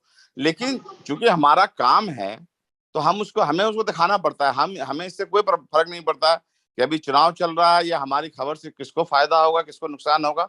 हम इन बातों पर गौर नहीं करते हैं। हम यदि लगता है कि हाँ, ये खबर है और ये लोगों को जानना चाहिए, ये लोगों के लिए जरूरी खबर है और बिना किसी एजेंडा खबर है, कोशिश ये होती है कि जो खबर दिखा रहे हैं इसका कोई पर्पस नहीं होना चाहिए। हम किसी के लिए फॉर या अगेंस्ट काम नहीं करते हैं। हमारा कभी ये मोटिव नहीं रहता है कि हम ये खबर दिखा के किसी को फायदा पहुंचाएं या किसी को नुकसान पहुंचाएं। हमारी कोशिश होती है कि जो खबर है वो खबर की तरह चले जाए। उसमें हम इस बात की हम चिंता नहीं करते हैं कि इसका किसको फायदा होगा, किसको नुकसान होगा। और इसीलिए आज तक पे लोगों का अभी भी भरोसा बना हुआ है, क्योंकि आज तक जो है वो इन बातों का ध्यान रखता है कि लोगों के लिए क्या जरूरी है, खबर क्या है। मतलब वो अभी तक वो किसी इसमें नहीं चला गया है कि इधर चले जाएं या उधर चले जाएं। इससे कुछ होता नहीं है। ये कुछ लोगों को माने कुछ सिस्टम में हमारे लोग हैं जो फॉर के लिए काम करते हैं, कभी कभी अगेंस्ट के लिए काम करते हैं। ये सारी चीजें सिस्टम में कुछ मैंने जैसे पहले बताया, वो अपवाद होते हैं, वो एक्सेप्शन है। लेकिन ऐसा किसी भी रूप में, किसी भी माने जितना एक मैं तो पिछले 25 साल से मैं आज तक मैं काम कर रहा हूँ, इस सिस्टम में काम कर रहा हूँ, टीवी में हूँ। मैंने देखा है जैसा पहले होता था वैसा अब भी होता है। और सभी पार्टियां बराबर रूप से आपको चुनाव के समय उनका इतना ही रिक्वेस्ट होता है कि मेरी रैली हो रही है, आप उसको दिखा दो, उसको दिखा दो। उससे ज्यादा वो कभी कोई प्रेशर नहीं डालते हैं। अब माने कुछ पत्रकारों की फितरत होती है, यदि वो खुद ही चमचागिरी करना चाहते हो किसी की, तो अलग बात है, इस पार्टी की, उस पार्टी की, इस पार्टी की। लेकिन सरकार का या किसी सिस्टम का आपके ऊपर कोई दबाव नहीं है, आज तक के ऊपर कोई दबाव नहीं है। मैं ये बात गारंटी के साथ कह सकता हूँ। मुझे कभी किसी ने मैंने फोन करके ये नहीं कहा कि आप ये कर लो, वो कर लो, ऐसे कर दो, वैसे कर दो। मुझसे कभी नहीं कहा। लोगों की अपेक्षाएं सिर्फ उतनी तक चुनाव के समय सीमित होती है कि हमारी रैली है, हमारी बड़ी रैली है, आप दिखा दीजिए, हमारा प्रेस कॉन्फ्रेंस से दिखा दीजिए। और वो उनका वो वाजिब भी है, वो कहना, वो रिक्वेस्ट तो बिल्कुल स्वाभाविक है कि चुनाव है तो उतना करेंगे वो रिक्वेस्ट, लेकिन उससे ज्यादा कभी किसी ने मुझसे नहीं कहा कि आपने ये क्यों दिखाया, ये क्यों नहीं दिखाया। हाँ ये जरूर है कि ये आपको कई बार आप ऐसी स्टोरी करते हैं तो आपको एक पक्ष को बुरा लग जाता है, दूसरा पक्ष आपको कई बार आपको आलोचना का शिकार होना पड़ता है, कई बार लोग आपको उसका ये करते हैं, लेकिन मेरे ख्याल से इस तरह का कोई दबाव नहीं है, कोई ऐसा किसी सिस्टम के लिए किसी के लिए काम करने का कोई दबाव मीडिया पे मैंने आज तक पे तो नहीं है मेरे हिसाब से। बाकी लोगों की मैं एक और बात सवाल पूछूंगा, हाँ एक और सवाल पूछूंगा, उसके बाद पंकज जी पूछेंगे। Journalism with impact, you know, ये मतलब that is the mission, like that's what we all strive to be. पिछले 4-5 महीने 6 महीने में ऐसी कौन सी आप स्टोरीज या न्यूज स्टोरीज बताएंगे जिनका एक रियल इम्पैक्ट हुआ है, और किस तरीके का इम्पैक्ट हुआ है, अगर आप बताएंगे। नहीं, अभी हमारे जो है हम मैंने हर दिन हर महीने हमने 4-5 स्टोरी जैसे करते हैं जिसका इम्पैक्ट होता है, जिसको सरकार मानती है, जिसको सरकार अपने अपने लेवल पे सुधार करती है। आप यदि पिछले साल कोरोना के समय की बात करें तो हमने कोरोना पे जब भी स्टोरी दिखाई, उसके बाद उत्तर प्रदेश सरकार ने कई खबरों पे उसका असर हुआ। अभी हमने राजस्थान की खबर दिखाई थी, वहाँ राजस्थान सरकार ने उस पर लिया। हमने वहाँ यूपी में दिखाया था, लोगों को तनख्वाह नहीं मिल रही थी, वहाँ लोगों को तनख्वाह दी गई। तो ऐसी बहुत सारी खबरें हैं जिसपे सरकार उसका असर होता है, हम दिखाते हैं खबरें, आप देखिए उसको, तो हमारी खबरों का असर होता है, लोग देखते हैं आज तक, और सरकार किसी की भी सरकार हो वो उस पर तुरंत कार्रवाई करती है, मैंने देखा है इस बात को, आज तक का असर तो होता है। पंकज जी आपका कोई सवाल है सर के लिए? जी नहीं सर, मैं पूछ रहा था सर, नए जो युवा पीढ़ी आ रही है सर, उनको कोई संदेश देना चाहेंगे? जिस तरह आपने एक मुकाम यहाँ तक हासिल किया है, तो नई पीढ़ी भी चाहती है कि आगे बढ़ें, और तो उनके लिए सर क्या कुछ कहना चाहेंगे? मेरा मैं एक ही बात बार बार बोलता हूँ लोगों को, मुझे लगता है कि लोगों को मेहनत करनी चाहिए, और मेहनत के अलावा कोई शॉर्टकट नहीं अपनाना चाहिए। शॉर्टकट से कुछ भी हासिल नहीं किया सकता है। शॉर्टकट से आपको यदि मैं किसी के लिए भी कहता हूँ, कोई भी गलत तरीका से कोई भी किसी भी रूप में जाके आपको कोई भी आदमी एक शॉर्टकट तरीके से कुछ भी हासिल करके आप उसको परमानेंट नहीं बना सकते, अस्थायी नहीं बना सकते। इसीलिए आपको मेहनत करनी चाहिए। जर्नलिज्म एक बहुत ही नोबेल प्रोफेशन है, बहुत ही क्या कहते हैं क्रांतिकारी, और बहुत ही आपके पास जिम्मेदारी वाला काम है ये। इसको बहुत सोच समझ के, बहुत ही विचार के साथ करना चाहिए, और इसमें कोई ये सोच के कि यदि आप धंधे में आए तो आपको किसी रूप में कि आपको तुरंत एंकर बन जाए, तुरंत रिपोर्टर बन जाए, तुरंत चैनल हेड बन जाए, ऐसी बातें नहीं सोचनी चाहिए। आपको सब कुछ समय पे मिलेगा, और मैं गारंटी के साथ कह सकता हूँ कि आप में यदि दम है तो आपको कोई रोक नहीं सकता है, इस बात के आप मान के चलिए। इसके लिए आपको कोई भी शॉर्टकट तरीका अपनाने की जरूरत नहीं है, किसी की चमचागिरी करने की जरूरत नहीं है, कोई भाई भतीजावाद और रिश्तेदारी से कुछ नहीं हासिल होता है। यहाँ सब कुछ मेरिट के आधार पे होता है। टेलीविजन में सब कुछ सामने दिख जाता है, यदि आपके अंदर टैलेंट है तो वो सामने दिखेगा। इसीलिए आप मेहनत करते रहिए, आप अपना गोल तय कर लीजिए कि आपको कैसे आगे बढ़ना है, आप क्या करना चाहते हैं, आप कैसे आगे बढ़ना चाहते हैं, आप निश्चित रूप से कामयाब होंगे बिना किसी शक के। अभी अभी हमारा कंटिन्यू है, अभी एंड नहीं हो रहा है हमारी डिबेट, हमारे बहुत सारे क्वेश्चन आ रहे हैं। We are going, we have another 15-20 minutes, या then we will wrap it up. Yes Pankaj ji. एक सर छोटा सा सवाल है, जैसे मार्केट में बहुत सारे चैनल हैं और हर चैनल अपने आप को नंबर 1 होने का दावा कर रहा है, कई हैं इसमें, हर तो नहीं कर रहा, कई चैनल कर रहे हैं, जबकि आज तक भी का भी दावा है कि लंबे समय से नंबर 1 बना हुआ है। तो ऐसे कोई 3 कारण बताइए जिसकी वजह से आप नंबर 1 की कुर्सी पर हैं और दावा करते हैं। नहीं, देखिए ये कोई दावा करने की बात नहीं है। देखिए 2 तरह की बातें होती है। नंबर 1 तो टीआरपी जब आ रहा था तो टीआरपी के मापदंड के आधार पे नंबर 1 तय होता है, और वो टीआरपी में जब भी आता है तो टीआरपी के आधार पे तय है। जो भी चैनल नंबर 1 है तो वो चैनल नंबर 1 अपने आप को दावा करता है। उसमें क्या है, कुछ लोग कुछ चीजें निकाल के, वो मार्केटिंग का गिमिक होता है। जो कोई लोग बोलते हैं हम इसमें नंबर 1 हो गए जी, हम कोई एक बैंड के नंबर 1 को अपने आप को नंबर 1 कहता है, कोई चीजें, लेकिन वो सब चीजें मैटर नहीं करती है। मैटर करती है कि जनता का भरोसा, और जनता को आप किस पे लगता है कि वो उसके लिए कौन सा नंबर 1 है। असली नंबर 1 वही है जिसपे कि लोगों का भरोसा है, और जिस चैनल को देख के, और मुझे लगता है कि इस मामले में आज तक के टक्कर में दूर तक कोई चैनल नहीं है। इसीलिए आज तक नंबर 1 बना हुआ है, क्योंकि लोगों का जो भरोसा है वो अभी भी आज तक पे ही कायम है। आप चाहे किसी भी सिस्टम में जाकर देख लीजिए, खबर के लिए लोग, माने खबर का मतलब ही आज तक है। किसी को खबर देखना हो तो आज तक ही देखता है। इसीलिए वो जो आज तक का दावा है, और आज तक तो पिछले 22 साल से नंबर 1 है, कोई आज 1-2 हफ्ते की बात तो है नहीं। इसकी सफलता का सर सूत्र वाक्य, एक शब्द में कोई सूत्र वाक्य आपकी सफलता का? मैंने बताया, भरोसा, विश्वास और सही माने निष्पक्ष पत्रकारिता।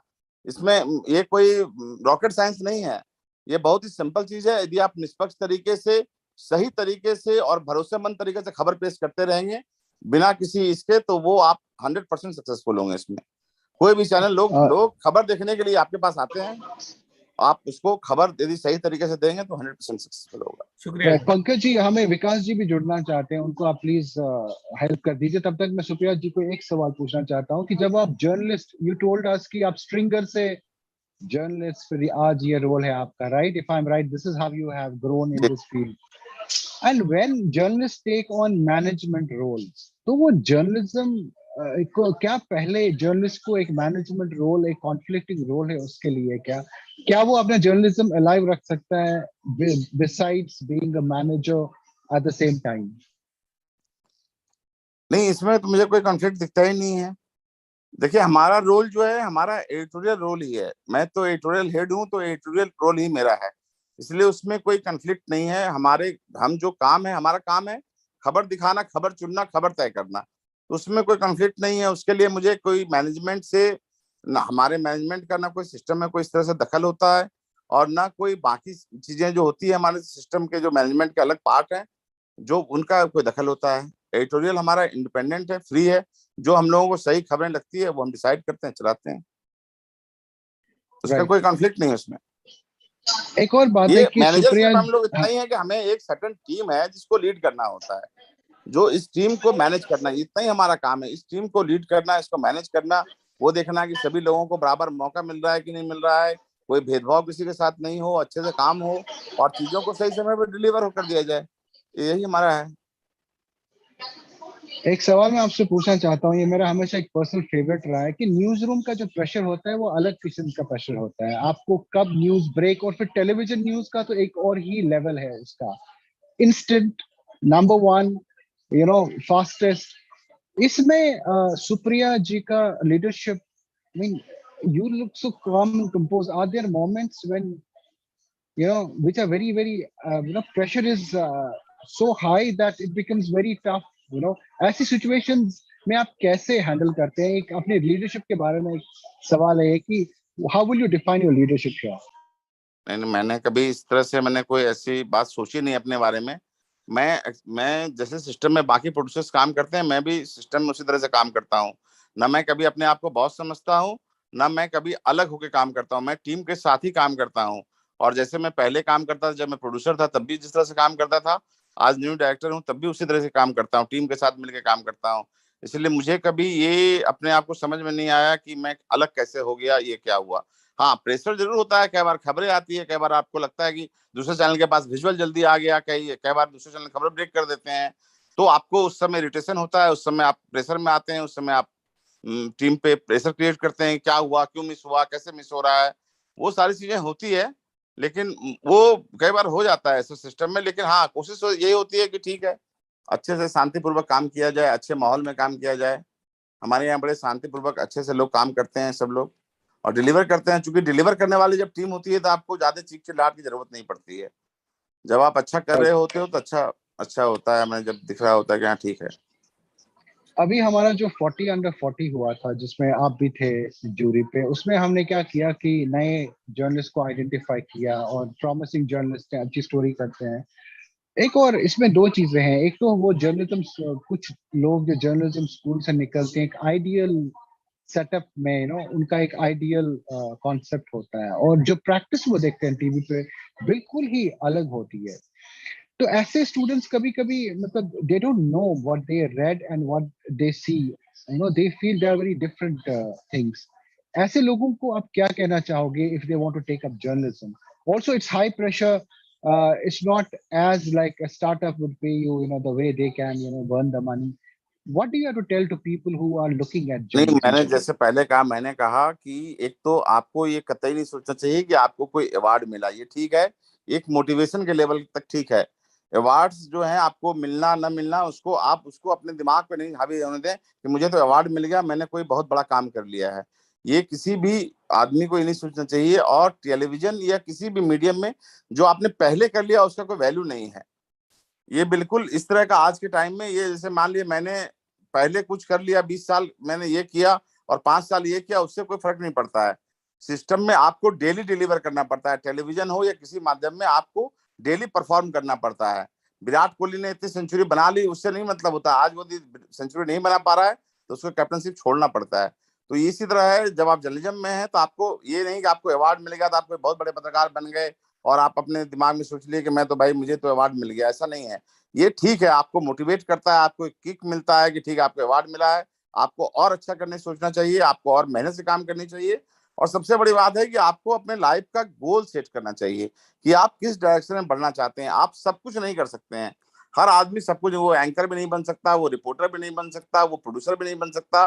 तो आप तय कर लो कि आप क्या करना चाहते हो, आप किस दिशा में आगे बढ़ना चाहते हो।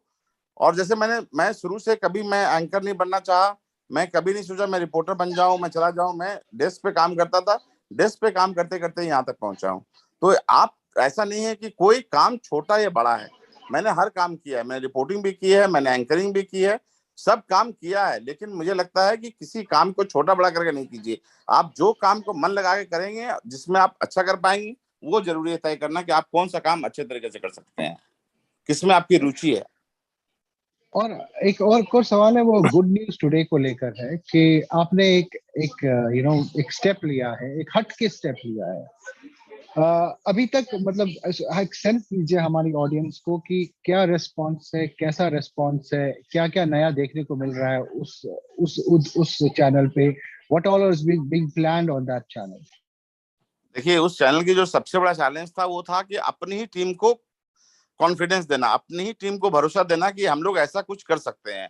माने टीम ही पहले बहुत ही ये थी कि पता नहीं क्या होगा, नहीं होगा, हम लोग अच्छा कर पाएंगे कि नहीं कर पाएंगे, गुड न्यूज देखेगा लोग कि नहीं देखेगा। लोगों को तो सही बात है कि बैड न्यूज अच्छा लगता है। तो वो एक हमारे लिए चैलेंज था। लेकिन हमने फिर एक टीम तैयार की और टीम को मजबूर किया, क्योंकि हम लोग खबर में आदत होती है ना कि 5 मरे 30 घायल, फलाना ढमकाना, तुरंत दिखा दो वहां पे ये हमला हो गया, ये हो गया। वो हमारे जो जो नई पीढ़ी या जो भी मैंने एक जर्नलिज्म का जो एक तैयारी मैंने सिस्टम में जो भी टीवी चैनल में काम किया, ये काम करता है, उसके दिमाग में एक फ्रेमवर्क है, एक वो सोचता है कि क्या खबर है, उसने बनाया हुआ है दिमाग में कि ये खबर है जी, ये खबर है। तो अब उस खबर को छोड़ के उलट खबर दिखाना, ये बहुत बड़ा चैलेंज था कि हम उस पे, जैसे मान लीजिए कि वहां पे रोपवे वाली घटना हुई देवघर में, तो लोगों ने कहा कि हम इसमें क्या करेंगे, चैनल तो रोपवे दिखा रहे हैं, अब इसमें हम गुड न्यूज। तो हमने जो उसके रिलीफ वर्क में लगे थे, जिन्होंने बचाया लोगों को, हमने उसके ऊपर स्टोरी की। तो हम अब हमारी टीम उस तरीके से तैयार हो गई है जो उसमें से बुराई में अच्छाई निकालती है, जो उसमें से जो गुड होता है वो खोज के निकाल लेती है कि हाँ इसमें ये गुड न्यूज है। तो वो पहले टीम को तैयार करना बहुत ही मुश्किल काम, मैंने सबसे बड़ा चैलेंज वही था कि टीम को तैयार करना, टीम को फ्रेमवर्क में लाना, टीम के माइंड में ये बात बताना कि हाँ गुड न्यूज टुडे है। और उसके बाद अब मैं बोलूं, आज करीब करीब 6 महीने से ज्यादा हो गए चैनल शुरू हुए, और अब मुझे लग रहा है कि उम्मीद से ज्यादा अच्छा रिस्पांस मिला हमें। लोगों ने काफी सराहा है, लोगों को पसंद आया है। और सबसे अच्छी बात है कि हम खबर उसमें हर खबर दिखाते हैं। माने हमने उसमें फास्ट न्यूज भी है, हमारी खबरों को लोग देख रहे हैं। और उसमें हम सास बहू प्रोग्राम भी दिखाते हैं, उसमें धर्म पे प्रोग्राम भी दिखाते हैं, और पॉजिटिव न्यूज दिखा के लोगों को बड़ा पसंद आया ये कि ये एक अलग तरह का एक्सपेरिमेंट है। जहां कोरोना के टाइम में जब लोगों के पास काफी नेगेटिविटी से परेशान थे और जब हर तरफ नेगेटिव खबरें आ रही थी, हर तरफ कोरोना से मरने की खबरें आ रही थी, तब उस समय जब हम लोगों ने इस मैंने चैनल की कल्पना की कि इस चैनल को अलग कैसे बनाया जाए, अलग कैसे रखा जाए, ताकि लोग जब घर में बैठ के पूरे परिवार के साथ उसको देखें तो उन्हें कोई बिना तनाव मुक्त होकर देखेंगे, उन्हें लगेगा नहीं बहुत अच्छा है। फील गुड वाला चैनल है ये। पंकज जी, आप कुछ पूछना चाहेंगे? मेरे पास 2 और सवाल है, फिर हम इसको रैप अप करेंगे।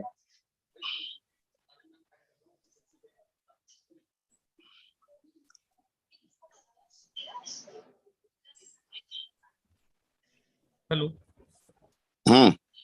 सर, वो जैसे आपने कहा कि अच्छी खबरों के लिए हमने गुड न्यूज टुडे लिया, और हम एक तरफ कहते हैं कि हम सारी खबरें दिखाते हैं, अच्छी या बुरी, तो केवल अच्छी खबरों के लिए उसे अलग देखेगा आदमी कोई, या जो अच्छी देखना चाहेगा वो गुड न्यूज टुडे देखेगा, और बाकी जो सब तरह की देखना चाहेगा वो आज तक या और कोई दूसरा चैनल देखेगा। बिल्कुल क्या नहीं, ऐसा गुड मानना न्यूज है? टुडे एक कॉन्सेप्ट पे बेस्ड चैनल है। यहाँ पे गुड न्यूज चैनल माने में वहां पे वो एक अच्छी और चीजों को अलग तरीके से, जिसको जरूरी है कि चूंकि आज You तक can जो है go. वो खबर, आज तक जो है जो देश की सबसे बड़ी खबर है, जो बड़ी खबरें हैं वो दिखाता है। आज तक उन खबरों से अलग नहीं हो सकता है। मान लीजिए कोई बड़ी खबर चल रही हो, तो आज तक की मजबूरी है या आज तक से लोगों की ये अपेक्षा है कि आज तक उस खबर पे पूरी तरह से दिखाए, आज तक उसके हर पहलू को दिखाए। तो इसलिए गुड न्यूज टुडे हमने इसलिए किया है क्योंकि उससे एक अलग तरीके की पॉजिटिव न्यूज दिखाने के लिए ये भी जरूरी है कि समाज में बहुत सारे अच्छे काम भी हो रहे हैं, जिनको हम चुन चुन के, जो हम आज तक में दिखा सकते हैं दिखाते ही हैं। इसके अलावा हम कोशिश करते हैं कि जीएनटी में उन कामों को अच्छे से लोगों को दिखाया जा सके कि ये लोग हैं समाज में बहुत तरह के हीरो हैं, बहुत तरह। मैंने हमने जब स्टोरीज देखी और हमने जब प्रोग्राम देखा तब हमें लगा कि बताइए, हम लोग मैंने इतने सारे अच्छे लोग हैं जो बहुत अच्छी अच्छी काम कर रहे हैं, उस समाज के लिए एक प्रेरणा स्रोत हैं वो। तो इसीलिए हमें लगता है कि वो मैंने जो है गुड न्यूज टुडे इस मामले में बहुत अच्छा काम कर रहा है। जी राइट। एक और बात है क्रिटिसिज्म को लेकर, ट्रोल्स को लेकर, वो एक रियलिटी है आज के जमाने में। आप क्रिटिसिज्म को कैसे हैंडल करते हैं? किस तरह की क्रिटिसिज्म, क्या आलोचना?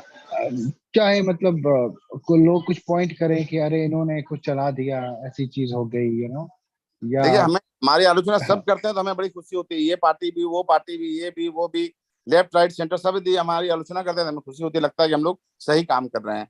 इसीलिए हमें आलोचना मैंने सहने की और झेलने की क्षमता है। हम उसके कारण हमें उसमें कोई आलोचना, ठीक है, आलोचना होनी चाहिए, आलोचना बुराई ये सब तो सुनने की आदत होनी चाहिए, इसमें क्या है। Right right right. और एक और चीज है, कई बार डिजिटल आलोचना करने वाले आपकी आंखें खोलते हैं, कई बार आपको लगता है कि हाँ वो जो बोल रहे हैं सही है। ऐसा नहीं है कि आलोचना सिर्फ झूठी आलोचना ही होती है, कई बार आलोचनाओं से आप सीखते हैं कि अच्छा हाँ उन्होंने जो कहा वो सही कहा।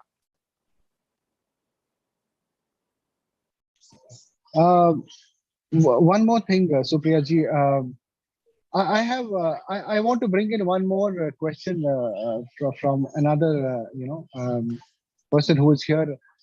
I'm sorry, Abhijit ji.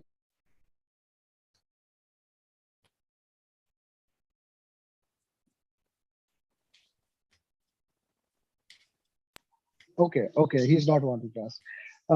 Okay, final two questions I have, Supriya ji, for you.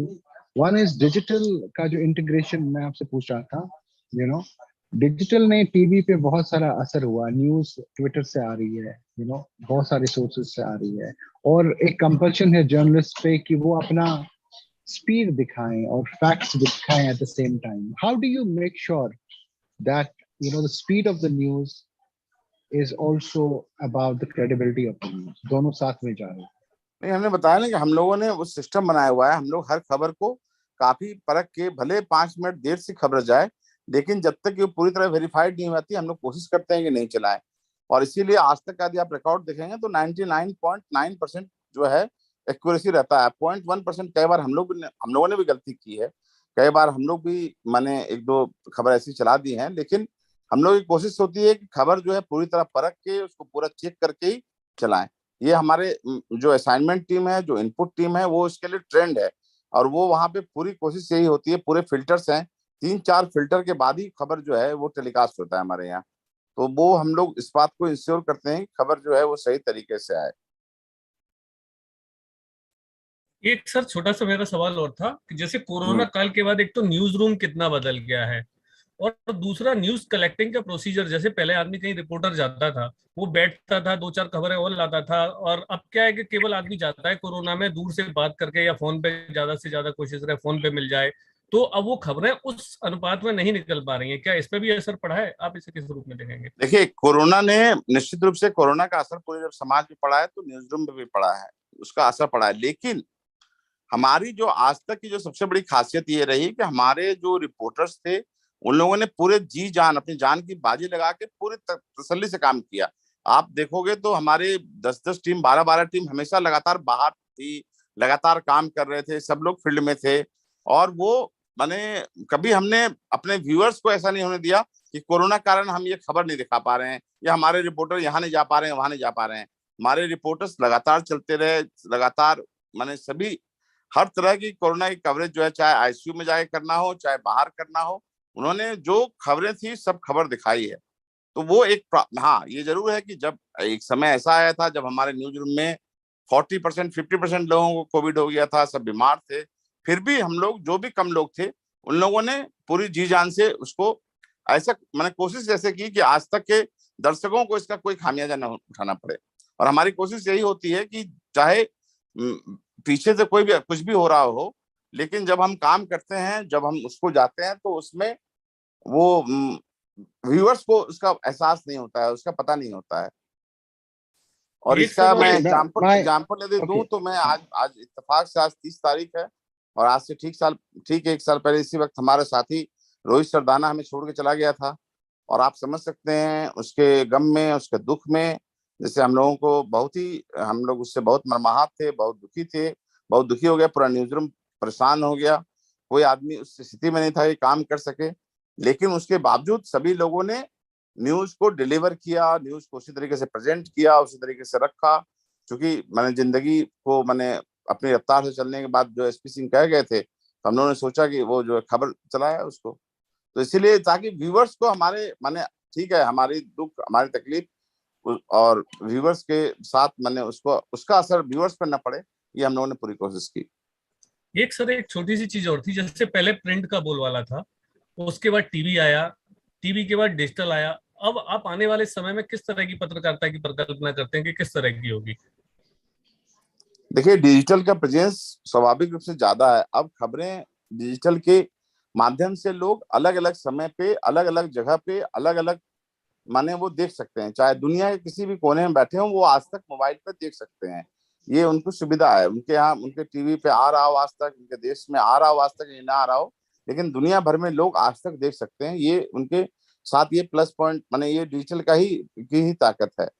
और इसीलिए वो डिजिटल निश्चित रूप से आने वाले समय में डिजिटल का बोलबाला और बढ़ेगा, मुझे लगता है। लेकिन सभी अपने जगह पे है, टीवी अपनी जगह पे कायम रहेगा। लोग जब टीवी आ रहा था तो लोग अखबार खत्म हो जाएगा, अखबार खत्म नहीं हुआ, अखबार भी उतनी मजबूती से बना हुआ है। आज भी लोग अखबार पढ़ते हैं, आज भी लोग टीवी देखते हैं, और आज भी लोग डिजिटल भी देखते हैं। ये अच्छी बात है, और आगे भी इसी तरह चलता रहेगा। टीवी का बोलबाला बना रहेगा, ऐसा नहीं है कि टीवी खत्म हो जाएगा और डिजिटल आ जाएगा। टीवी भी लोग देखेंगे और हमारी खबरें भी लोग देखेंगे, और उसको हो सकता है कि माध्यम बदल जाए, हो सकता है कि वो सेट टॉप बॉक्स लगा के ना देखे, वो अपने मोबाइल पे देख लें। आज तक ये संभव है, ऐसा हो सकता है, लेकिन ये नहीं होगा कि लोग टीवी न्यूज नहीं देखेंगे या आज तक देखना छोड़ देंगे। Okay, thank you so much. Our next speaker, Mrs. Sinha, is already here. Thank you, Shashi sir, and Supriya ji. Thank you so much for joining us on this wonderful conversation on News Next. Or evening में हमारे awards हैं, we'll see you here. But thanks for taking our time. Thank you. Thank you. Thank you, Pankaj ji.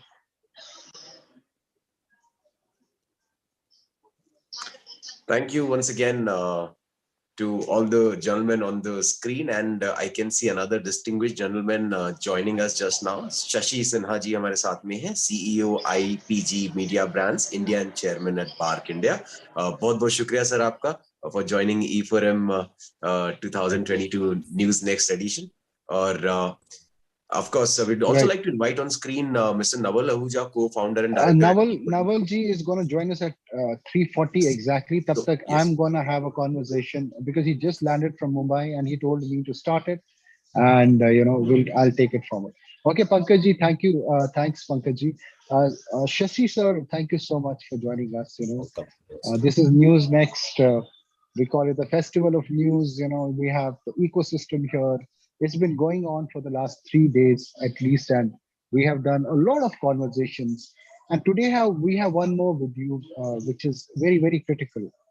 I want to begin by asking you, it's been a month being the chairman of BARC and dealing with the news industry. Some thoughts, how has this month been, and so it's very early days. So, for a variety of reasons, since I was with BARC, I have I was not too keen to get on because I thought others should do it. But when people in the ecosystem, our board members, insisted that I come on, so I came on. So I had two broad thoughts for the long haul. When I say long haul, I mean the next 6 months, 8 months, which probably would affect news also reasonably well. So one was, while we are doing what we are doing with 45,000 homes as BAP, and there were 4 to 5 individuals per home, which is 2 lakh people. But we thought that, there's a large ecosystem in terms of the DTH operators, and there are lakhs and lakhs of people there, and it's easy to get the data. So if we work towards the DTH operators to get a return path, which is a possibility, and therefore that data will enhance and add to what BAC is doing. So of course, there are lots of challenges in terms of technology and stuff like that. That was one thought, which I thought, if we work in the next 6 to 8 months, if we can make that happen with everyone's support, the British operators, the BAC team, and also the government, then I think, not only will data become a lot more robust, it already is pretty good, but it become a lot more robust. And also we get all segments of society, because just now the way the button pressing behavior is, you need particular segments to also join in. So I thought that was one big initiative which you could do. The second one, which I thought, is that today digital has become very important. TV, of course, is still very relevant, but I thought digital has become important. And while I know the costs are different, the CPMs are different for both the medium, but BAC has worked on the backend for a long time on putting out TV plus digital data. So that, I think, is not a technology issue. BAC, I don't know, most people may know, may not know, is already running a digital panel, a TV plus digital panel for 12,000 homes. But digital is very small and fragmented, so digital cannot be measured on the basis of just a 12,000 sample because of the fragmentation. You need census. So BAC has almost been ready. The backend is just a matter of getting it in place and getting on with the measurement. So that's another challenge, but that requires the industry support. There are lots of other challenges, like how to ensure there's no bots coming in. All that is a issue. So I think these are the two big initiatives that I thought with. But what happened was, Rohil, that sorry to take some time to answer the long question, but please. It is so those are the long-term thoughts that I decided. But there's something called the here and now. Fortunately, unfortunately, my taking over coincided with the news ratings coming out, the rolling average after almost 14, 15 month gap, they came out. So obviously there were lots of challenges with that, lots of questions, because you suddenly found rankings changing, and so people had lots of questions, and therefore we've been putting the data under stress to figure out whether all is well and all. So that is happening parallelly. So I think like any business, there is a here and now, which in the news case is the news rating coming up, and all the, because we are doing rolling averages for the first time, so there are lots of details being worked out. Is the rolling right and all that? Are we losing audiences because of that? And of course, there was a Ukraine war at that point in time, so all ratings had gone up, all the news ratings had gone up, across channels. So I think these are the two broad strokes. One is the long term, one is the here and now. But there are a lot happened in the last 30 days or 20 days ever since I've been started. Right. There's this conversation always about, the future of TV in a world where digital is becoming a bigger voice and a bigger conversation. I mean, of course, you have spoken about in the past, but for our viewers today who are joined us, what would you say, what is the future of TV as a medium for advertising in a digital, in a world that is like, going largely digital? So I will say this to you, and that is, see, today, firstly, the larger point being made is because of the structure in this country, because of government reasons and even otherwise competitive reasons, subscribers don't pay for content. 80% of the revenue which comes, whether it's TV or digital, comes in from advertising. Advertising is paying for the content. So any growth of the system, whether it's radio, TV, or digital, will come from the fact if subscribers start paying substantial amount, as in the world. Like, for example, sports, everyone's talking about IPL bidding, but sports primarily subscription, or at least 50% subscription in many markets. In India, it's reverse, it's all advertising. So my thinking is as follows, that, that content will always be under monetized because of this, because subscribers are not paying, and always the burden will be in advertising. And the burden is advertising, then always the existing medium will support. So, advertise. Therefore, TV CPMs are very high because TVM still remain a mass medium. And in many markets in the world where digital is overtaken, TV still plays a strong role. So there will be always, if I say lack of, monetization of digital. So CPMs will always be low, and that will never make it profitable. So only the big giants like Google, Facebook, which had to search, or YouTube can do it. But for OTT players to make money, something has to change. So in that context, I think TV has a lot of juice left in it, is my summation. A lot of juice left in TV.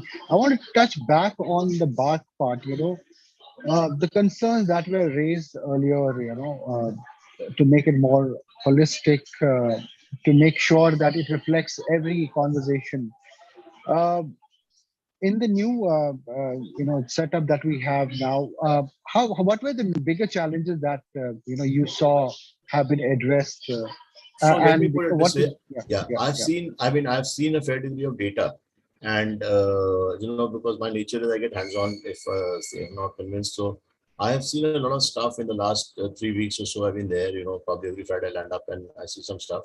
Obviously, I do want to do the process of the rating, the production. That's not my career, but I see post-facto a lot of stuff.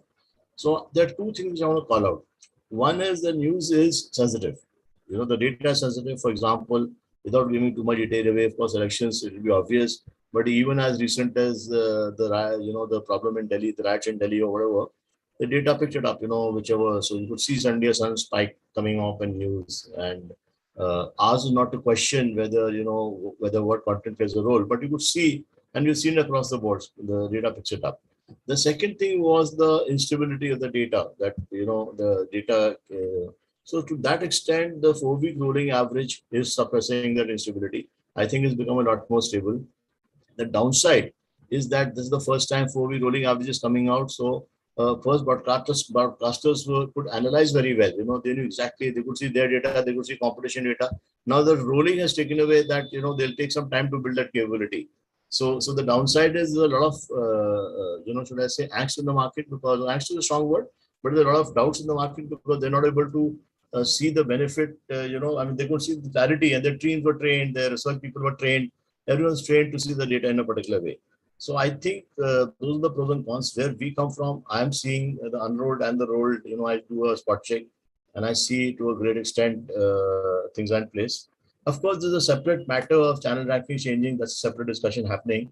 There's on a parallel track, But how can this ranking change? That's a separate thing, So that is for us not to discuss. But so I think yes, people have to get used to the idea of rolling. Till they build up the learning curves. When we start giving out some high point unrolled data, then they'll compare and they'll come to their conclusions. So that will happen. So this is a nascent journey. The journey just started. I'm sure over a period of time, all the rough edges will get evened out. Right. I will leave these questions to Mr. Ahuja, who's joining us in the next 5 minutes. But I want to ask you another question, which is about media spends. How it has after COVID. Of course, a lot has come back and things have improved. Things are very different. Well, how do you read that shift, and what is the kind of growth expected from here on, in your view? So two things. So one is, spends have been under pressure. So I'm not sure whether it will be still back to 2019 because, it may not affect news. But on overall TV news, as you know, is about 8 to 10% of the total TV addicts. But if you look at, total TV spends or total media spends, because of this whole problem, it started in November, December. War just accentuated it. But this whole problem, which was due to commodity prices going up, oil prices, problem in transport, the huge costs have gone up in transportation across the world.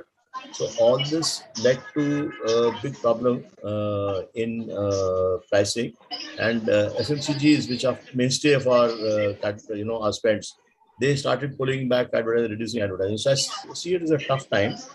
To answer your question on TV versus digital, that is what you alluded to, is digital spends.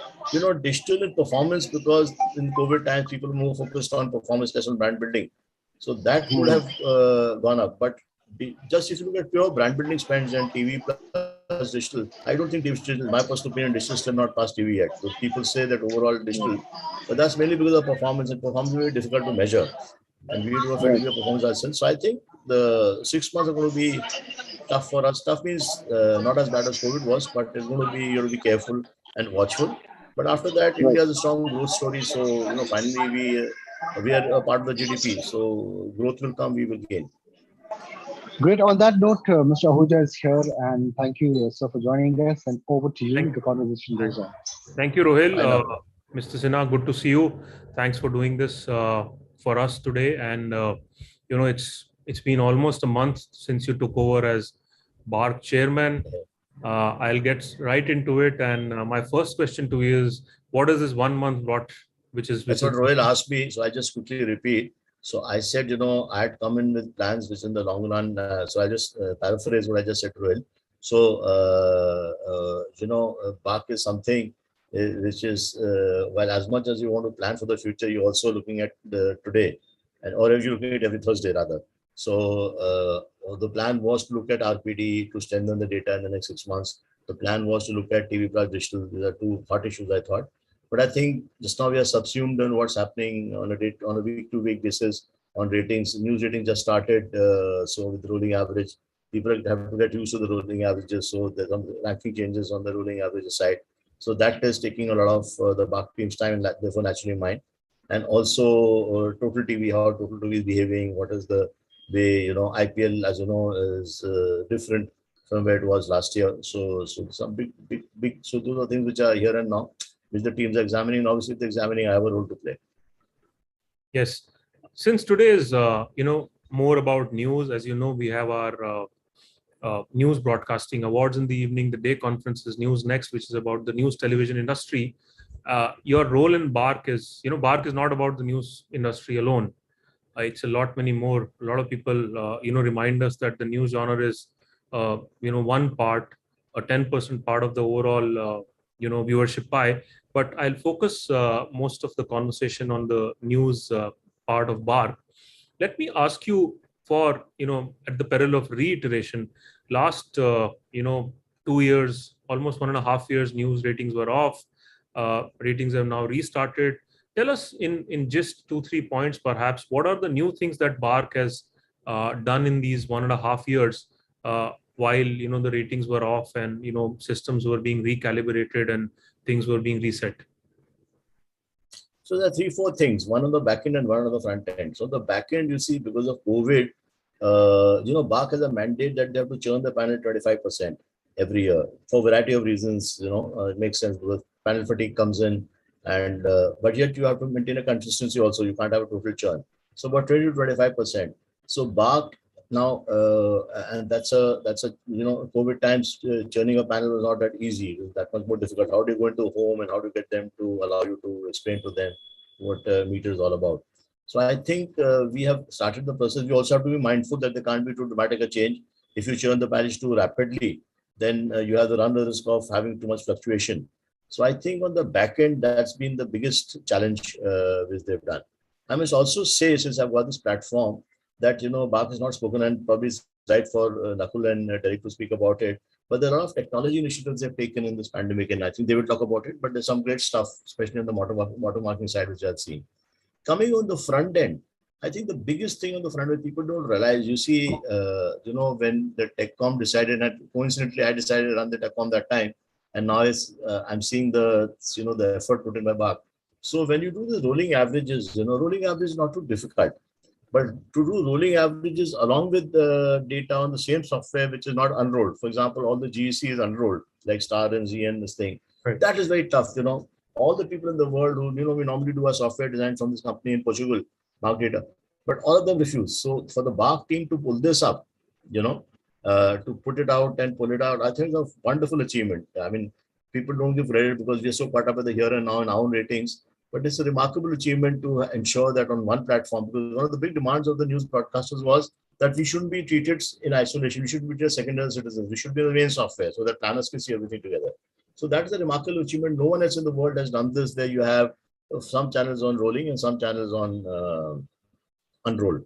So I think that's a big achievement, and that's what just come out. So I think this is what I want to call out. I will also now come to some of the contentious issues.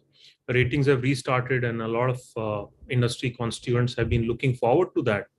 But Exchange for Media itself reported a few weeks back about some of the concerns one of the largest industry body, which is the NBDA, has raised with BARC with regards to a lot of pointers in the ratings. Though we haven't seen any formal response from BARC, but if you have some views on the concerns they've raised and what is the response you have, will be very so there are helpful. 3-4 things. There are 3-4 things. The broad concerns are in the area of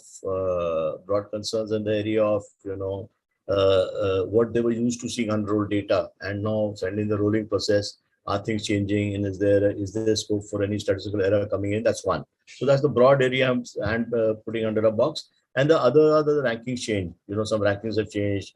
Third is there's a dramatic increase in reach in the beginning. So our whole thing is that. So let me answer the last one first. The easiest to answer.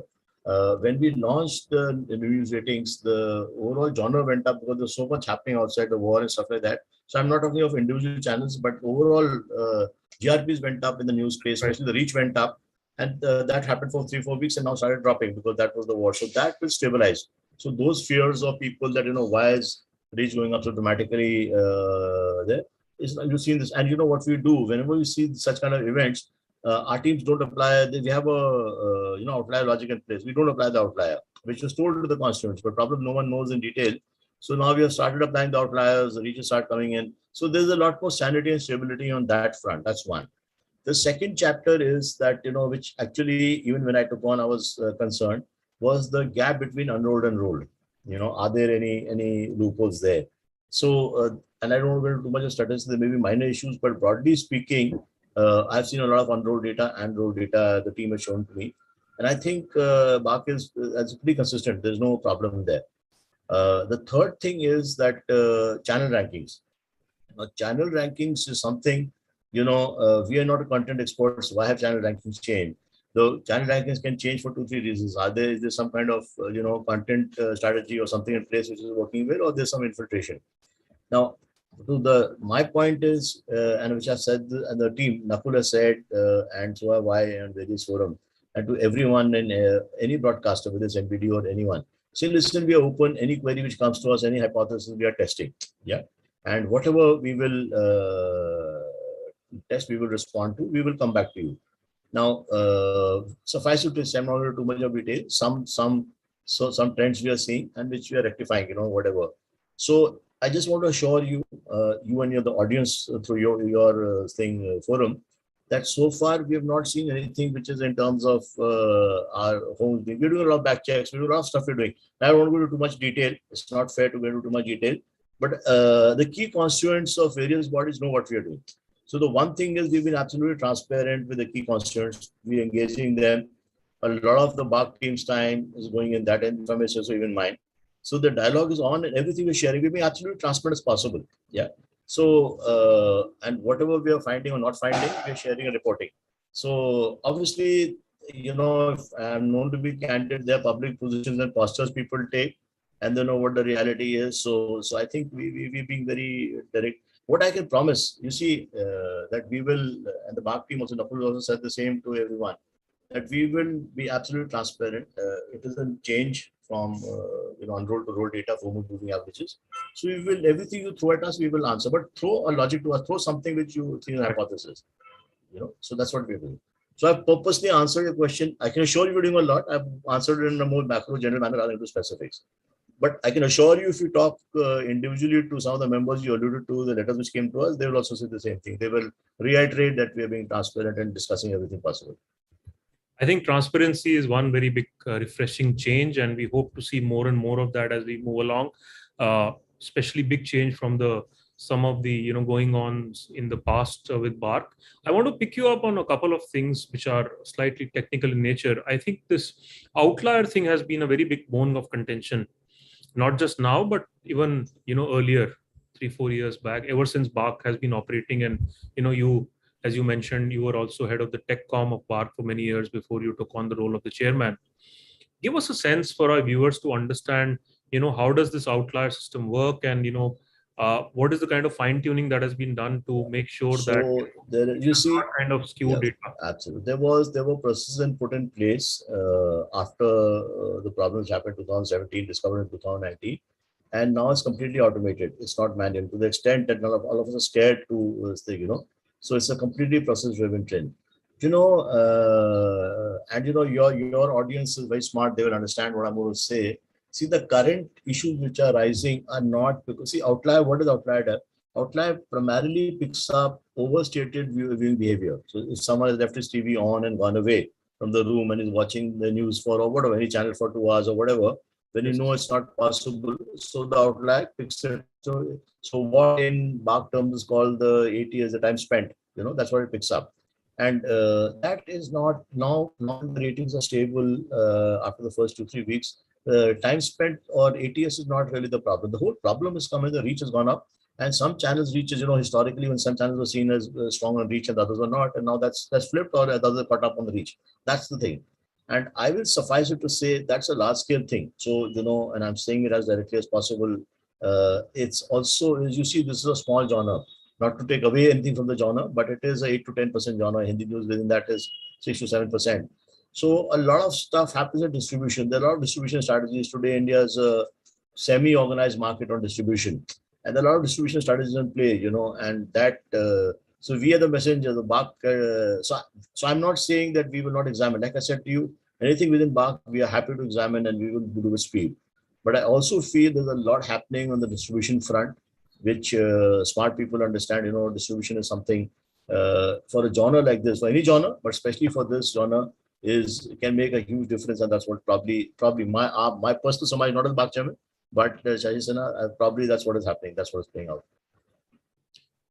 One of the associated issues with this has been again a long-standing issue of landing pages, and we've had TRAI intervention in the matter. Parties going to court. There's a Supreme Court order which is as of date, which is still operational as far as landing pages is concerned.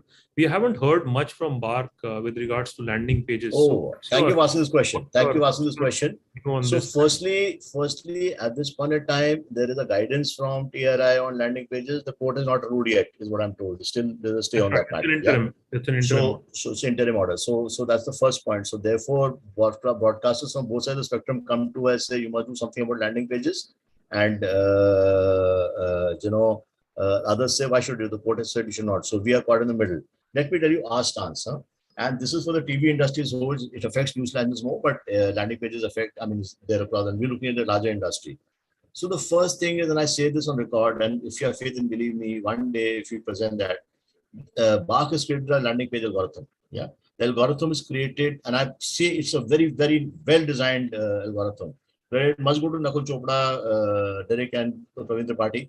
It's a fabulous algorithm. The logic is that I'm sure anywhere is presented in the world as a research paper, it will hands down. I was involved in it as a TechCom 6 months, 1 year back. It's fabulous, and I really believe it's fabulous. Having said that, the algorithm is designed in a particular way. The algorithm is on 2 chapters. It has two inputs. One input is designed not to hurt. It is to take away the sampling of due to landing pages. It is not to take away the viewership from landing pages. And this is a fine distinction people don't make out. So, and before I come to that, let me give you a context. Context as follows. A lot of advertisers said, listen, it's like doing window display in shop. If you're doing window display for unfollowing, is fine. But if you're leading to purchase behavior, what's the problem? So the same thing is applied here, that if that landing page is leading to sustained viewership. So, for example, I'm not watching IPL, but I see a landing page of IPL and suddenly says, wow, cricket is on, my passion. I'm going to watch IPL for whatever period, 2 hours or 3 hours. There's nothing wrong with that, genuine viewership. But if landing page is, you're flicking channels, you're going from one channel to another, and you see a landing page and then you pause on it and that's caught, that may be not, that might not be steady viewership. So our algorithm is designed to capture landing pages. And there's a time set, and which is like with the board's permission. The board has decided that this is what constitutes, and I will not mention on screen what the time spent is, but there's a figure to it. So we are capturing that. The second thing is, there's also a formula which we apply now. If someone does landing page in some small town beyond a point, that we cannot say. If someone does massive landing page, there will be an impact, because if that translates into regular viewership, it will be sell out. So it's for the bar board to decide, no, you just cannot, you have to knock off all viewership of landing pages. That's not what is happening. So I'm using this to clarify that the sampling, the incident part of the landing page is being caught. The regular viewing is happening. So it's in two parts. And that there's a formula which the board is approved. This is where it is. So you think the formula is enough to assuage the concerns of the new? See, no one can be a so I'll tell you. So Naval, this is something the board is, and I'm saying this strongly because I was involved at the thing. Nothing can, because those who are doing landing pages say, why are you applying a formula? If the court has not ruled on it, TRA has said, but TRA is not saying that it's in court. So why are you applying a formula in the first place? Yes. Those who are doing land, those who are not doing landing pages saying, even that limit, even that thing, the people are catching more.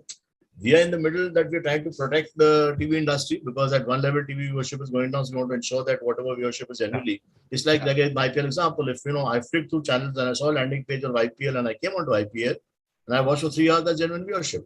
So right. This is a contentious issue that you'll never swatch people, because people are polarized on both sides of the spectrum. Yeah, and it's as you rightly said, if there is a landing page and a viewer ends up being there and then ends up watching that program for a long period of time, it is genuine viewership. You cannot just discount it and count it as an outlier. So landing page in that sense is a tricky issue. The only thing that skews the entire equation is that landing pages require investment of money, and money muscle then plays a very big part in sort of peaking that viewership. Let me come to can I take that on that point? Because large advertisers said, listen, Hindustani was said, and women taking names on the board, the TechCom, they said, listen, we have built a incumbency and we've become so big. When we do short displays compared to some other place, we do short displays. That's Tomorrow there's a lot to say, you can't do short displays, you can't do run schemes, you can't do this for trade practice.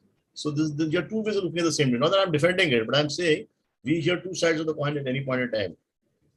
Yes, absolutely. I mean, if HUL has an X budget and another player has lesser budget, then HUL, of course, naturally has an advantage, and that advantage is earned in the marketplace. There is nothing wrong about that. Absolutely right. Let me now come to another, part of the entire equation. And there are 2-3 aspects that I'll discuss with you. BARC chair, being part of BARC is a sort of honorary job that you do for the industry. It's a yeoman service you do for the industry. You run a large advertising business. You are the head of IPG in India, one of the top advertising businesses. You do a lot of conversations with clients about investment across various media vehicles, and news is also an important part of that.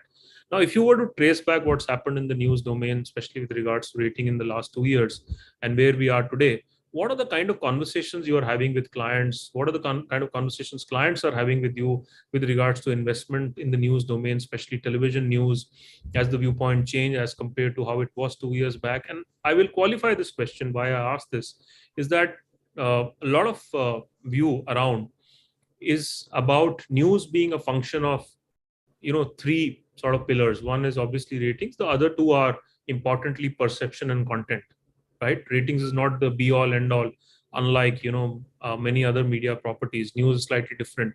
So what are the kind of conversations you've had with clients which throw some light on what's happened in this domain? Thank you for asking this question. It's a very important question, and I'll use this opportunity through your platform to talk about this. A very wonderful question. The first part is, as far as ratings go, ratings are important. Let us not get derailed by the last 20 months or 18 months there, because there was collective commitment to sort out to move into rolling averages. And all of us, or from the agency side, the advertiser side, the bodies had turned around and supported this call and say the technology involved and there's a government coming to play saying that, we must allow this to happen. But on a long haul, advertisers always say that ratings help take advertising decisions. That's one point. Having said that, there are enough advertisers who also look at content, So large multinational companies or whatever, large companies go by ratings and purely ratings. But there are a lot of seniors, I won't name clients, but some of my very senior clients also, and I sit in those discussions, have started asking questions on, is the content polarizing or not, and what is the content? They don't necessarily go by this. Okay, put a factor on top of the ratings, put a factor. on that, and I think that is gaining acceptance. I won't use the currency, but that is, and the third thing, which is actually an appeal I want to make to, you'll be surprised when I say this, Naval. Today, unfortunately, this whole news space, and I'm known for calling a spade, has become very polarized. It's all about share. It's all about number one. I'm number one and number four between 4 to 5 in the morning, and this has lost a lot of credibility amongst us and our clients, And I do various cuts now. In the back role, I see various cuts because hot contention on one position to two position. One of the things, and one of the things is this genre has not grown.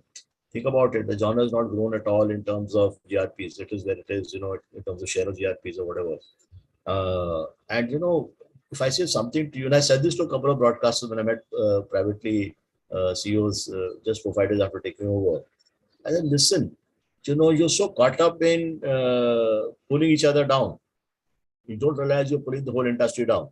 So I'm number one, he's not number one, or someone cursing someone else, in the newsroom. It's not, we are one ecosystem. The advertising ecosystem, the media system is one ecosystem. We compete by day. We win. Just now as we speak, there are 4 or 5 large pitches happening. But we are friends. We take industry decisions together. Just to this morning, just this afternoon, I don't mind saying it publicly, Vikram, PK, me, 3 or 4 on a call discussing some industry issues, all the time together. So our common interests are common interests. We're not, now what is happening, and I'll throw one surprise fact no one knows. Today, the reach for news is as much as the reach for GEC. Think about it. In HSM, so if you take the news genre, and today, a lot of clients plan on reach. Today, news reaches maybe same and maybe more audiences than news. That's a big story to tell. That's a big story to from ensure you're competing with the, I'm not anti the GC guys, they're the ones who fund park.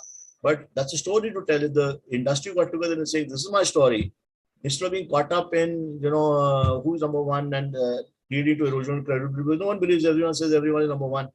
My client says, okay, I've shown to some big broadcasters I met, one of my largest clients, auto clients.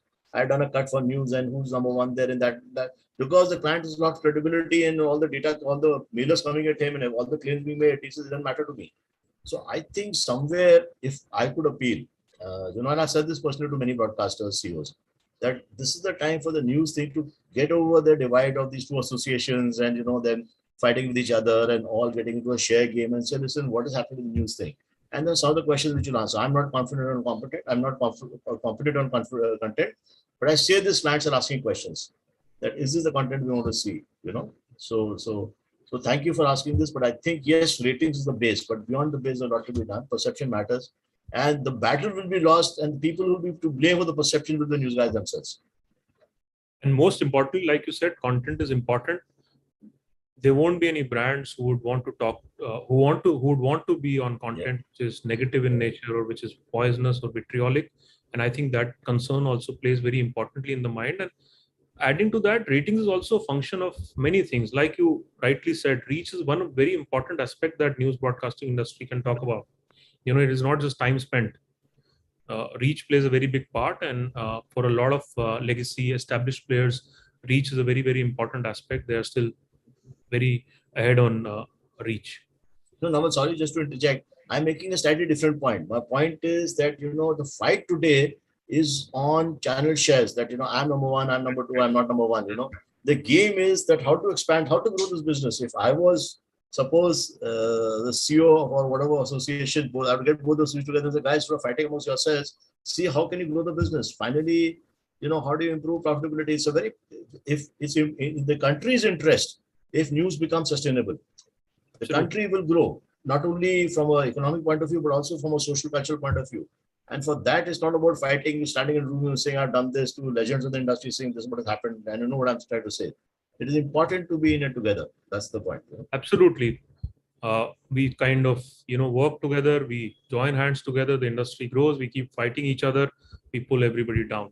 Let me now come to, since we're talking about content, let me now come to a recent development. Last week, we all saw the government issued a, sort of diktat, the government issued an advisory regarding content of news channels. I know content is not the purview of BARC, but as an industry captain, as BARC chairman, as well as, head of IPG in India, what's your view on, that government diktat and the observation or the It's a advisory? sad day. So I'm speaking this in my personal capacity because I'm very mindful that what I say is BARC has no view on content.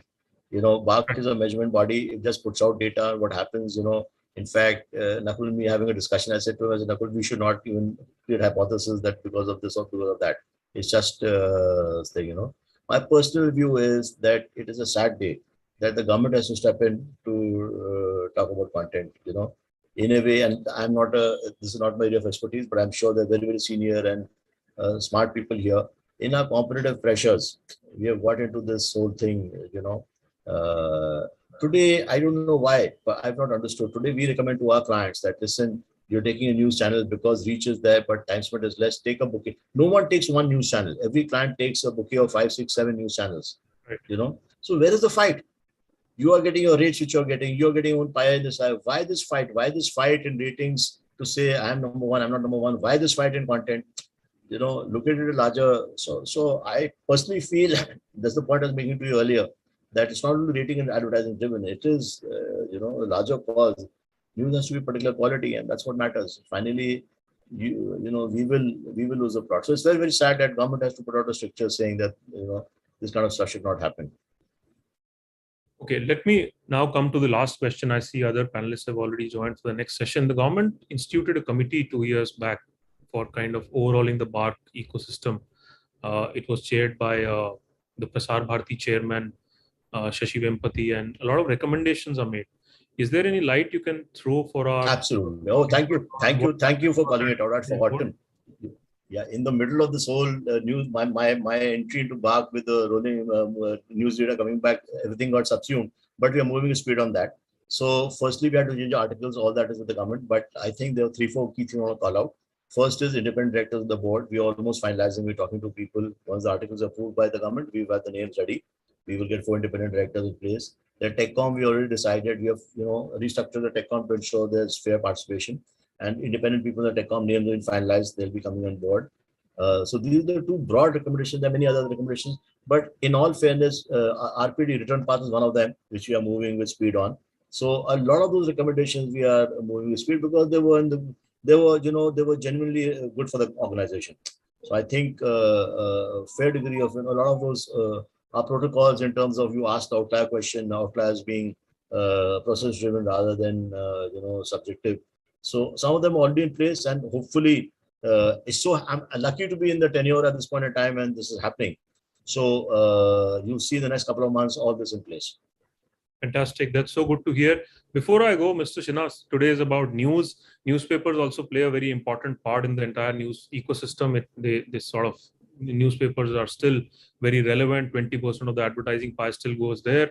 Do you think anything is happening on the measurement as far as newspapers are concerned? Though it's not BARC's domain, but you are an industry leader. So unfortunately or fortunately, both Vikram and me and the same committee, I'm the chairman of MRC, Vikram, the TechCom chair. So both of us involved. We were trying to do a common currency, saying because, and there were 2 things we were saying. One, we were saying that there should be a common currency between, use the baseline of BARC or MRC or IRS or whatever to create that.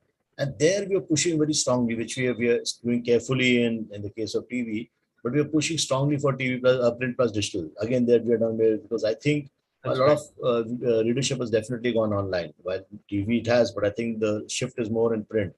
And therefore we're saying those, instead of it aggregating with some of the big aggregation groups, if it goes to that newspaper itself. So that is a bit of a slow one. I mean, I'm disappointed that it's running slow. The vision is big, but it's not there. But I would again appeal to those guys to say, listen, the faster we get measurement of the ground and again print plus digital, it'll be wonderful for them. Fantastic. Thank you, Mr. Sinha. Thank you for Thank you for having me. Thanks a lot for having me over. Hopefully, we will be back on ground next year and the session will be face-to-face with you. Thank you. Back to you, Ravin. Thank you, Mr. Rawal. Ahuja, he was in conversation with Mr. Shashi Sinha, and what a conversation that was. Thank you, gentlemen, once again for your valuable time and truly adding much more value to this wonderful 11th edition as well. Thank you. Thank you. And now, ladies and gentlemen, we are moving towards the last session for the day that we have. And this is one of the most interesting sessions that I have been personally waiting for. Now, we're talking about the perils of reporting from a war zone. And it's truly an honor to introduce the panel to you. These are the faces that have given us the news that really and truly matters in the moments that are the most difficult to do so. And with that, I would like to introduce the panel to you. We have Shweta Singh with us, Senior Executive Editor, Special Programming at Aaj Tak. We have Vineet Malhotra, Consulting Editor, NewsX. Mr. Karan Bhatia joining in, Strategic Business Consultant at Exchange for Media. Gaurav C. Sawant, Senior Executive Editor, India Today and Aaj Tak. Meghna Sharma, Assistant Executive Editor at NewsX. Abhijit Iyer Mitra, well-known author and media expert. It's an honor to have him. And of course, the moderator, the lovely face, synonymous with the Exchange for Media, Mr. Rohel Amin, Senior Editor at Exchange for Media. So that's your panel, and I'm absolutely thrilled to introduce this to you. Rohel, all yours. Thank you so much. Not so lovely, but thank you so much for these kind words. Well, we have a very interesting topic, which we don't often talk about in media. And we have people here who have covered news, went all the way and seen the real danger, faced the real danger, brought the news to us. So we have with us, I want to start with you, Gaurav, since you are here. And I will bring in Shweta after that, then Abhijit. Gaurav, give me a sense of when it comes to reporting a war, Indian channels versus the other global media. Where do we stand in this, because is it just an eyeball game for us still? Are we really, or is it something which is, humane, more driven by, bringing out the real facts and agony of the people? So thank you very much, Rohit, for having me on this very lovely panel. For us, it's not about eyeballs. For us, and I can talk about the India Today group and Aaj Tak because whether it's this conflict in Ukraine or the situation in Ladakh or counter-terror operations in Jammu and Kashmir, for us, it's not about eyeballs. It's telling our country about what's happening on ground and reporting it as factually, as accurately as possible in the fog of war. And that's exactly what Shweta and I have done in Ukraine, in Ladakh, in Jammu and Kashmir. That's been our effort throughout. And, whether I was reporting from Libya or from Egypt or from Lebanon or from Iraq, the effort was always to get to the heart of the story, get to the bottom of the story, get you ground realities, get our viewers and get our cameras up close, so our camera persons, they would film. We weren't shooting from, if I may, like some other instances with some journalists, from hotel balconies or receptions or lawns. We would get to Kharkiv, we would get to Mariupol, we would be in Bucha and Irpin while those bodies were still there, while that shelling was still on to get you that story. And no, nobody thinks of eyeballs at that time. You only want to bring the story to your viewers, Rohil. Shweta, your thoughts on this, if you heard my question? So sorry, we can hear you. We can't hear you. Is it okay now? Yes. Yeah. So I would just say that the Indian media was much more bold than all of the international media. Number one, I would say we did not have bulletproof jackets because, like Gaurav went there when the war hadn't started. When I went there, we had to walk on foot. So I already had a 30 kg load on my back. Walking for 4 kilometers till I could get a taxi to move around in Ukraine. So bulletproof was the last of our priorities. So we were without bulletproof, and yet we ventured into areas where there was active firing and shelling. So unlike the international media, which was mostly in Lviv, the area where all the embassies were. So I would say that, yes, the Ukraine war was the first time when you saw, I would often joke that it's almost like the Vijay Chowk of for Indian media. Like all of Indian media is there at Vijay Chowk, and all of Indian media was there in Ukraine. And I think all of us, at least 99.99% of us, knew that we were representing our country. And when we were venturing into these areas, India being neutral, our stand as a journalist, if whether we were covering it from Ukraine or we were doing it from Russia, was completely neutral. And we were the bravest journalists, I think, all across the world. Every single Indian journalist was the bravest. Yeah, I mean, not caring about bulletproof jackets tells the story itself. I have That my was a co-mod. choice. If I had it, we would definitely wear it. That was just because you have to choose what you've got to put your batteries, your tapes, your cameras, and bulletproof can wait. We got it later. We were issued bulletproof jackets in Kyiv. Right. Before I bring in Abhijit, which I'll do at the end because I have, want you to sum up, what they say. I will have also Mr. Karan Bhatia asking you a couple of questions. He's my co-moderator. Megha, at this point, your thoughts of Indian journalists covering war internationally. How evolved have we become in your view? No, absolutely. I definitely agree with Gaurav and Shweta. And while I was covering from the news studios and my reporters were out there covering the entire conflict zone, there were a lot of challenges, there were a lot of problems that these people had to face. I would definitely have to say that we, the Indian journalists, the Indian reporters were at the top of our game. And like Shweta said, it was a neutral ground on which we were actually covering that entire, it continues to go on even now, and it has been more than a month. And then the big question about the conflict that the Western media portrays when a Ukraine-Russia conflict happens versus what Russia continues to say or the Russian allies continue to say. So it was important for the Indian media to put up its stance, which was a neutral stance. And that gave us a lot of commendability from international media as well. And I think perhaps the first time around, there have been international news channels, international media houses that have been looking at Indian media and Indian journalists who have been getting into the trenches, figuring it out on by themselves and giving us neutral coverage of what actually happened. It was a scary situation. I had my reporters, I had my executive editors who were traveling over there, and there was bombing and shelling that would take place behind their back, and they would just have to hurry up and get into their cars, rush. And that's a scary situation.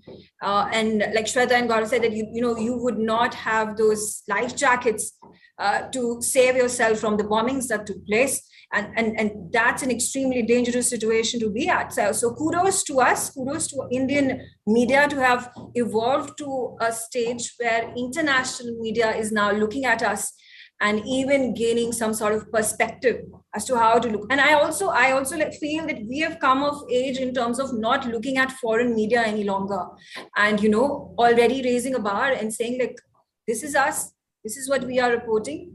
And as much as you would like to tom about you being neutral and you being unbiased, that's not the situation. And here's what the new world order is, and here's what our stance is.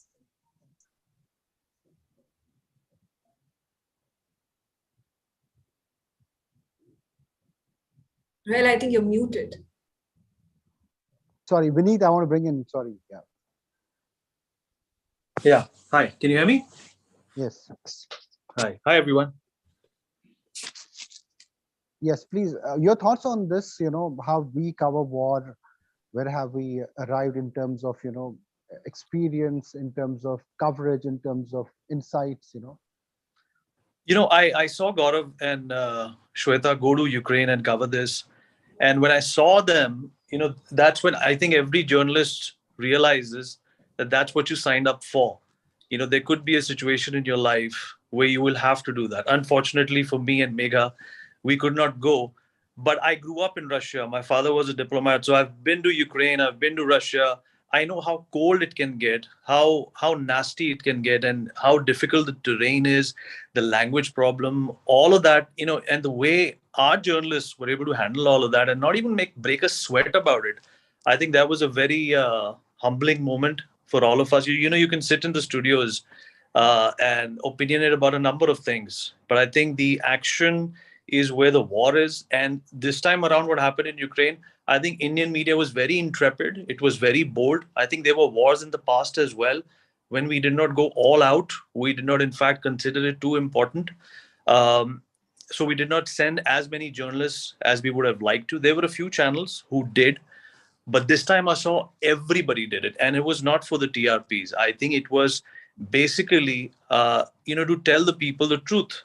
And I think that was a defining moment in Indian media. Um, it's very important to understand that a journalist, he could be an important person in the studio, but when he goes to a war zone, he's vulnerable, he's volatile. He's reporting facts. He could be attacked. We have lost a few journalists as well. In Afghanistan, if you remember, when the Americans were leaving, we did lose a couple of guys who were risking their life. So I think it lent a lot of perspective to people like me as well. I have reported in the past, but I have never been in a situation where I had to think about my life, at the same time figure out what's going on. Right. It was a very dynamic situation. Right. And I think it was like a Rubicon was crossed. All right. We covered All it. right. Abhijit, here, I mean, your perspective will be different. So as Shweta said, it was like a Vijay Chowk, where every news channel was seen. One Indian news channels, have suddenly found, not suddenly, I mean, or they have become now, they go out, they report not just in India, beyond that. How do you see this transition? What are your views on it? Is it happening the right way? Your observation on that? Sorry. Yeah, okay. Is this better? Yeah, okay. So see, there's two aspects to this. First is when you actually go report on the ground during a war, it's different when you're posted out there as a correspondent. See, getting posted out there, being there for 2-3 years at least, minimum, would give you a lot of ground context as to what's happening. Whereas when you land up there during the war, it's extremely tactical. You're covering what you're seeing. Now, one of the problems that I realized was when I landed up in Afghanistan, a lot of our trips to interview the Taliban and things like that used to get blocked by shelling or fighting or whatever was happening. And the problem there was you'd only see what the Taliban wanted you to see. When you get embedded, like, for example, on this side, Ukraine was very open to having journalists come over and cover everything from their side. Because, when you cover a death, for example, you don't know who's killed that person. It could have been either side that killed that person, but then the narrative becomes entirely yours. You frame this any way you want. If you're covering it, you see that you see only what you're shown effectively. The Russians, on the other hand, did not, allow embedded stuff unless you're RT or things like that, which became problematic for them. And I think it's very fair to say that they've comprehensively lost the war. But this is where the editor in the actual newsroom comes in. Because remember, reporting on the ground, you get caught up in the tactical. You're not able to see the strategic. And this is where a great news anchor or a newsroom person compares it, contextualizes the raw reporting in a way that would suit his audience and brings in the balance and the fact-checking and the analysis. Sometimes it's not even fact-checking, it's just analysis, right? So I think that's war reporting in that sense is technically should be the perfect synchronicity of live on the ground, up-to-date reporting, plus the sort of more academic side of a newsroom, which is calming things down, contextualizing, and putting it in the larger picture. All right. Academic side of the newsroom. Karan, my colleague, is here. He has a question. So, I was following the whole reporting happening out of Ukraine. So as a matter of fact, my wife is Armenian and I was there when this whole Armenian and Azerbaijan war happened. So I know how it feels. So one thing which I always found very, very, challenging was the language problem. So most of you were there on the ground and, when you must be relying on some local resource who must be telling you what is really happening then there at the ground. So how do you, validate and authenticate the information which is coming to you? Because since you are, reaching out to larger audience, so that empathy and right information is the key.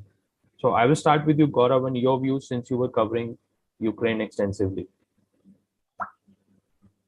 So I was there for about 2 months, a little over 2 months, in two phases. So initially when we went, we were lucky we landed in Kiev. That time the war hadn't started. So then we had an Indian translator and an Indian driver who could speak Russian. You always have the Google translator with you to help you. A lot of people also speak English, but you're absolutely right. Your perspective comes from the country that you are in. But one big thing in this war was access to information and access to internet. So you would always have the other side of the story. And, when you're a reporter on ground, you cover what you see. Which often generals describe as worm's eye view and not the bird's eye view. But then that's exactly what you're there. You're reporting tactical stuff while your anchor in the studio is reporting the strategic stuff. They have their guests. They have information which is flowing in from multiple quarters, including from, Russia. For example, India Today and Aaj Tak, we had the privilege of having one of our correspondents, not just in Moscow,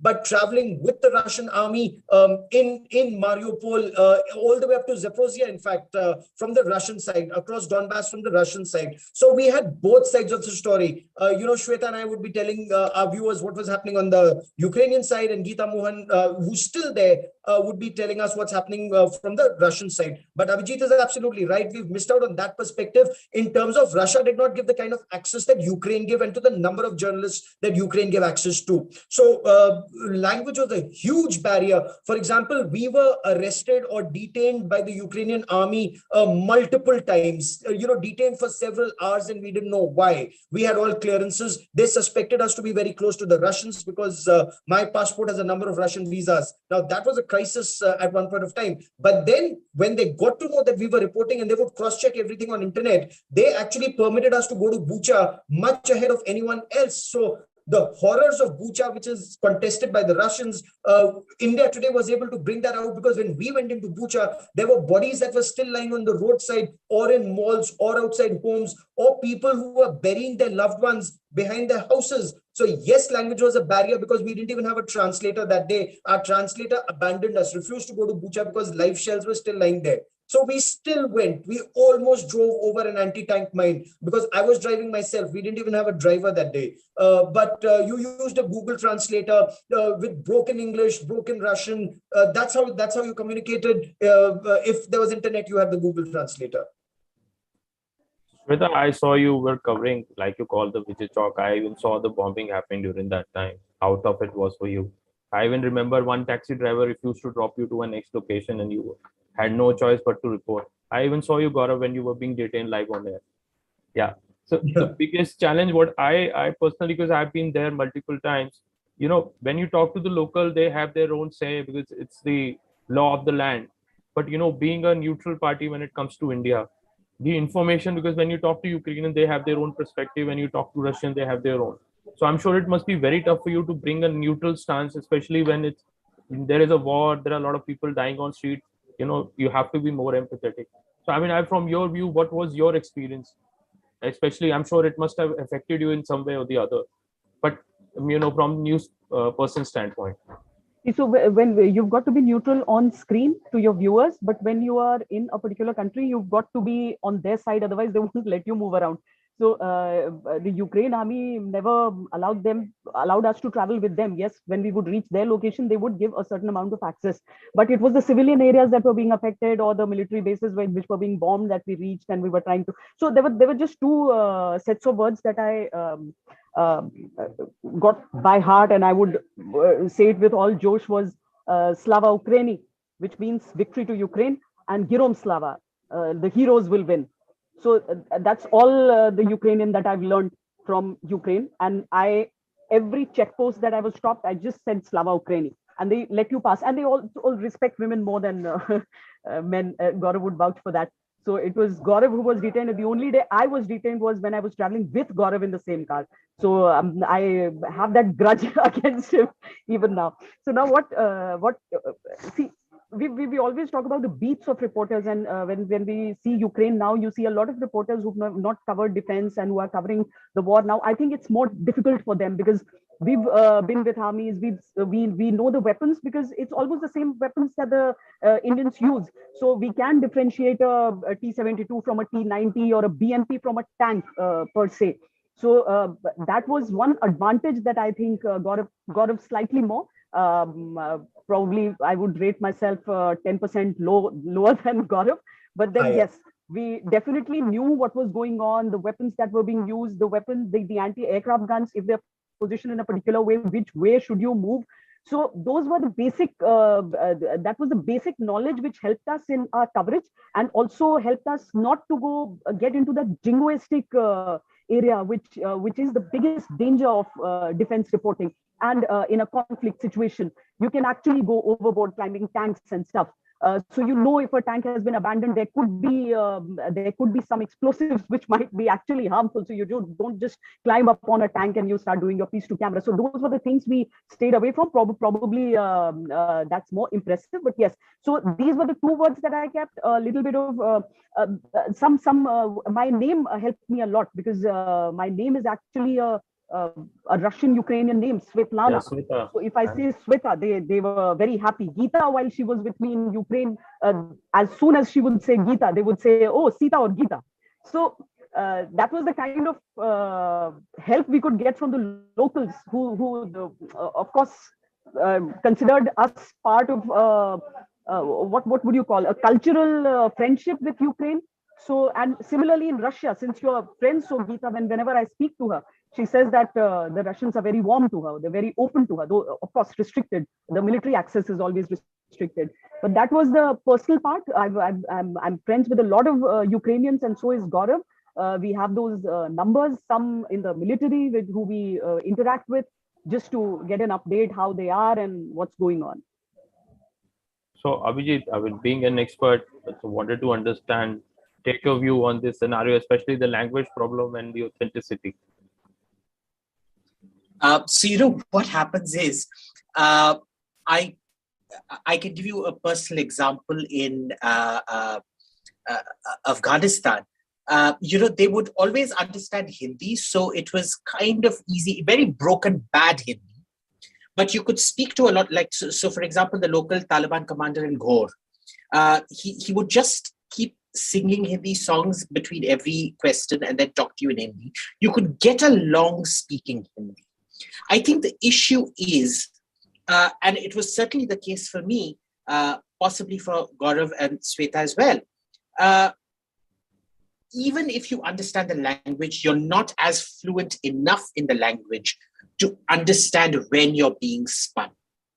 And I think the biggest filter for in any of these situations is, other than the sheer fear of death, because you never really know when a shell is going to land near you or something, airstrike, bullet, whatever, is this sense of being spun. So for me, to be fair, I've never reported in the kind of extreme stress that Shweta or Gaurav have. I go to do research, not to report. Your senses are always heightened. You're always looking for cues. You're looking for verbal clues and visual clues, the intonation, what's being said to the minders and the people around you and things like that on what to do. The second thing I found really necessary was to overcome the language barrier, is to cross-check everything. When you're told something, you go there and cross-check, or you ask 2-3 other people to triangulate a piece of information for you. And that usually works out. Now, I'm not too sure if that works out in a high-stress situation like in, say, Bucha or Irpin or any of those places. But more or less, remember, I come from a research angle, so it's kind of, I don't have deadlines to meet on an hourly or minutely basis. But that, I think, usually helps in terms of overcoming these things. Remember, everything's a problem, but there's always a solution to the problem if you have the time for it. If. And that's the big if when you're being shelled. That was very valid, thoughts. Megha, so, reporting from a newsroom, I'm sure a lot of information is already handy, but if you can send some anecdotes, your experience, especially because authenticity, and when you're doing an international reporting, it's very important that, you balance it. No, absolutely. You're right about that. There has to be neutrality. There has to be authenticity. And at the same time, you have to be up to speed in providing your viewers the news, which is accurate, but fast at the very same time. Remember, when it comes to news channels, you're actually tracking your competitors as well and wanting to break the news first. At the end of the day, we have, like you said, our reporters who are on the ground, our correspondents who are providing us what they're actually seeing, the bombing and shelling. And there is a tendency to be portraying the one side of the story, which is the Ukrainian side. At the end of the day, like Shweta also mentioned, you're actually hoping and praying that you don't end up getting killed over there. And when you are a journalist, you're wanting to put across both sides of the story. But when you are in a country that is fighting the enemy, which is Russia is the one that has invaded into these places, and these army personnel on the ground are extremely hostile. There were several reports. We got a lot of students who were, especially Indian nationals, who were stuck over there. They were not able to pass from one place to another. I think it took them weeks and weeks together just to reach to Kiev or just to reach the western part of Ukraine. And something similar was also being witnessed by other foreign nationals or people who are of color. So it becomes extremely important to be more docile to those who are on the ground, those who are under control at that point of time. But then the importance and the cruciality of the newsroom and the editors begins to appear. And I being at the helm of affairs when it comes to taking editorial lines as well understands it, because you have, like I said, there was a mall bombing that took place. There were several people dead over there. The Ukrainian side said something else. The Russian side said this is all false information. So there's obviously this propaganda that is being built by both sides. Now, then it becomes for the journalist, for the editor to decide what is right, what is wrong. You are going to use your journalistic senses. You are going to get to understand what are these cues, what are the people saying, what is my reporter saying over there, what is exactly happening, and then put out a calculated, rightful stance on the channel for the public to be made aware. And therefore, also, I think you find the risk of then perhaps turning a certain tide, and there are a number of media channels, media agencies that are also accused of doing that. And that's why I think it's a sensitive situation that you are at. You have to be true to your job, you have to be true to yourself, you have to be true to your story, and then put out what is authentic, what is right, without being biased towards one country or the other. And then you understand how diplomatic relationships work. When the West continues to pressure India over certain things when it comes to the Ukrainian war, you have other things that are happening in terms of a lot of these dignitaries and delegations coming into India. So all this, and the larger scenario, all these things play out. You take a look at a 360-degree view, and then you put in that perspective from Ukraine, you put in that perspective from Russia, you put in that perspective from the United States of America or Poland or European Union, and then you build your story. That's how you do your, you're doing your 9 p.m. debate or it's 8 p.m. debate. It's an all-encompassive view. So Vineet, I mean, you've been in Russia, you already mentioned about your experience there. Yeah. Especially, when I'm sure you've been there, you would have, dealt with local people there, and Russian side of the story was not pretty much active owing to different reasons. But from the playing a neutral role and considering the Indian-Russian relationship as well as the Ukraine-India relationship, any experience, anything you would like to share from the reporting standpoint from the authenticity, again coming back to the same thing? When Russia broke up, when USSR broke up, I was there. My dad was posted there, and there was a curfew for a week. And I remember when the curfew was announced, we were in school. And by the time when we went to school in the morning, everything was fine. When we were coming back, there was a curfew. So instead of buses, we could see tanks, we could see the militia, that's what you call them there. You could see a lot of army personnel on the road. And that's the closest I would ever be to an active ground military situation, something that Shweta and Gaurav are extremely exposed to. I speak Russian fluently. So, when you speak Russian, you kind of also understand what these guys basically expect from you over a period of time. So I know how Russians think. But what I was talking about and what I was reading about in the Western media, it was quite opposite of what Russia is really like. So it was a conflict in my heart and my head also as to what I am assimilating and what I have seen in the past.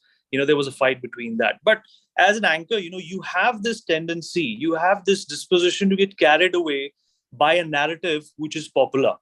I think in India, we stayed away from that. Or sometimes anchors also try and extend what the government feels about this. You getting me? So I think that's also a dangerous path at times, which most of our anchors, I speak for everyone, did not take. There was a lot of neutrality in what I saw. And at the end of the day, understanding Russia and Ukraine is not an easy job. The complexities between these two nations are very, very profound. What we are perhaps looking at right now is the tip of the iceberg. There was no Moscow 200 years ago, but there was a Ukraine, there was a Kiev 900 years ago. A lot of people don't know that.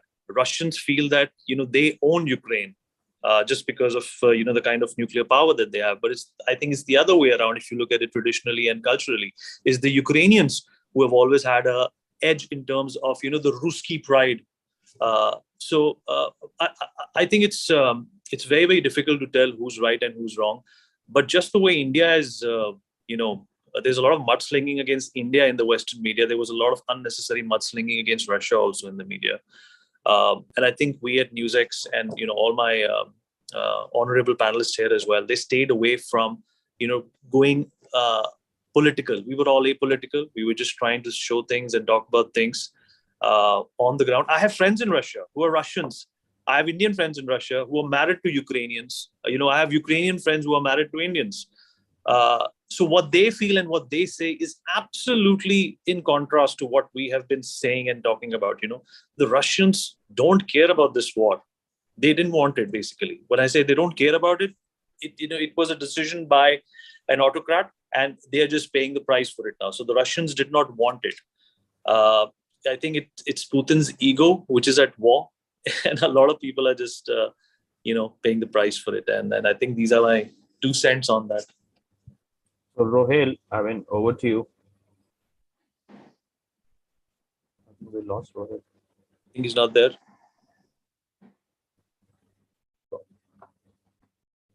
I think we lost him. So I'll quickly move on to my second question, then I'll ask Rohel. Rohel, are you here? Okay.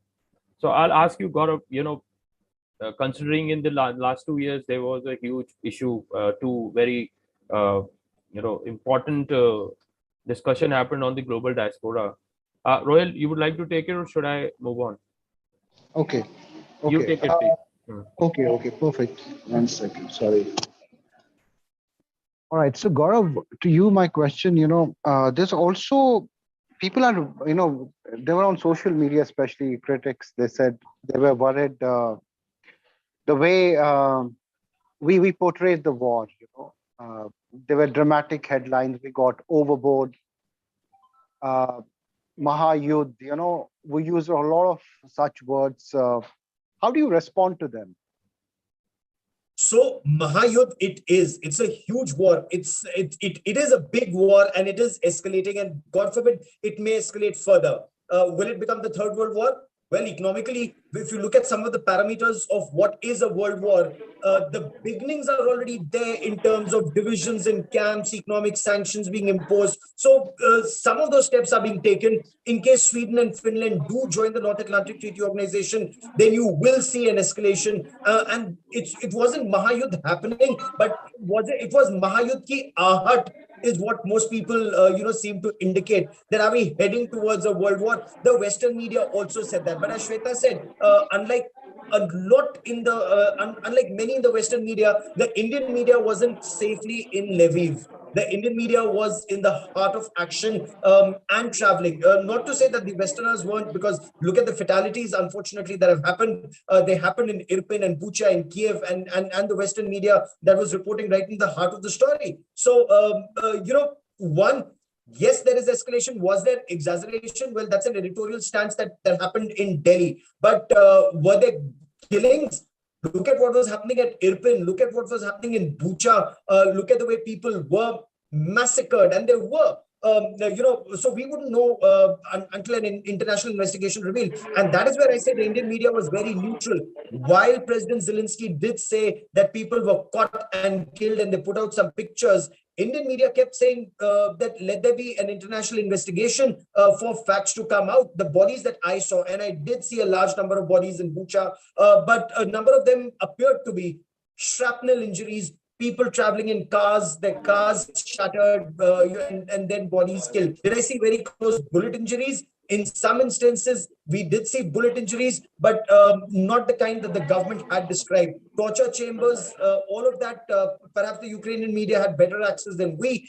Again, in Ukraine, and this was something, information flow through the government in Ukraine was restricted to those who actually echoed their line to a very large extent. They were taken on tours. We were on our own. We were flying solo, driving from one city to the other, not under any government escort. Though we did make a lot of personal friends who came, who were very, very helpful in difficult situations. That took us to the front lines with them. For example, in Mariupol, we were taken right to the front line from where we could see the Russians across, and this was just before the conflict had actually broken out in the real sense of the conflict. Artillery duels had started, rockets and missiles were being fired, but tanks, the armor movement hadn't taken place till then. But for the Western media, they had access to government guiding them. For the Indian media, we were doing a lot of our work on our own through contacts and not traditionally through government appointed fixers. All right, right. Shweta, also, one is this, did we get carried away at times, when we look inside? Also, it's a new phenomenon, from looking from within and now outside. But again, our reports, carry a lot of the habits that we have reporting inside internal facts. Do you think that is true? So I would just like to make a comment first, because when you're working for television, you rarely have time for yourself, leave alone get to know people from other channels. So I would like to say that Abhijit sir, of course, I keep reading his views on social media, so I'm fairly acquainted with him. But Megha, I would like to compliment that she's very matured. And Vineet, I wish I had spoken to you before I went to Ukraine. You've got such a good experience of having lived in Russia. So it would have added to my perspective. So it's a great forum right now. Yes, we do go overboard. I wouldn't like to sound apologetic also for that, because media in India is completely different from the rest of the world. And by the way, I have 2-3 videos which I shared with Gaurav of international media doing walkthroughs and piece to cameras in a way which often Indian media is blamed for. Gaurav, remember that lady from Greece who actually outshouted the Indian journalists when doing her Oh walkthrough. God, that's a world record, huh? I'm sorry. Yes. The worst of the Indian media. She was worse than that. I can show it to you later. I still have it on my mobile.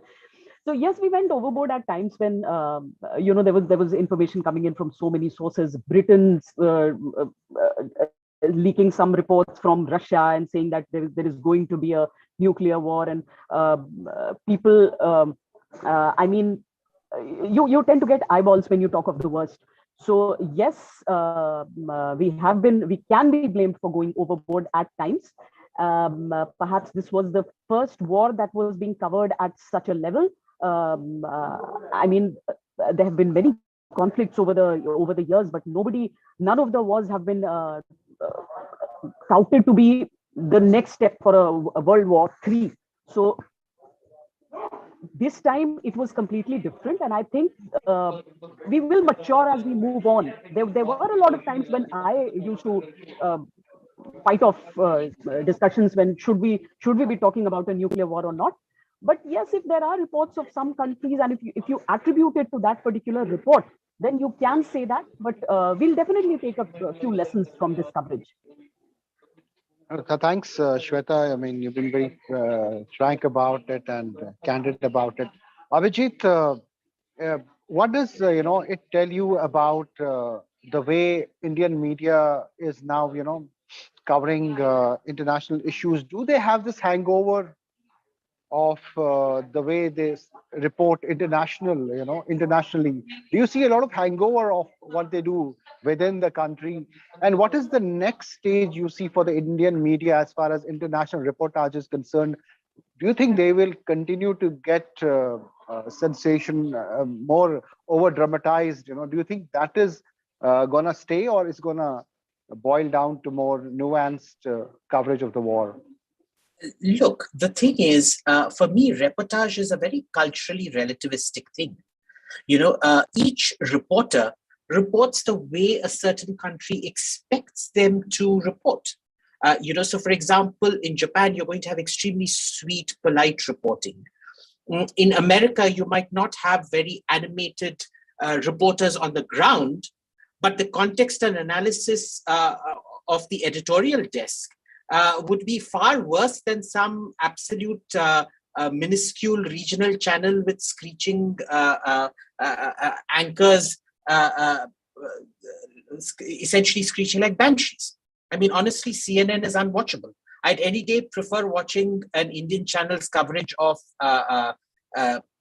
what's happening in Ukraine to what CNN is doing. And I didn't realize this till Gaurav and Shweta just said so. I didn't realize that those guys were being given the VIP tour and these guys were being left out on their own. And this is probably why I will any day trust Gaurav and Shweta over what I see on CNN. Right. So these things are extremely contextual. It's fine for them to make fun of us saying, oh my God, look at the CGIs in this room. It's bizarre. It's crazy. This is in news. But honestly, you tell me what part of CNN reportage is news by Indian standards? The kind of conspiracy theories that are floated out there. No Indian channel, even the worst regarded Indian channel, would have that on a meantime news program. Right. So these and when it comes to that, I don't think animated reporting or screechy reporting is a crime. It's fun to watch sometimes. It's entertaining. I would much rather have entertainment over outright misinformation. Wonderful. Karan, to you. Over to you. Yeah. We have another 15 minutes left. Yeah.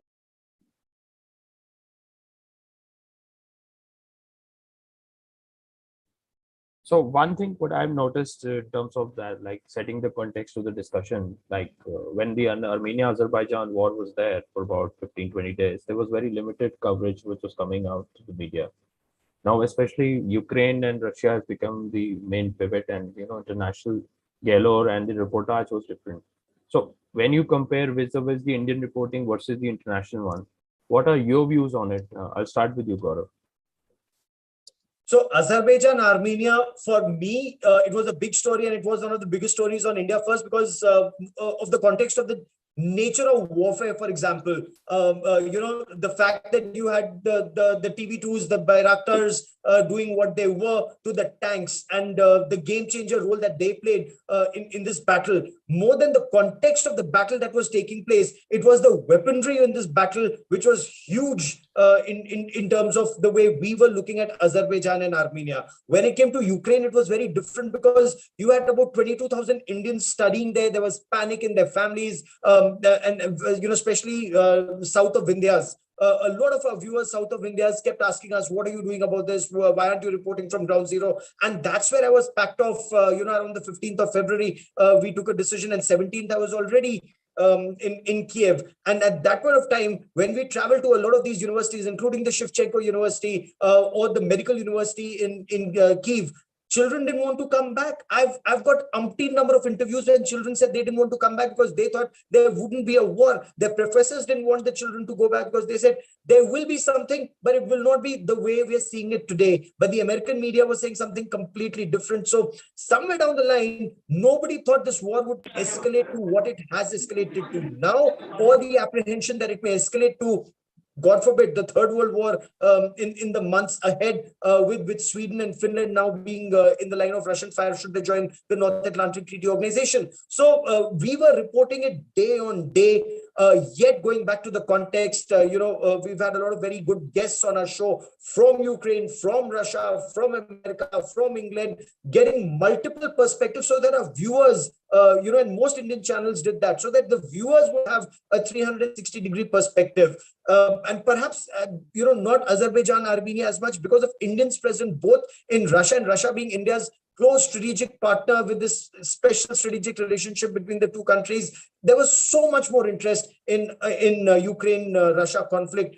Again, going ahead with in the months ahead, this interest will only increase.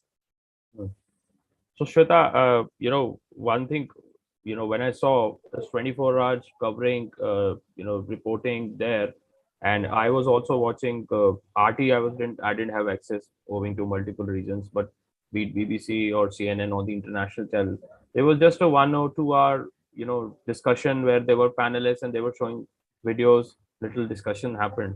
But when it comes to India, this time we played a center stage when we bringing out the real information. And 24 hours, 7, you had your people on ground. There was one reporter also of Aaj Tak who was stationed there in Ukraine. Then you have somebody in Russia. So must be very challenging. But in your experience, looking at, this war and the way it has escalated into, and the way international media has projected and the way Indian media brought a neutral stance to it, what is your view? How Indian media is, scoring, and how we have changed over the years when we compare ourselves with the international media in terms of the war zone reporting? See, the media has the same strength as the society it is representing and it is reflecting. So with India comes a lot of emotions as well. We can't do dispassionate reporting. I'm not talking biased, but emotions in the sense that even if you are talking about a country which you're not on very good terms with, if that country sees an earthquake, we still empathize. We might have fought wars with Pakistan, but when the attack on the children happened, everybody in India condemned it. Every single person in India felt that it was not correct, it was not right, it should not have happened. And I'm not talking about the level of the government, but I'm talking about the people. So we do not dissociate our passions from anything that we cover.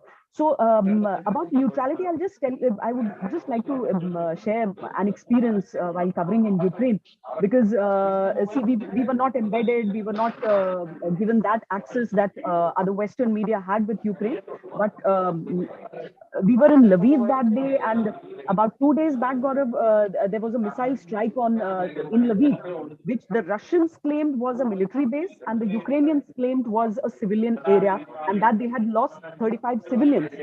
So I was around looking for a SIM card and for my live unit, and we were trying to find a shop when I suddenly heard a sermon going on. So I walked in that direction, and I think Gaurav had walked in another direction that day, and I was walking towards another side because both of us wanted to look for a SIM card. So either of us had to get in touch once we found the SIM card. So what I found instead was a ceremony for the departed souls, and the departed souls happened to be the soldiers. So what Russia had said was correct in the sense that it had struck a military base, they had lost soldiers, and I was in the cremation of the soldiers because I happened to walk into it, and I was not led by some Ukrainian army into an area where they could show some civilian destruction. So that is how since we were 4 teams in Ukraine at that time, and we were all covering different aspects. So this just added to the spontaneity of our reports and the neutrality of the reports as well. And we never shied from saying that there were very limited civilian casualties at that time. Rajesh Pawar, who's ex-army, he's still there in Kyiv, and when he reports, he's not scared that the Ukrainian authorities might perhaps pick him up for actually giving out the truth. If a residential complex has been bombed and there is no casualty, he says, I don't see a single ambulance here, and I don't see any casualty evacuation in front of my eyes, while the Ukrainian government might be saying that, okay, there are 50 people who have died. And similarly, when Geeta is reporting from Russia, she does not toe their line. She's just giving out what she's seeing in front of herself. Right. So Abhijit, Abhijit, sir. So Abhijit, you've had experience in Afghanistan and from the international, story and reporting standpoint. What are your views when we do a comparison? So this is why I said, I think if you look at what Gaurav and Shweta said, that being an Indian, having that kind of neutrality, this is not our fight. Nobody was getting emotional about it in India. This was as esoteric to us as, Pakistan attacking India would be to them. So it's much more neutral. It's much more balanced. And let me show you what happened. Let me tell you what happened with me, because what I depend upon is every time I hear a news story coming out, I try to get it verified through satellite imagery. So we buy a lot of satellite imagery, usually 30 centimeter, which, you can almost tell the ranks on the lapels of officers and things like that. What they did was, first of all, the Ukrainians criminalized any photography on the ground, unless it was approved and authorized, etc. So any mobile phone photography and things like that by ordinary people of any kind of damage or military installations is now punishable, which kind of very severely restricted what open source analysis we could do. And the second issue was, within almost about 7-8 days into the war, they started blurring the images. They said that our subscription would no longer give us full images of Ukraine, and everything about Ukraine started getting blurred. Except, so when Bucha happened, we wanted to go in and check the time series images out there. Even the blurring wasn't available to us. Okay, it was almost completely blanked out. We were not allowed to see the time series. The New York Times puts out this thing. First, the New York Times seems to get a story quite wrong. Then they put out a time series which we think is concocted because nobody else is given access to that time series to see when those people were killed. Because the ambient temperature in Bucha was around 7 degrees at that time, if you extrapolate it over the 2 weeks, by which time the rot of the bodies and things should have set in. The other thing was the way, and Gaurav and Shweta would be able to tell you this because they were there, the way the bodies had fallen down. It didn't look like a shooting, it looked like a shelling. And for this, you need to have forensics done as to which side the shelling was coming from. We couldn't even see where the shrapnel wounds on those bodies and things were like, even on the video coverage that we were seeing from the ground.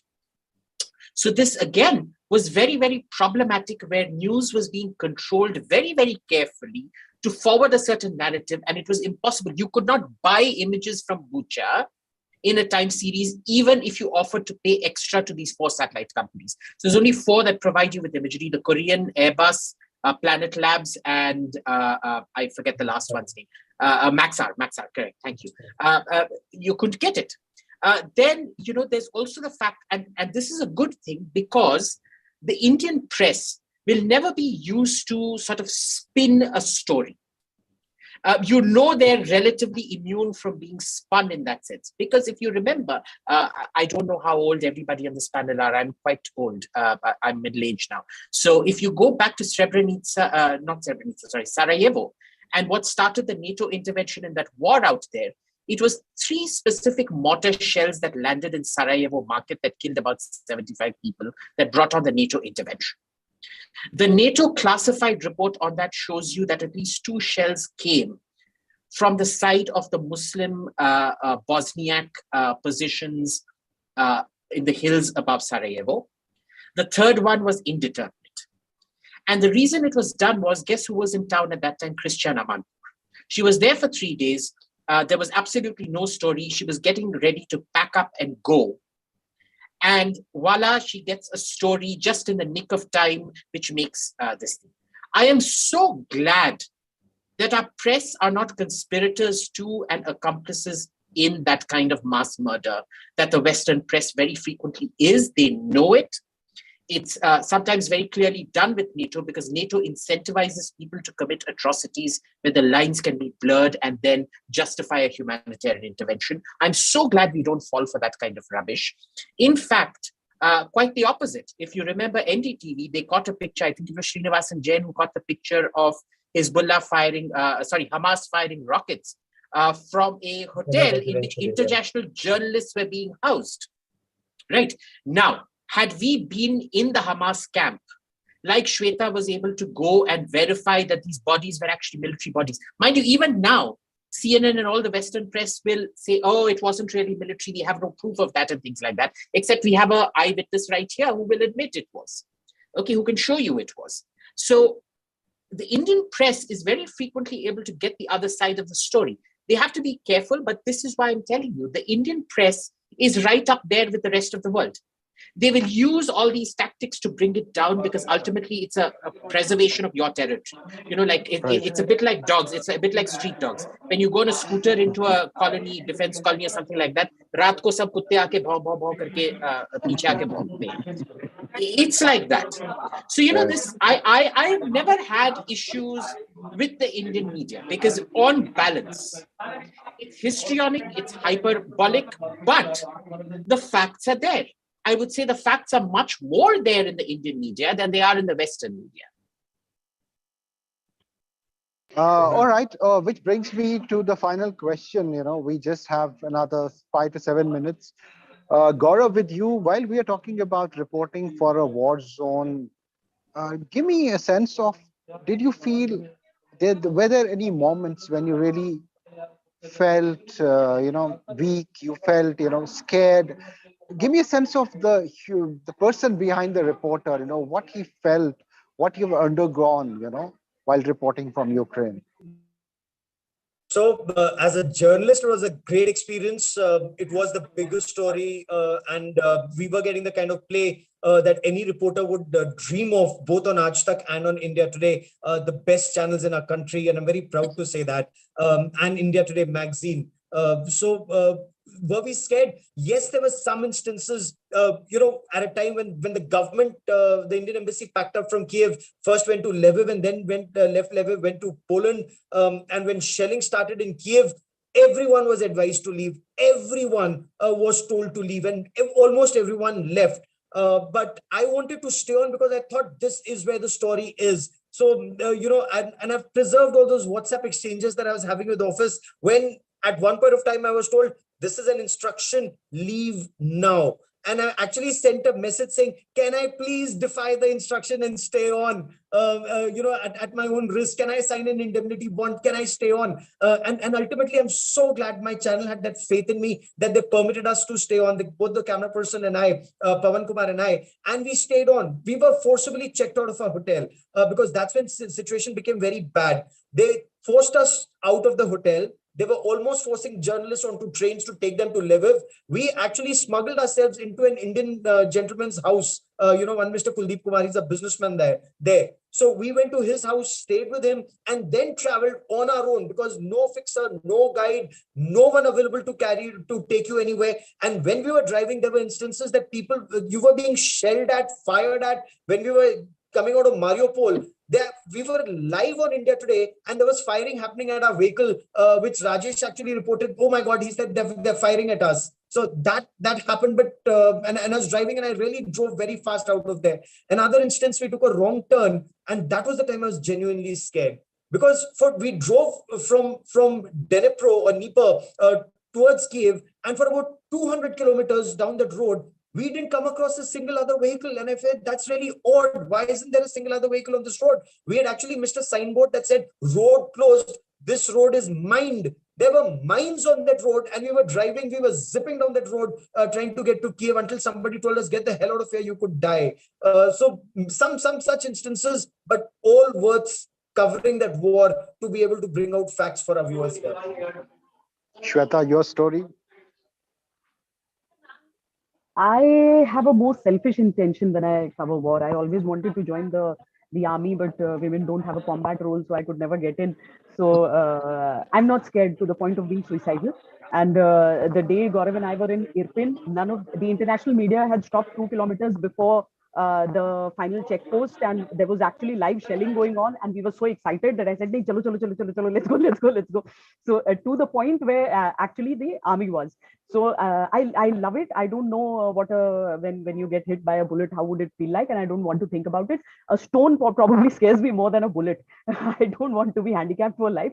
But when that day we shot in Irpin, the next day the first journalist casualty happened, who was actually shot at by a sniper. I don't know, a Ukrainian sniper or a Russian sniper, because Russia never owned up and Ukraine always said it was a Russian.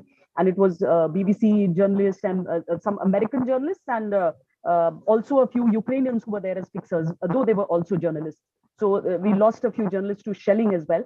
But there was no point I was scared, and Gaurav knows that. I always want to be there in the front. Until I don't know, this has I hope there's no bad ending to this, because I never think ahead. I don't think when such things happen. I actually enjoy it, especially when my country was not involved. We were not losing anything. Abhijit, you said that in a way you love the way we report, the Indian media reports, it does the best job. As a critic, is there anything they could improve in your view as far as war reporting is concerned?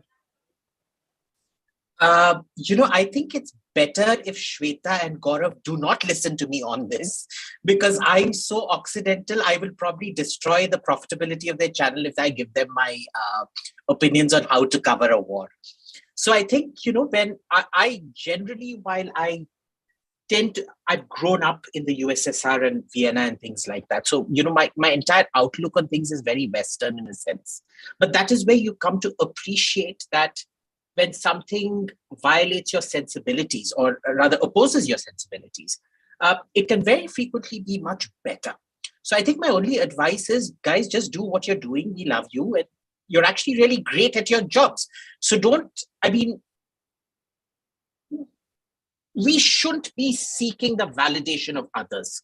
Oh, let's just do our own thing. We're great at what we do, and we should just continue doing that. Screw all those international awards. We shouldn't become RE rental monkeys to perform in their circus. If anything, they need to become paid monkeys in our circus. Oh, absolutely. Great. Amen to that. Thank you so much, Abhijit, Gaurav, Shweta, Vineet, and Megha had to leave for a show, and Karan, my colleague. Thank you so much for joining us. And yes, at Edinburgh, we are here. We'll see you here. Thanks for having us, Rahel. Thank you so much. Thanks, Rahel. Thank you very much. Pleasure. Thank you, guys. Thanks, Shweta. Thanks, Gaurav. Thanks, Karan. See ya. Bye. Thanks, guys. So that's Over to you, Robin. it. That's it from our side. Thank you so much once again. And we'd like to thank all of you for joining in today. Truly, truly happy that you could make it to the 11th edition of E4M News Next 2022. And of course, Ad Factors PR and Media Mantra, thank you so much for your undying support. So with this, we'd like to take your leave and see you next time. Thank you so much. This is Robin Kundu signing off. And on behalf of Exchange for Media, we thank you once again for your valuable time. Have a fantastic day ahead.